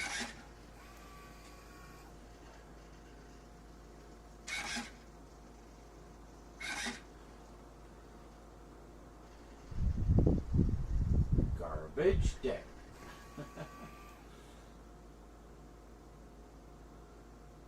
So I think Carlin was all excited to see the big update, and then he just disappeared. Because of course he did. Because he always does. It's just what he does. Like a dick. Anyway, okay.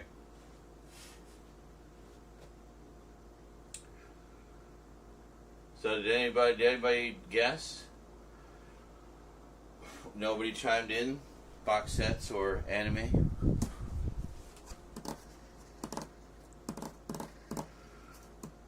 Nobody? Alright, well, so much for intimate and interactive. I'll just do whatever the hell I want. Alright, anime. Let's go. This first anime that we're going to look at as we look at all the anime I got is not actually an anime. It is Uzumaki, the live-action movie based on the manga by Junji Ito.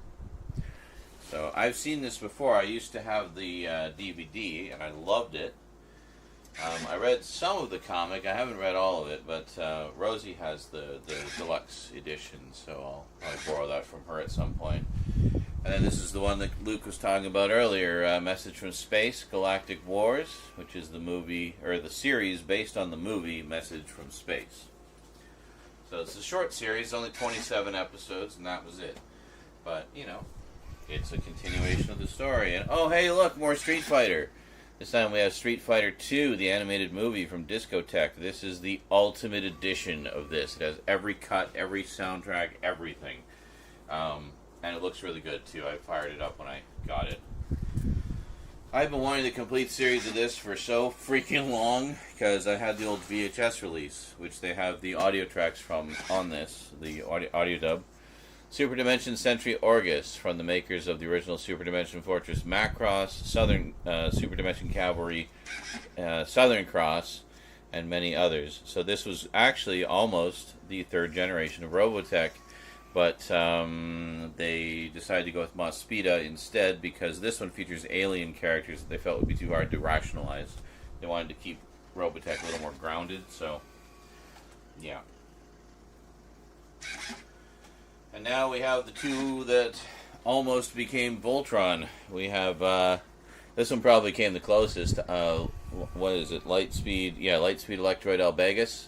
This almost became Voltron 2, I believe, and it was going to be so-called Gladiator Voltron, but they ultimately decided not to go with the third series at all, and instead did 20 more episodes of Lion Force. Lion Force almost didn't happen because it was actually supposed to be this, Future Robot Daltanius. When they were looking at animated license, they saw this one and thought it was a good candidate. So they contacted the animation company and said, yeah, can we have the one with the lion? And they thought, it's because, lion, right? Lion, right there. There's a lion right there. So they said, yeah, the one with the lion. They couldn't remember the title or didn't know the title, I guess. Or I guess they were just probably seeing raw Japanese, so they had no idea what any of the names of anything were. So, they said, yeah, send us the one with the lion. And it's like, oh, one with the lion. What is he talking about? It's like, oh, he must be Go Lion. Oh, okay, yeah, sure, we'll send him Go Lion. So they sent over Go Lion, and then they're like, this isn't the series we asked for, but this actually looks better. Let's get this one instead. And a legend was born. But this very nearly was Voltron, right here. This is actually the one that they meant to be Voltron. So kind of funny. And then this one is the Voltron that almost was. It was very, very close. But wasn't. So there you go. So if you want to see, some more giant robot action along the lines of Voltron, these two are good ones. And then we have speaking of giant robots, we have the Robot Romance trilogy, which I've been wanting for so freaking long. We have Combatler V, Voltus V, and Fighting General Deimos. So, very cool. And that's it. That's the whole thing. All SDBDs. Orgus, I think, Orgus is proper high def. Street Fighter is, obviously. Uzumaki is. Message from Space is SDBD. And then finally, one more, another that I've been wanting for a very long time. Dynamech Guy King, which of course I remember from Force 5. It was one of the shows that Force 5 had. So we have one of the original Force 5 shows on SDBD. So hey, one is better than none. One down, 4 to go. One I'm really surprised they haven't done is Grendizer, because Grendizer is actually a part of Mazinger Z. And I thought these were going to be SDBD as well, but nope. These are actually genuine Blu-rays, folks. All 92 episodes in full high def. How freaking cool is that? So yeah, I'm going to enjoy this. I really want to get Great Mazinger, because that's the one that my Shogun Warriors toys are based on. That set is so freaking expensive. So maybe we'll make that a donation goal or something. You guys can help me get that one. And then had to get this one because of the restoration effort. Plus, I just love it. I used to have it on Laserdisc. We have Project Echo. And then we have Project Echo 2. The plot of the Daido Kuji Financial Group. And then we have Project Echo 4 Final. Yes, I have also ordered Project Echo 3. It should be on its way. It should have been here by now. I don't know what's going on. But it's kind of annoying. But at least I got those 3 in pristine condition. And finally, another upgrade, we have Akira 4K. I figured I've got every other edition of Akira. I might as well get the 4K. And, yeah, it looks like a nice edition. I don't know how many... It doesn't look like it has very many audio tracks. Two English and 1 Japanese. I'll be very disappointed if one of those isn't the manga track, like seriously. The the Funimation release had both. The Pioneer track and the manga track. Okay, so that was the anime. Put these here, I think.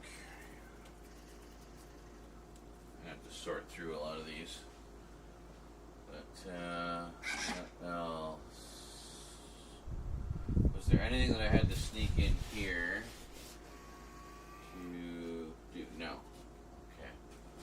There are comics, though, which we'll get to. Alright, I guess it's box sets. You guys ready for the box sets?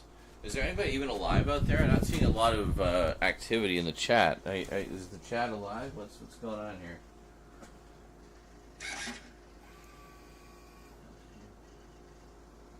Voltus 5. Okay, well, see, that's confusing because Combatler V is pronounced Combatler V. So I assumed the other one was as well. But anyway, whatever. When I watch that, I will learn that for myself and realize my mistake. But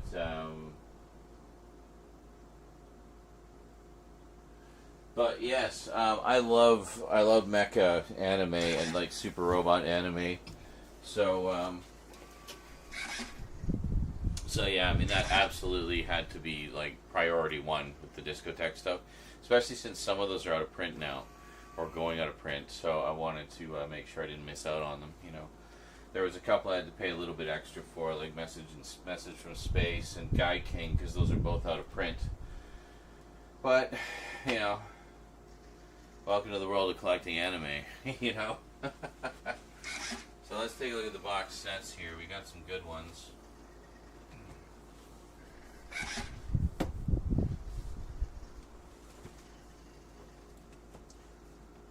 Well, first off, we're really going full bore with the George Romero right now, because had to get this one. Got the Dawn of the Dead collection from Second Sight, which basically has everything that was in the old Ultimate Collection DVD, but the movies are all in 4K. So yeah, we got the theatrical cut, the extended Cannes cut, and the Argento cut, all in 4K. And yeah, and a Blu-ray disc full of special features. So yeah, very cool. And actually the same cover as the old Ultimate Edition, basically. So really making it clear, like, yes, this is basically the Ultimate Edition, but it's on 4K now. So that's great.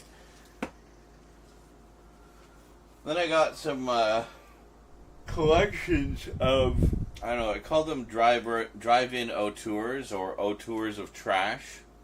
So a lot of these guys were the biggest producers of films that, you know, were quite popular in the drive-in culture.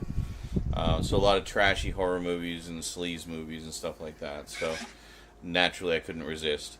So we have The Dungeon of Andy Milligan, which has tons of movies on it. What do we got? The Ghastly Ones, Torture Dungeon, Legacy of Blood, The Rats Are Coming, The Werewolves Are Here, Nightbirds, Bloodthirsty Butchers, Flesh Pot on 42nd Street, Seeds, The Man with Two Heads, Vapors, The Body Beneath, Guru, The Mad Monk, and Carnage. Excellent. So 14 films. So very cool. Looking forward to diving into all this stuff. Now this is absolutely one of the godfathers of drive-in schlock. We have Herschel Gordon Lewis. And this is the Herschel Gordon Lewis Feast from Arrow Video. So very nice. I believe this is a standard edition of what was originally a limited edition. But we've got quite a lot of movies on here as well. Just set my glasses aside here. We got Blood Feast, Scum of the Earth, 2000 Maniacs, Moonshine Mountain, Color Me Blood Red, Something Weird, The Gruesome Twosome, A Taste of Blood, She-Devils on Wheels, Just for the Hell of It, How to Make a Doll, The Wizard of Gore, This Stuff'll Kill Ya, and The Gore Gore Girls. So there you go, from 1963 to 1972. And it looks like it's all sorted chronologically too, so you kind of see the evolution of his career over the course of the set. Very cool indeed. I should mention this Andy Milligan set. This was from Severin. Yeah, this is Severin. So both Severin and Arrow have been doing these sort of Auteurs of Trash sets. So here's another one from Arrow. We have He Came from the Swamp, the William Greffe collection, I believe. So, yeah, so it's from, was it New Orleans? New Orleans! No, the Florida Everglades. What am I talking about? Yeah, so the Florida Everglades, which is interesting to me because that's where Swamp Thing and Man Thing are set, so there's like a mystique about that to me. So we have 7 feature films and a feature-length documentary. We have Song of Death, Death Curse of Tartu, The Hooked Generation. What was it? Yeah, Sting of Death, Death Curse of Tartu, The Hooked Generation, The Psychedelic Priest, The Naked Zoo, Mako, Jaws of Death, Whiskey Mountain, and then They Came from the Swamp, which I think is the documentary. So, yeah, pretty cool. That's a pretty neat set. So I'm looking forward to diving into all of these, honestly. This one was a bit of a holy grail set. I had to search long and hard to find it, let alone find it for a decent price. And I found it from a Canadian seller, no less, so it arrived in like 3 days. And it includes a corrected disc. I'm guessing there was a problem at some point. But a massive box set of the almost complete works of Al Adamson, who was basically one of the big granddaddies of drive-in schlock. So here's what we have in here. You might recognize a couple of these. I've talked about some of them before. We have Blood and Flesh, which is the real life and ghastly death of Al Adamson. That's a feature-length documentary about his life and career. And then we have The Female Bunch, Psycho a Go-Go, The Fiend with the Electronic Brain, Blood of Ghastly Horror, Human Zombies Rise from Their Coffins as Living Corpses, 5 Bloody Graves, Halfway to Hell, Horror of the Blood Monsters, Blood of Dracula's Castle, also playing Dracula's Castle, The Fakers, Hell's Bloody Devils, Dracula vs. Frankenstein, did a review of that one, Brain of Blood, did a review of that one, Satan's Sadist, I've been wanting to see that one for ages. Angel says some of his motorcycle gang movies as well. Angels, Wild Women, The Naughty Stewardesses. Oh, that'd be a nice little companion piece to that 3D Stewardesses movie I got. Blazing Stewardesses. So there's like just stewardesses everywhere. Whole thing about the Mile High Club, right? Girls for Rent plus Nurses for Sale. Jesse's Girls, Black Heat, Death Dimension, Mean Mother, super cool and wild. Uncle Tom's Cabin, the shocking savage version never shown before. The Dynamite Brothers, Black Samurai, School's Out at Sunset Cove. Hey, Cinderella 2000, nice. That'll make a nice companion piece to Barbarella, Zeta 1, and Galaxina. And we have Cinderella 2000 in there too. See, it's all the Barbarella wannabes, right? The Barbarella wannabe. I don't know. I had another word in my brain, but it eluded me. Nurse Sherry, Carnival Magic, and Lost. So 30 remastered films, and the documentary, and a 126-page book. So yeah, I should basically be an authority on Al Adamson by the time I finish this set. And that's what a lot of these sets really are. They're literally film school in a box. You want to learn all about the career of somebody, get one of these sets. Not only will you see all their best and most notable movies, but you'll also find out a ton of information about their life and career and who they were as people. Next up, I've been wanting this one as soon as it was announced. We have Weird Wisconsin, the Bill Rebane collection, and I did manage to get the limited edition of this with the book and everything. Paid a little bit extra for it. You can get the standard edition on Arrow's website now, but I really wanted the limited edition of this one because Bill Rebane is the guy who directed the giant spider invasion. You remember that one where I talked about that a few years back, how it was a big important one for me in my childhood? Well, that's the guy. And so in that, they talked about a lot of his other movies, pretty much all of which are in this collection. So, but no giant spider invasion in this one, by the way. So everything but the giant spider invasion. So we got Monster a Go-Go, Invasion from Inner Earth, The Alpha Incident, The Demons of Ludlow, The Game, Twister's Revenge, and then a documentary, Who is Bill Rebane? So, very cool. Love homegrown horror, stuff like this. And speaking of homegrown horror, the self-made career of Robert Rodriguez in a box. We have the Mexico trilogy. This just came out from Arrow. This is wonderful. So it has the first one on Blu-ray. Well, it has all three of them on Blu-ray, but only Desperado has a 4K included, because only Desperado was shot on 35mm film.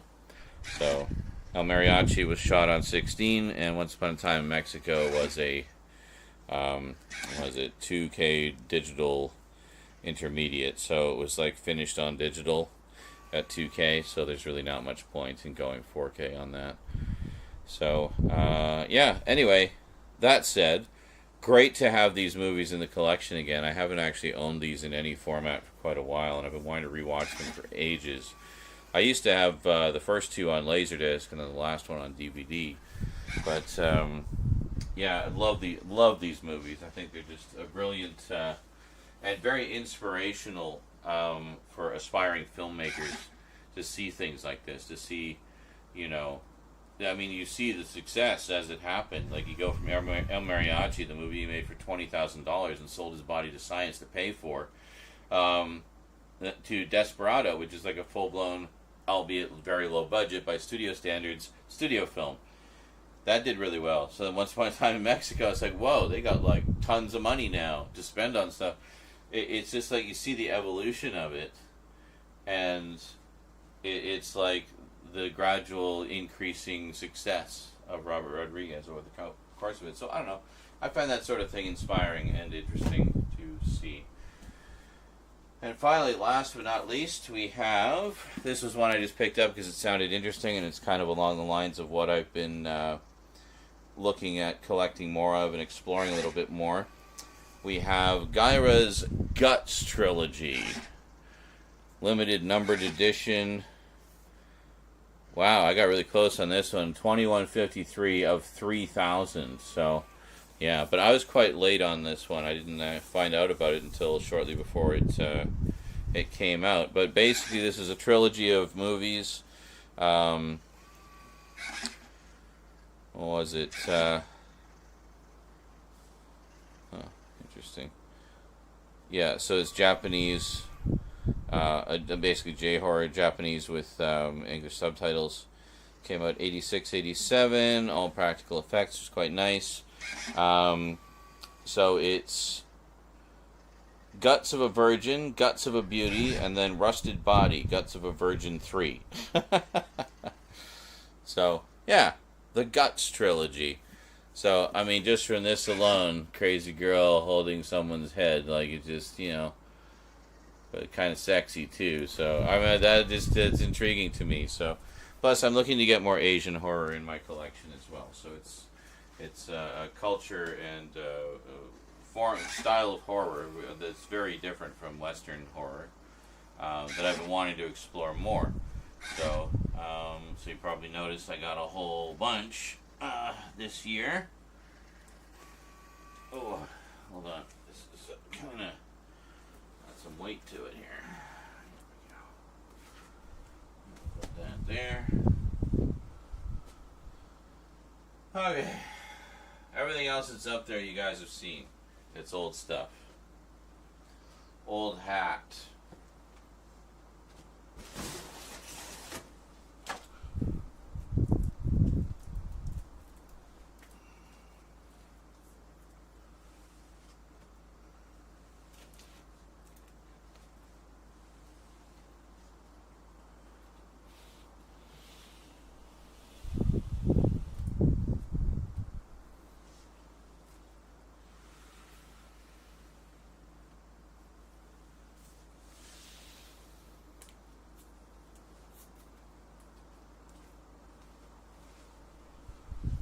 Okay.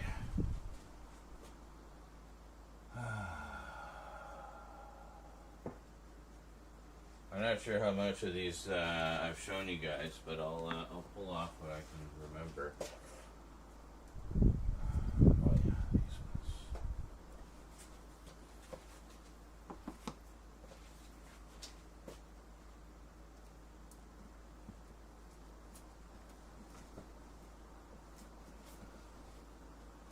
Which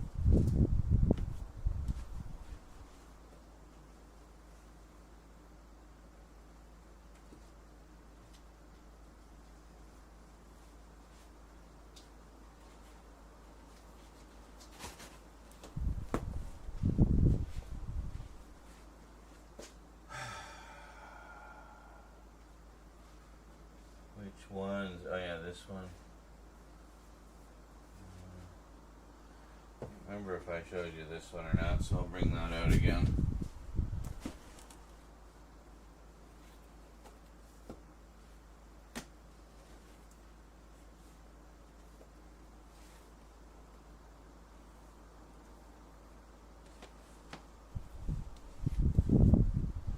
Alright. Any others? I don't think so. No, I think. Oh, wait a minute. There's one. Yeah, I think I showed you guys pretty much everything that was new. Oh, and this one too. Yeah.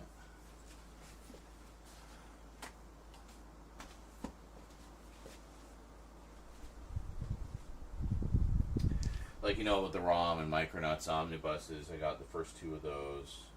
Gwenpool Man Thing.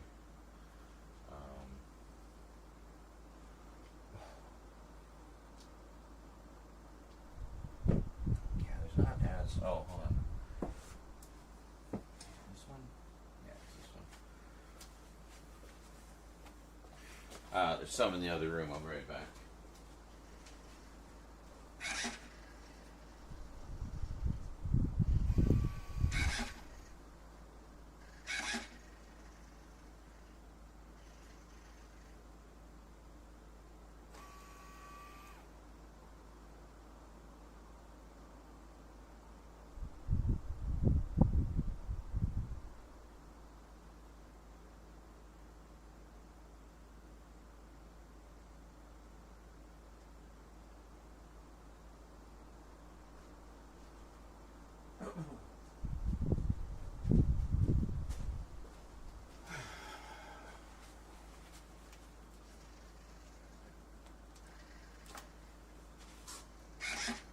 There's a few more. I'll be right back.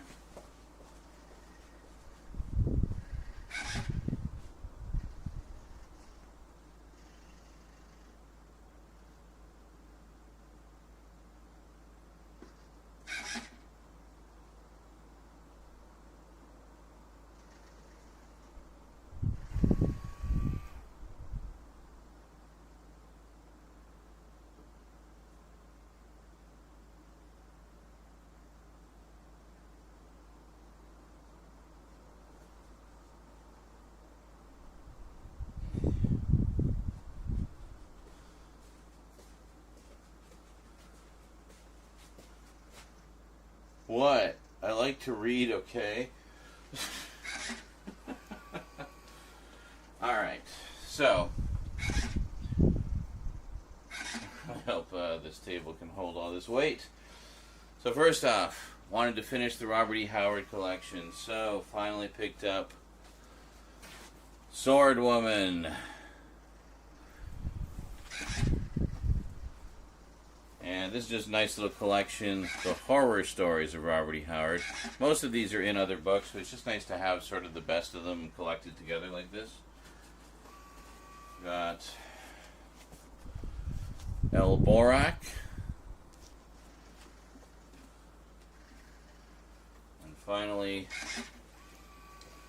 Bran MacMorn, The Last King. And that is it. That collection is done. There is 2 volumes of like the best of Robert E. Howard, but that's all redundant. I don't need any of that stuff because I already have it. So, cool. I don't know where else to put them. Hold on. Maybe we'll put them over on this corner or something. I don't know. Figure something out. Alright, and then I got the new Batman 89 novel that just came out, Batman Resurrection. Very cool. So this takes place between Batman and Batman Returns. So it's meant to kind of bridge the gap. So pretty cool. Volume 3 of Vampire Tales finally came in, so that's the final volume. Contains material from issues 8 through 11. Doesn't look like they reprint as many of the articles in that one, just the comic stories, so that's unfortunate that they stopped doing that. This is what I've been wanting for a while. It's called Short Things, and it's basically a collection of short stories inspired by The Thing, from the same publisher, I believe. Yeah, the same publisher that put out Frozen Hell. So, very cool. This one, I didn't realize this character appeared so many times throughout Marvel over the years, because I remember her original comic. We have Dakota North Investigations, basically sort of a high fashion action adventure private eye.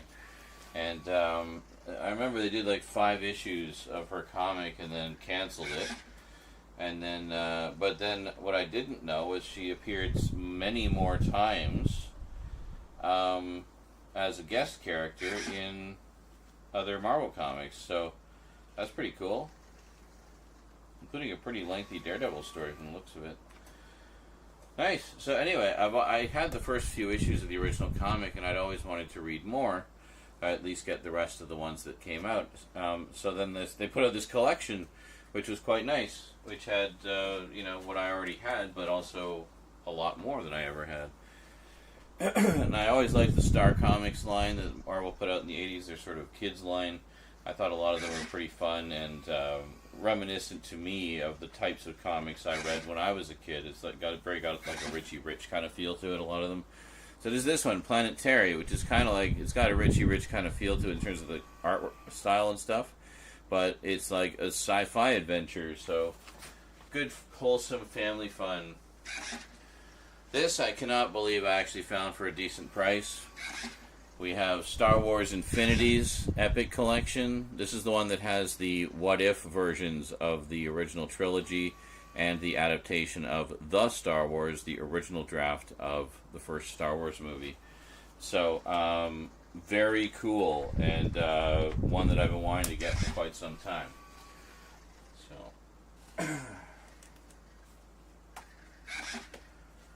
and okay, we'll get to those in a minute. So, one of the things I've been wanting to get is, I've always been a big fan of Marvel's Epic Comics line from the 80s. And a while back I went on a big back issue binge and I collected a whole bunch of them. But there was still quite a few that I didn't get or couldn't find or didn't know about at the time. So since then, the nice thing about the Epic Comics is they're all creator owned, which means even though Epic Comics is no more, the creations often live on because the creators can republish them as much as they want. So a lot of them have. So a lot of those old Epic Comics, some of which I used to collect, some of which I only got a couple issues but really wanted to read the rest, have since been collected together in nice book editions. Case in point, we have Cam Kennedy and Tom Veitch's The Light and Darkness War, which is just what, 12 or 6 issues, something like that. Anyway, collects together the entire series. A lot of these had fairly short runs, either because they were canceled or they just didn't intend to do more. The Boz Chronicles, this is one that I always really enjoyed. It's about an alien. It's kind of like E.T., but what if E.T. was a big, portly, sort of floating gentleman guy and landed in, like, Victorian England instead of modern day, and there was no technology there that would allow him to get home. He'd probably get really depressed and suicidal. But, so he meets up with a hooker and a hooligan, and they form a detective agency. And they solve supernatural crimes and weird goings-on in Victorian England. It's a really fun series. Sadly, only ran 6 issues. This is not Epic Comics, but a couple that I wanted to get. We have Clementine, Book 1 and Book 2, based on the character from the Walking Dead Telltale games. There is a 3rd book coming as well, apparently. No idea when. This is another Epic Comics one. We have Fawford and the Grey Mouser. Mike Mignola does some of the artwork in this. Yeah, Mike Mignola, Howard Chaykin, Mike Mignola, Al Williamson, Dennis O'Neill, and Walter Simonson. Like, what credentials, man! Like, that's amazing. So that was some of those were originally published in Epic Comics. And we have Swords of the Swashbucklers, basically a space opera with pirates, created by Bill Mantlo and Jackson Goose, wasn't it? Yeah, and also Jeff Ishwood and Colleen Duran participate as well. Started as a graphic novel, and they did 12 issues. And as far as I know, that's it. It's a complete story. This was another one. I actually collected all 6 issues of this originally. We have The One by Tom Veitch's brother, Rick Veitch, written and drawn by Rick Veitch. I always really loved this. It's kind of like Watchmen before the Watchmen, or The Boys before the Boys. A lot of political commentary in here, which is eerily still quite relevant. There's another one. It was an epic comic that apparently it's also been a stage play and a number of other things. It's like a multimedia thing. Anyway, this is the comic series, another sort of silly space opera, Starstruck.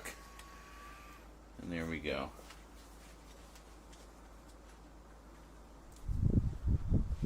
And then we have 2 by Chris Claremont and John Bolton. First we have Marada the She-Wolf, which was originally a graphic novel, published as a graphic novel. I think some chapters were published in Epic Illustrated. I have the graphic novel edition. This has additional stories that were published after the graphic novel, so a more complete edition. Also larger pages, which is quite cool. And then this one, this was actually one of the first Epic comics, one of the first mature comics I ever bought. The Black Dragon, again by Chris Claremont and John Bolton. My only disappointment with this edition is they have beautiful painted covers, which you can see one of them here and one of them here. But that's it. There was 6. There was 6 covers. But this edition actually is a almost like an artist's edition. It reprints it all in the original black and white, rather than the color that it originally appeared in the Epic comics. And sadly, as I said, does not include the painted covers. It's just the story and some behind-the-scenes stuff. Well, I mean, you get a black and white version of the first issue's cover. That's great. I'd love to see all the subtle color work that was done as well. So, I don't know. I don't know, man. I don't know what to tell you, man. Bunch of crap, man.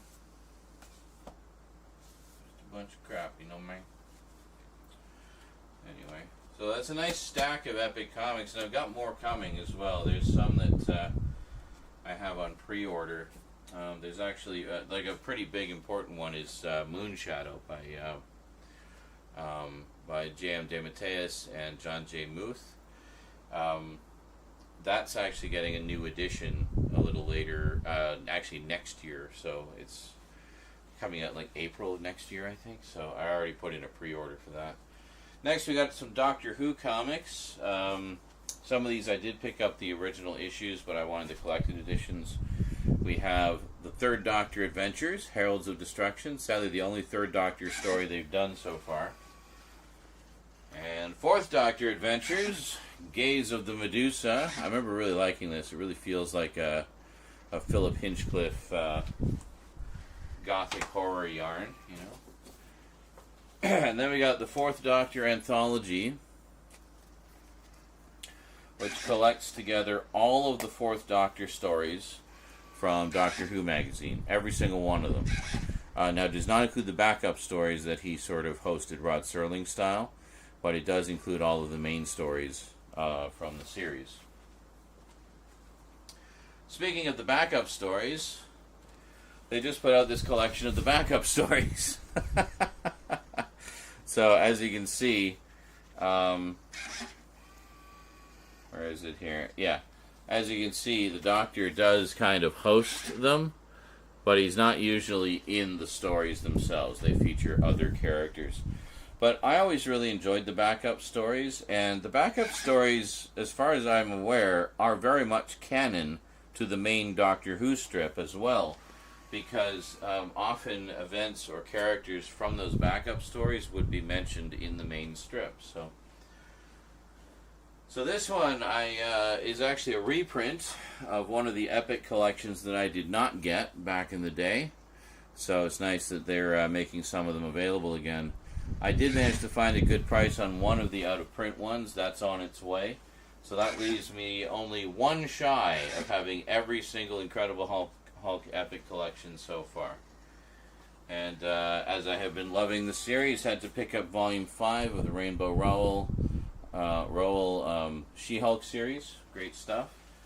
This is the next 5 issues of the second series that she's done. This is really interesting. It's an aliens what-if story, which is what if Carter Burke survived. And this is written by Carter Burke himself, Paul Reiser. How cool is that? Had to check that out. And then this finally completes my gem collection. We have Gem Infinite and Gem Dimensions. So, yeah. After they finished the sort of regular series, they did these 2 mini-series, and everybody hated them. So they stopped. And now we got nothing. And finally, 2 omnibuses. We got Godzilla, The Marvel Years. I can't remember if you guys saw this one. But it's all 24 issues of Marvel's Godzilla comic from the 70s. Again, which I used to have. But now we have the omnibus edition. Finally, I've been wanting to read this for a while, in full, in proper form. We have She-Hulk by Dan Slott. So this is, this along with John Byrne's sensational She-Hulk was one of the big inspirations for the TV show. A little annoyed, though, that the dust jacket got damaged in transit. But, yeah, so this contains She-Hulk, the 2004 series, issues 1 through 12, and the 2005 series, issues 1 through 21, and Marvel Westerns Two Gun Kid. So, very nice. So I will look forward to reading those.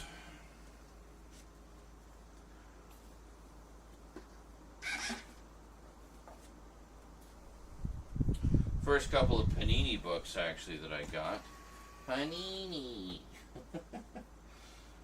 I like Panini. That sounds like peenie. That's like penis.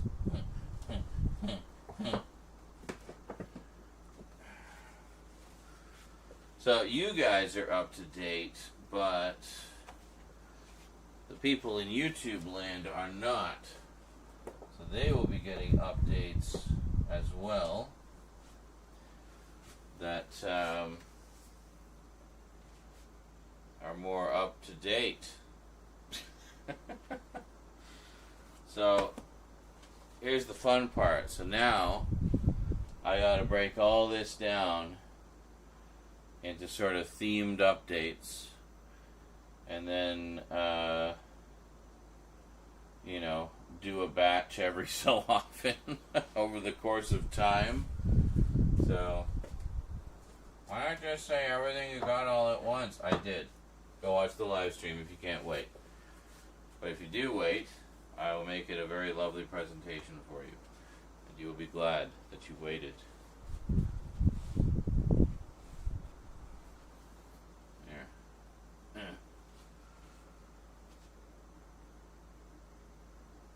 Should I be concerned? It seems a little wobbly. This is a little wobbly.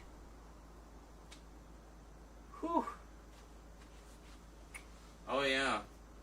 And there was an order that I canceled, and then the company that I canceled from sent me an item anyway. And what it is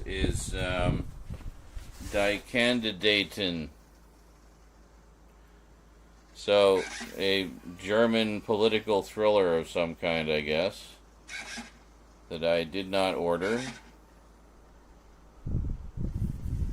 but it arrived in lovely condition. So there you go. I don't know either.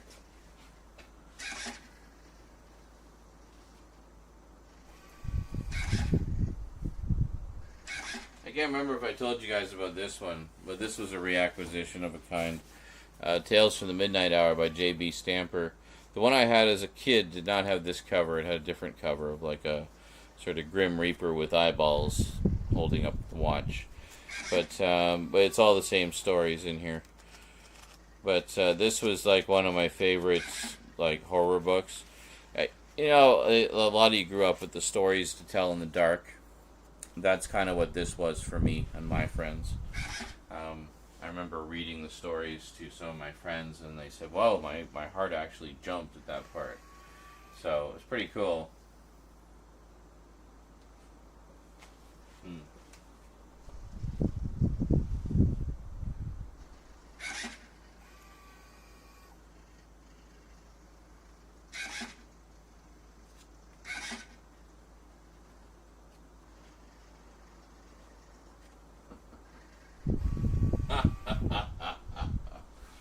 So maybe I'll have to read some of those on Discord at some point. That'd be fun.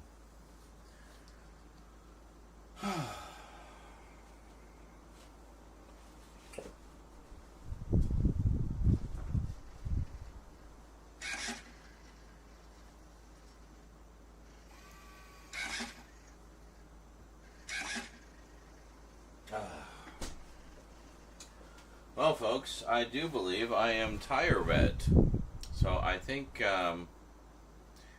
we might call it a night here. Let me just move the camera back over there. It's quite the mountain of stuff. Oh God, there's all the ones over here too. Holy shit! I may have gone a little overboard here, guys.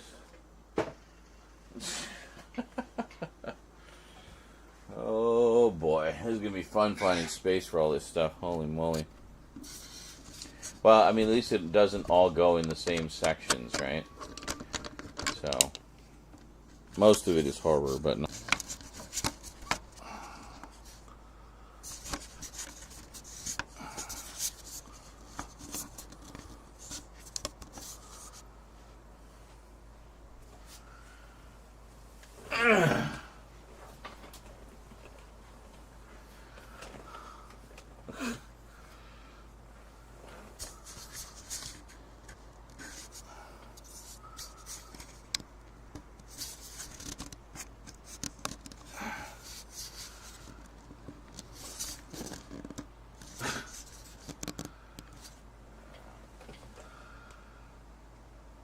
It's so crooked, holy shit.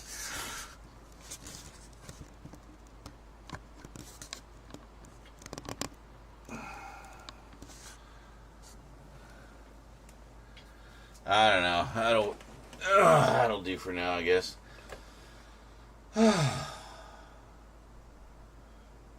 Did I win the lottery? No.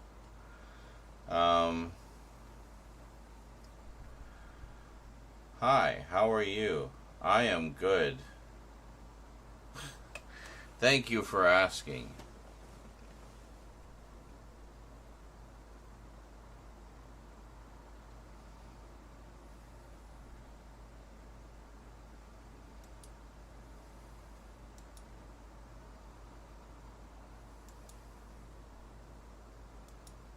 Time is it? 5 in the morning. Holy shit. Yeah, I should probably go to bed. But that's okay.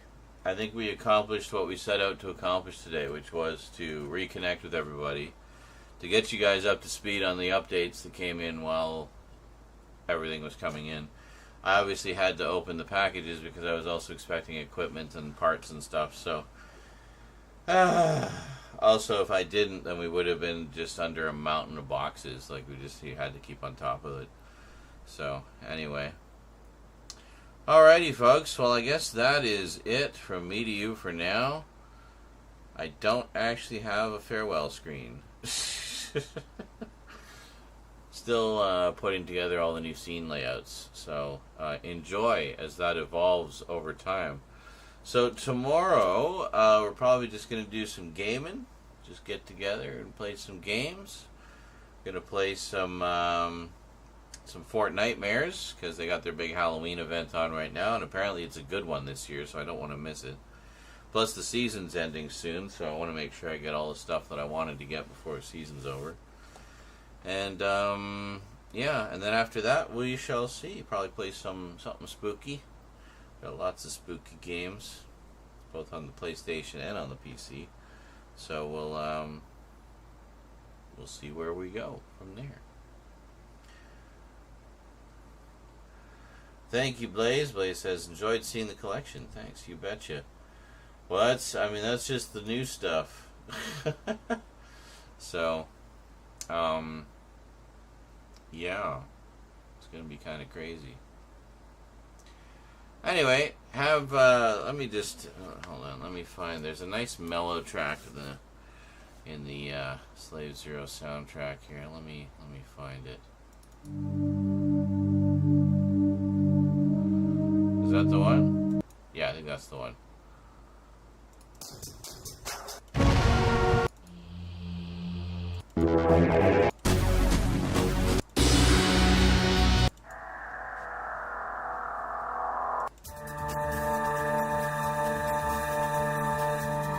Yes.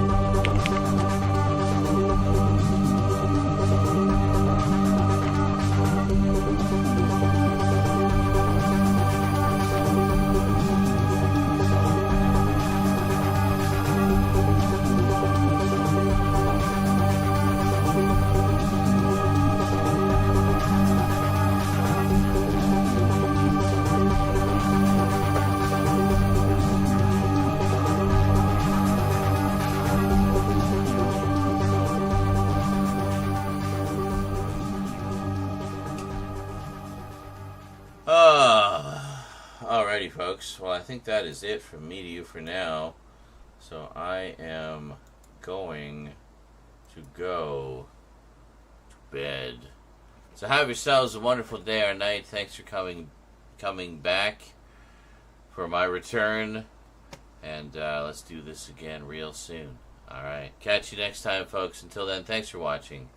And sayonara.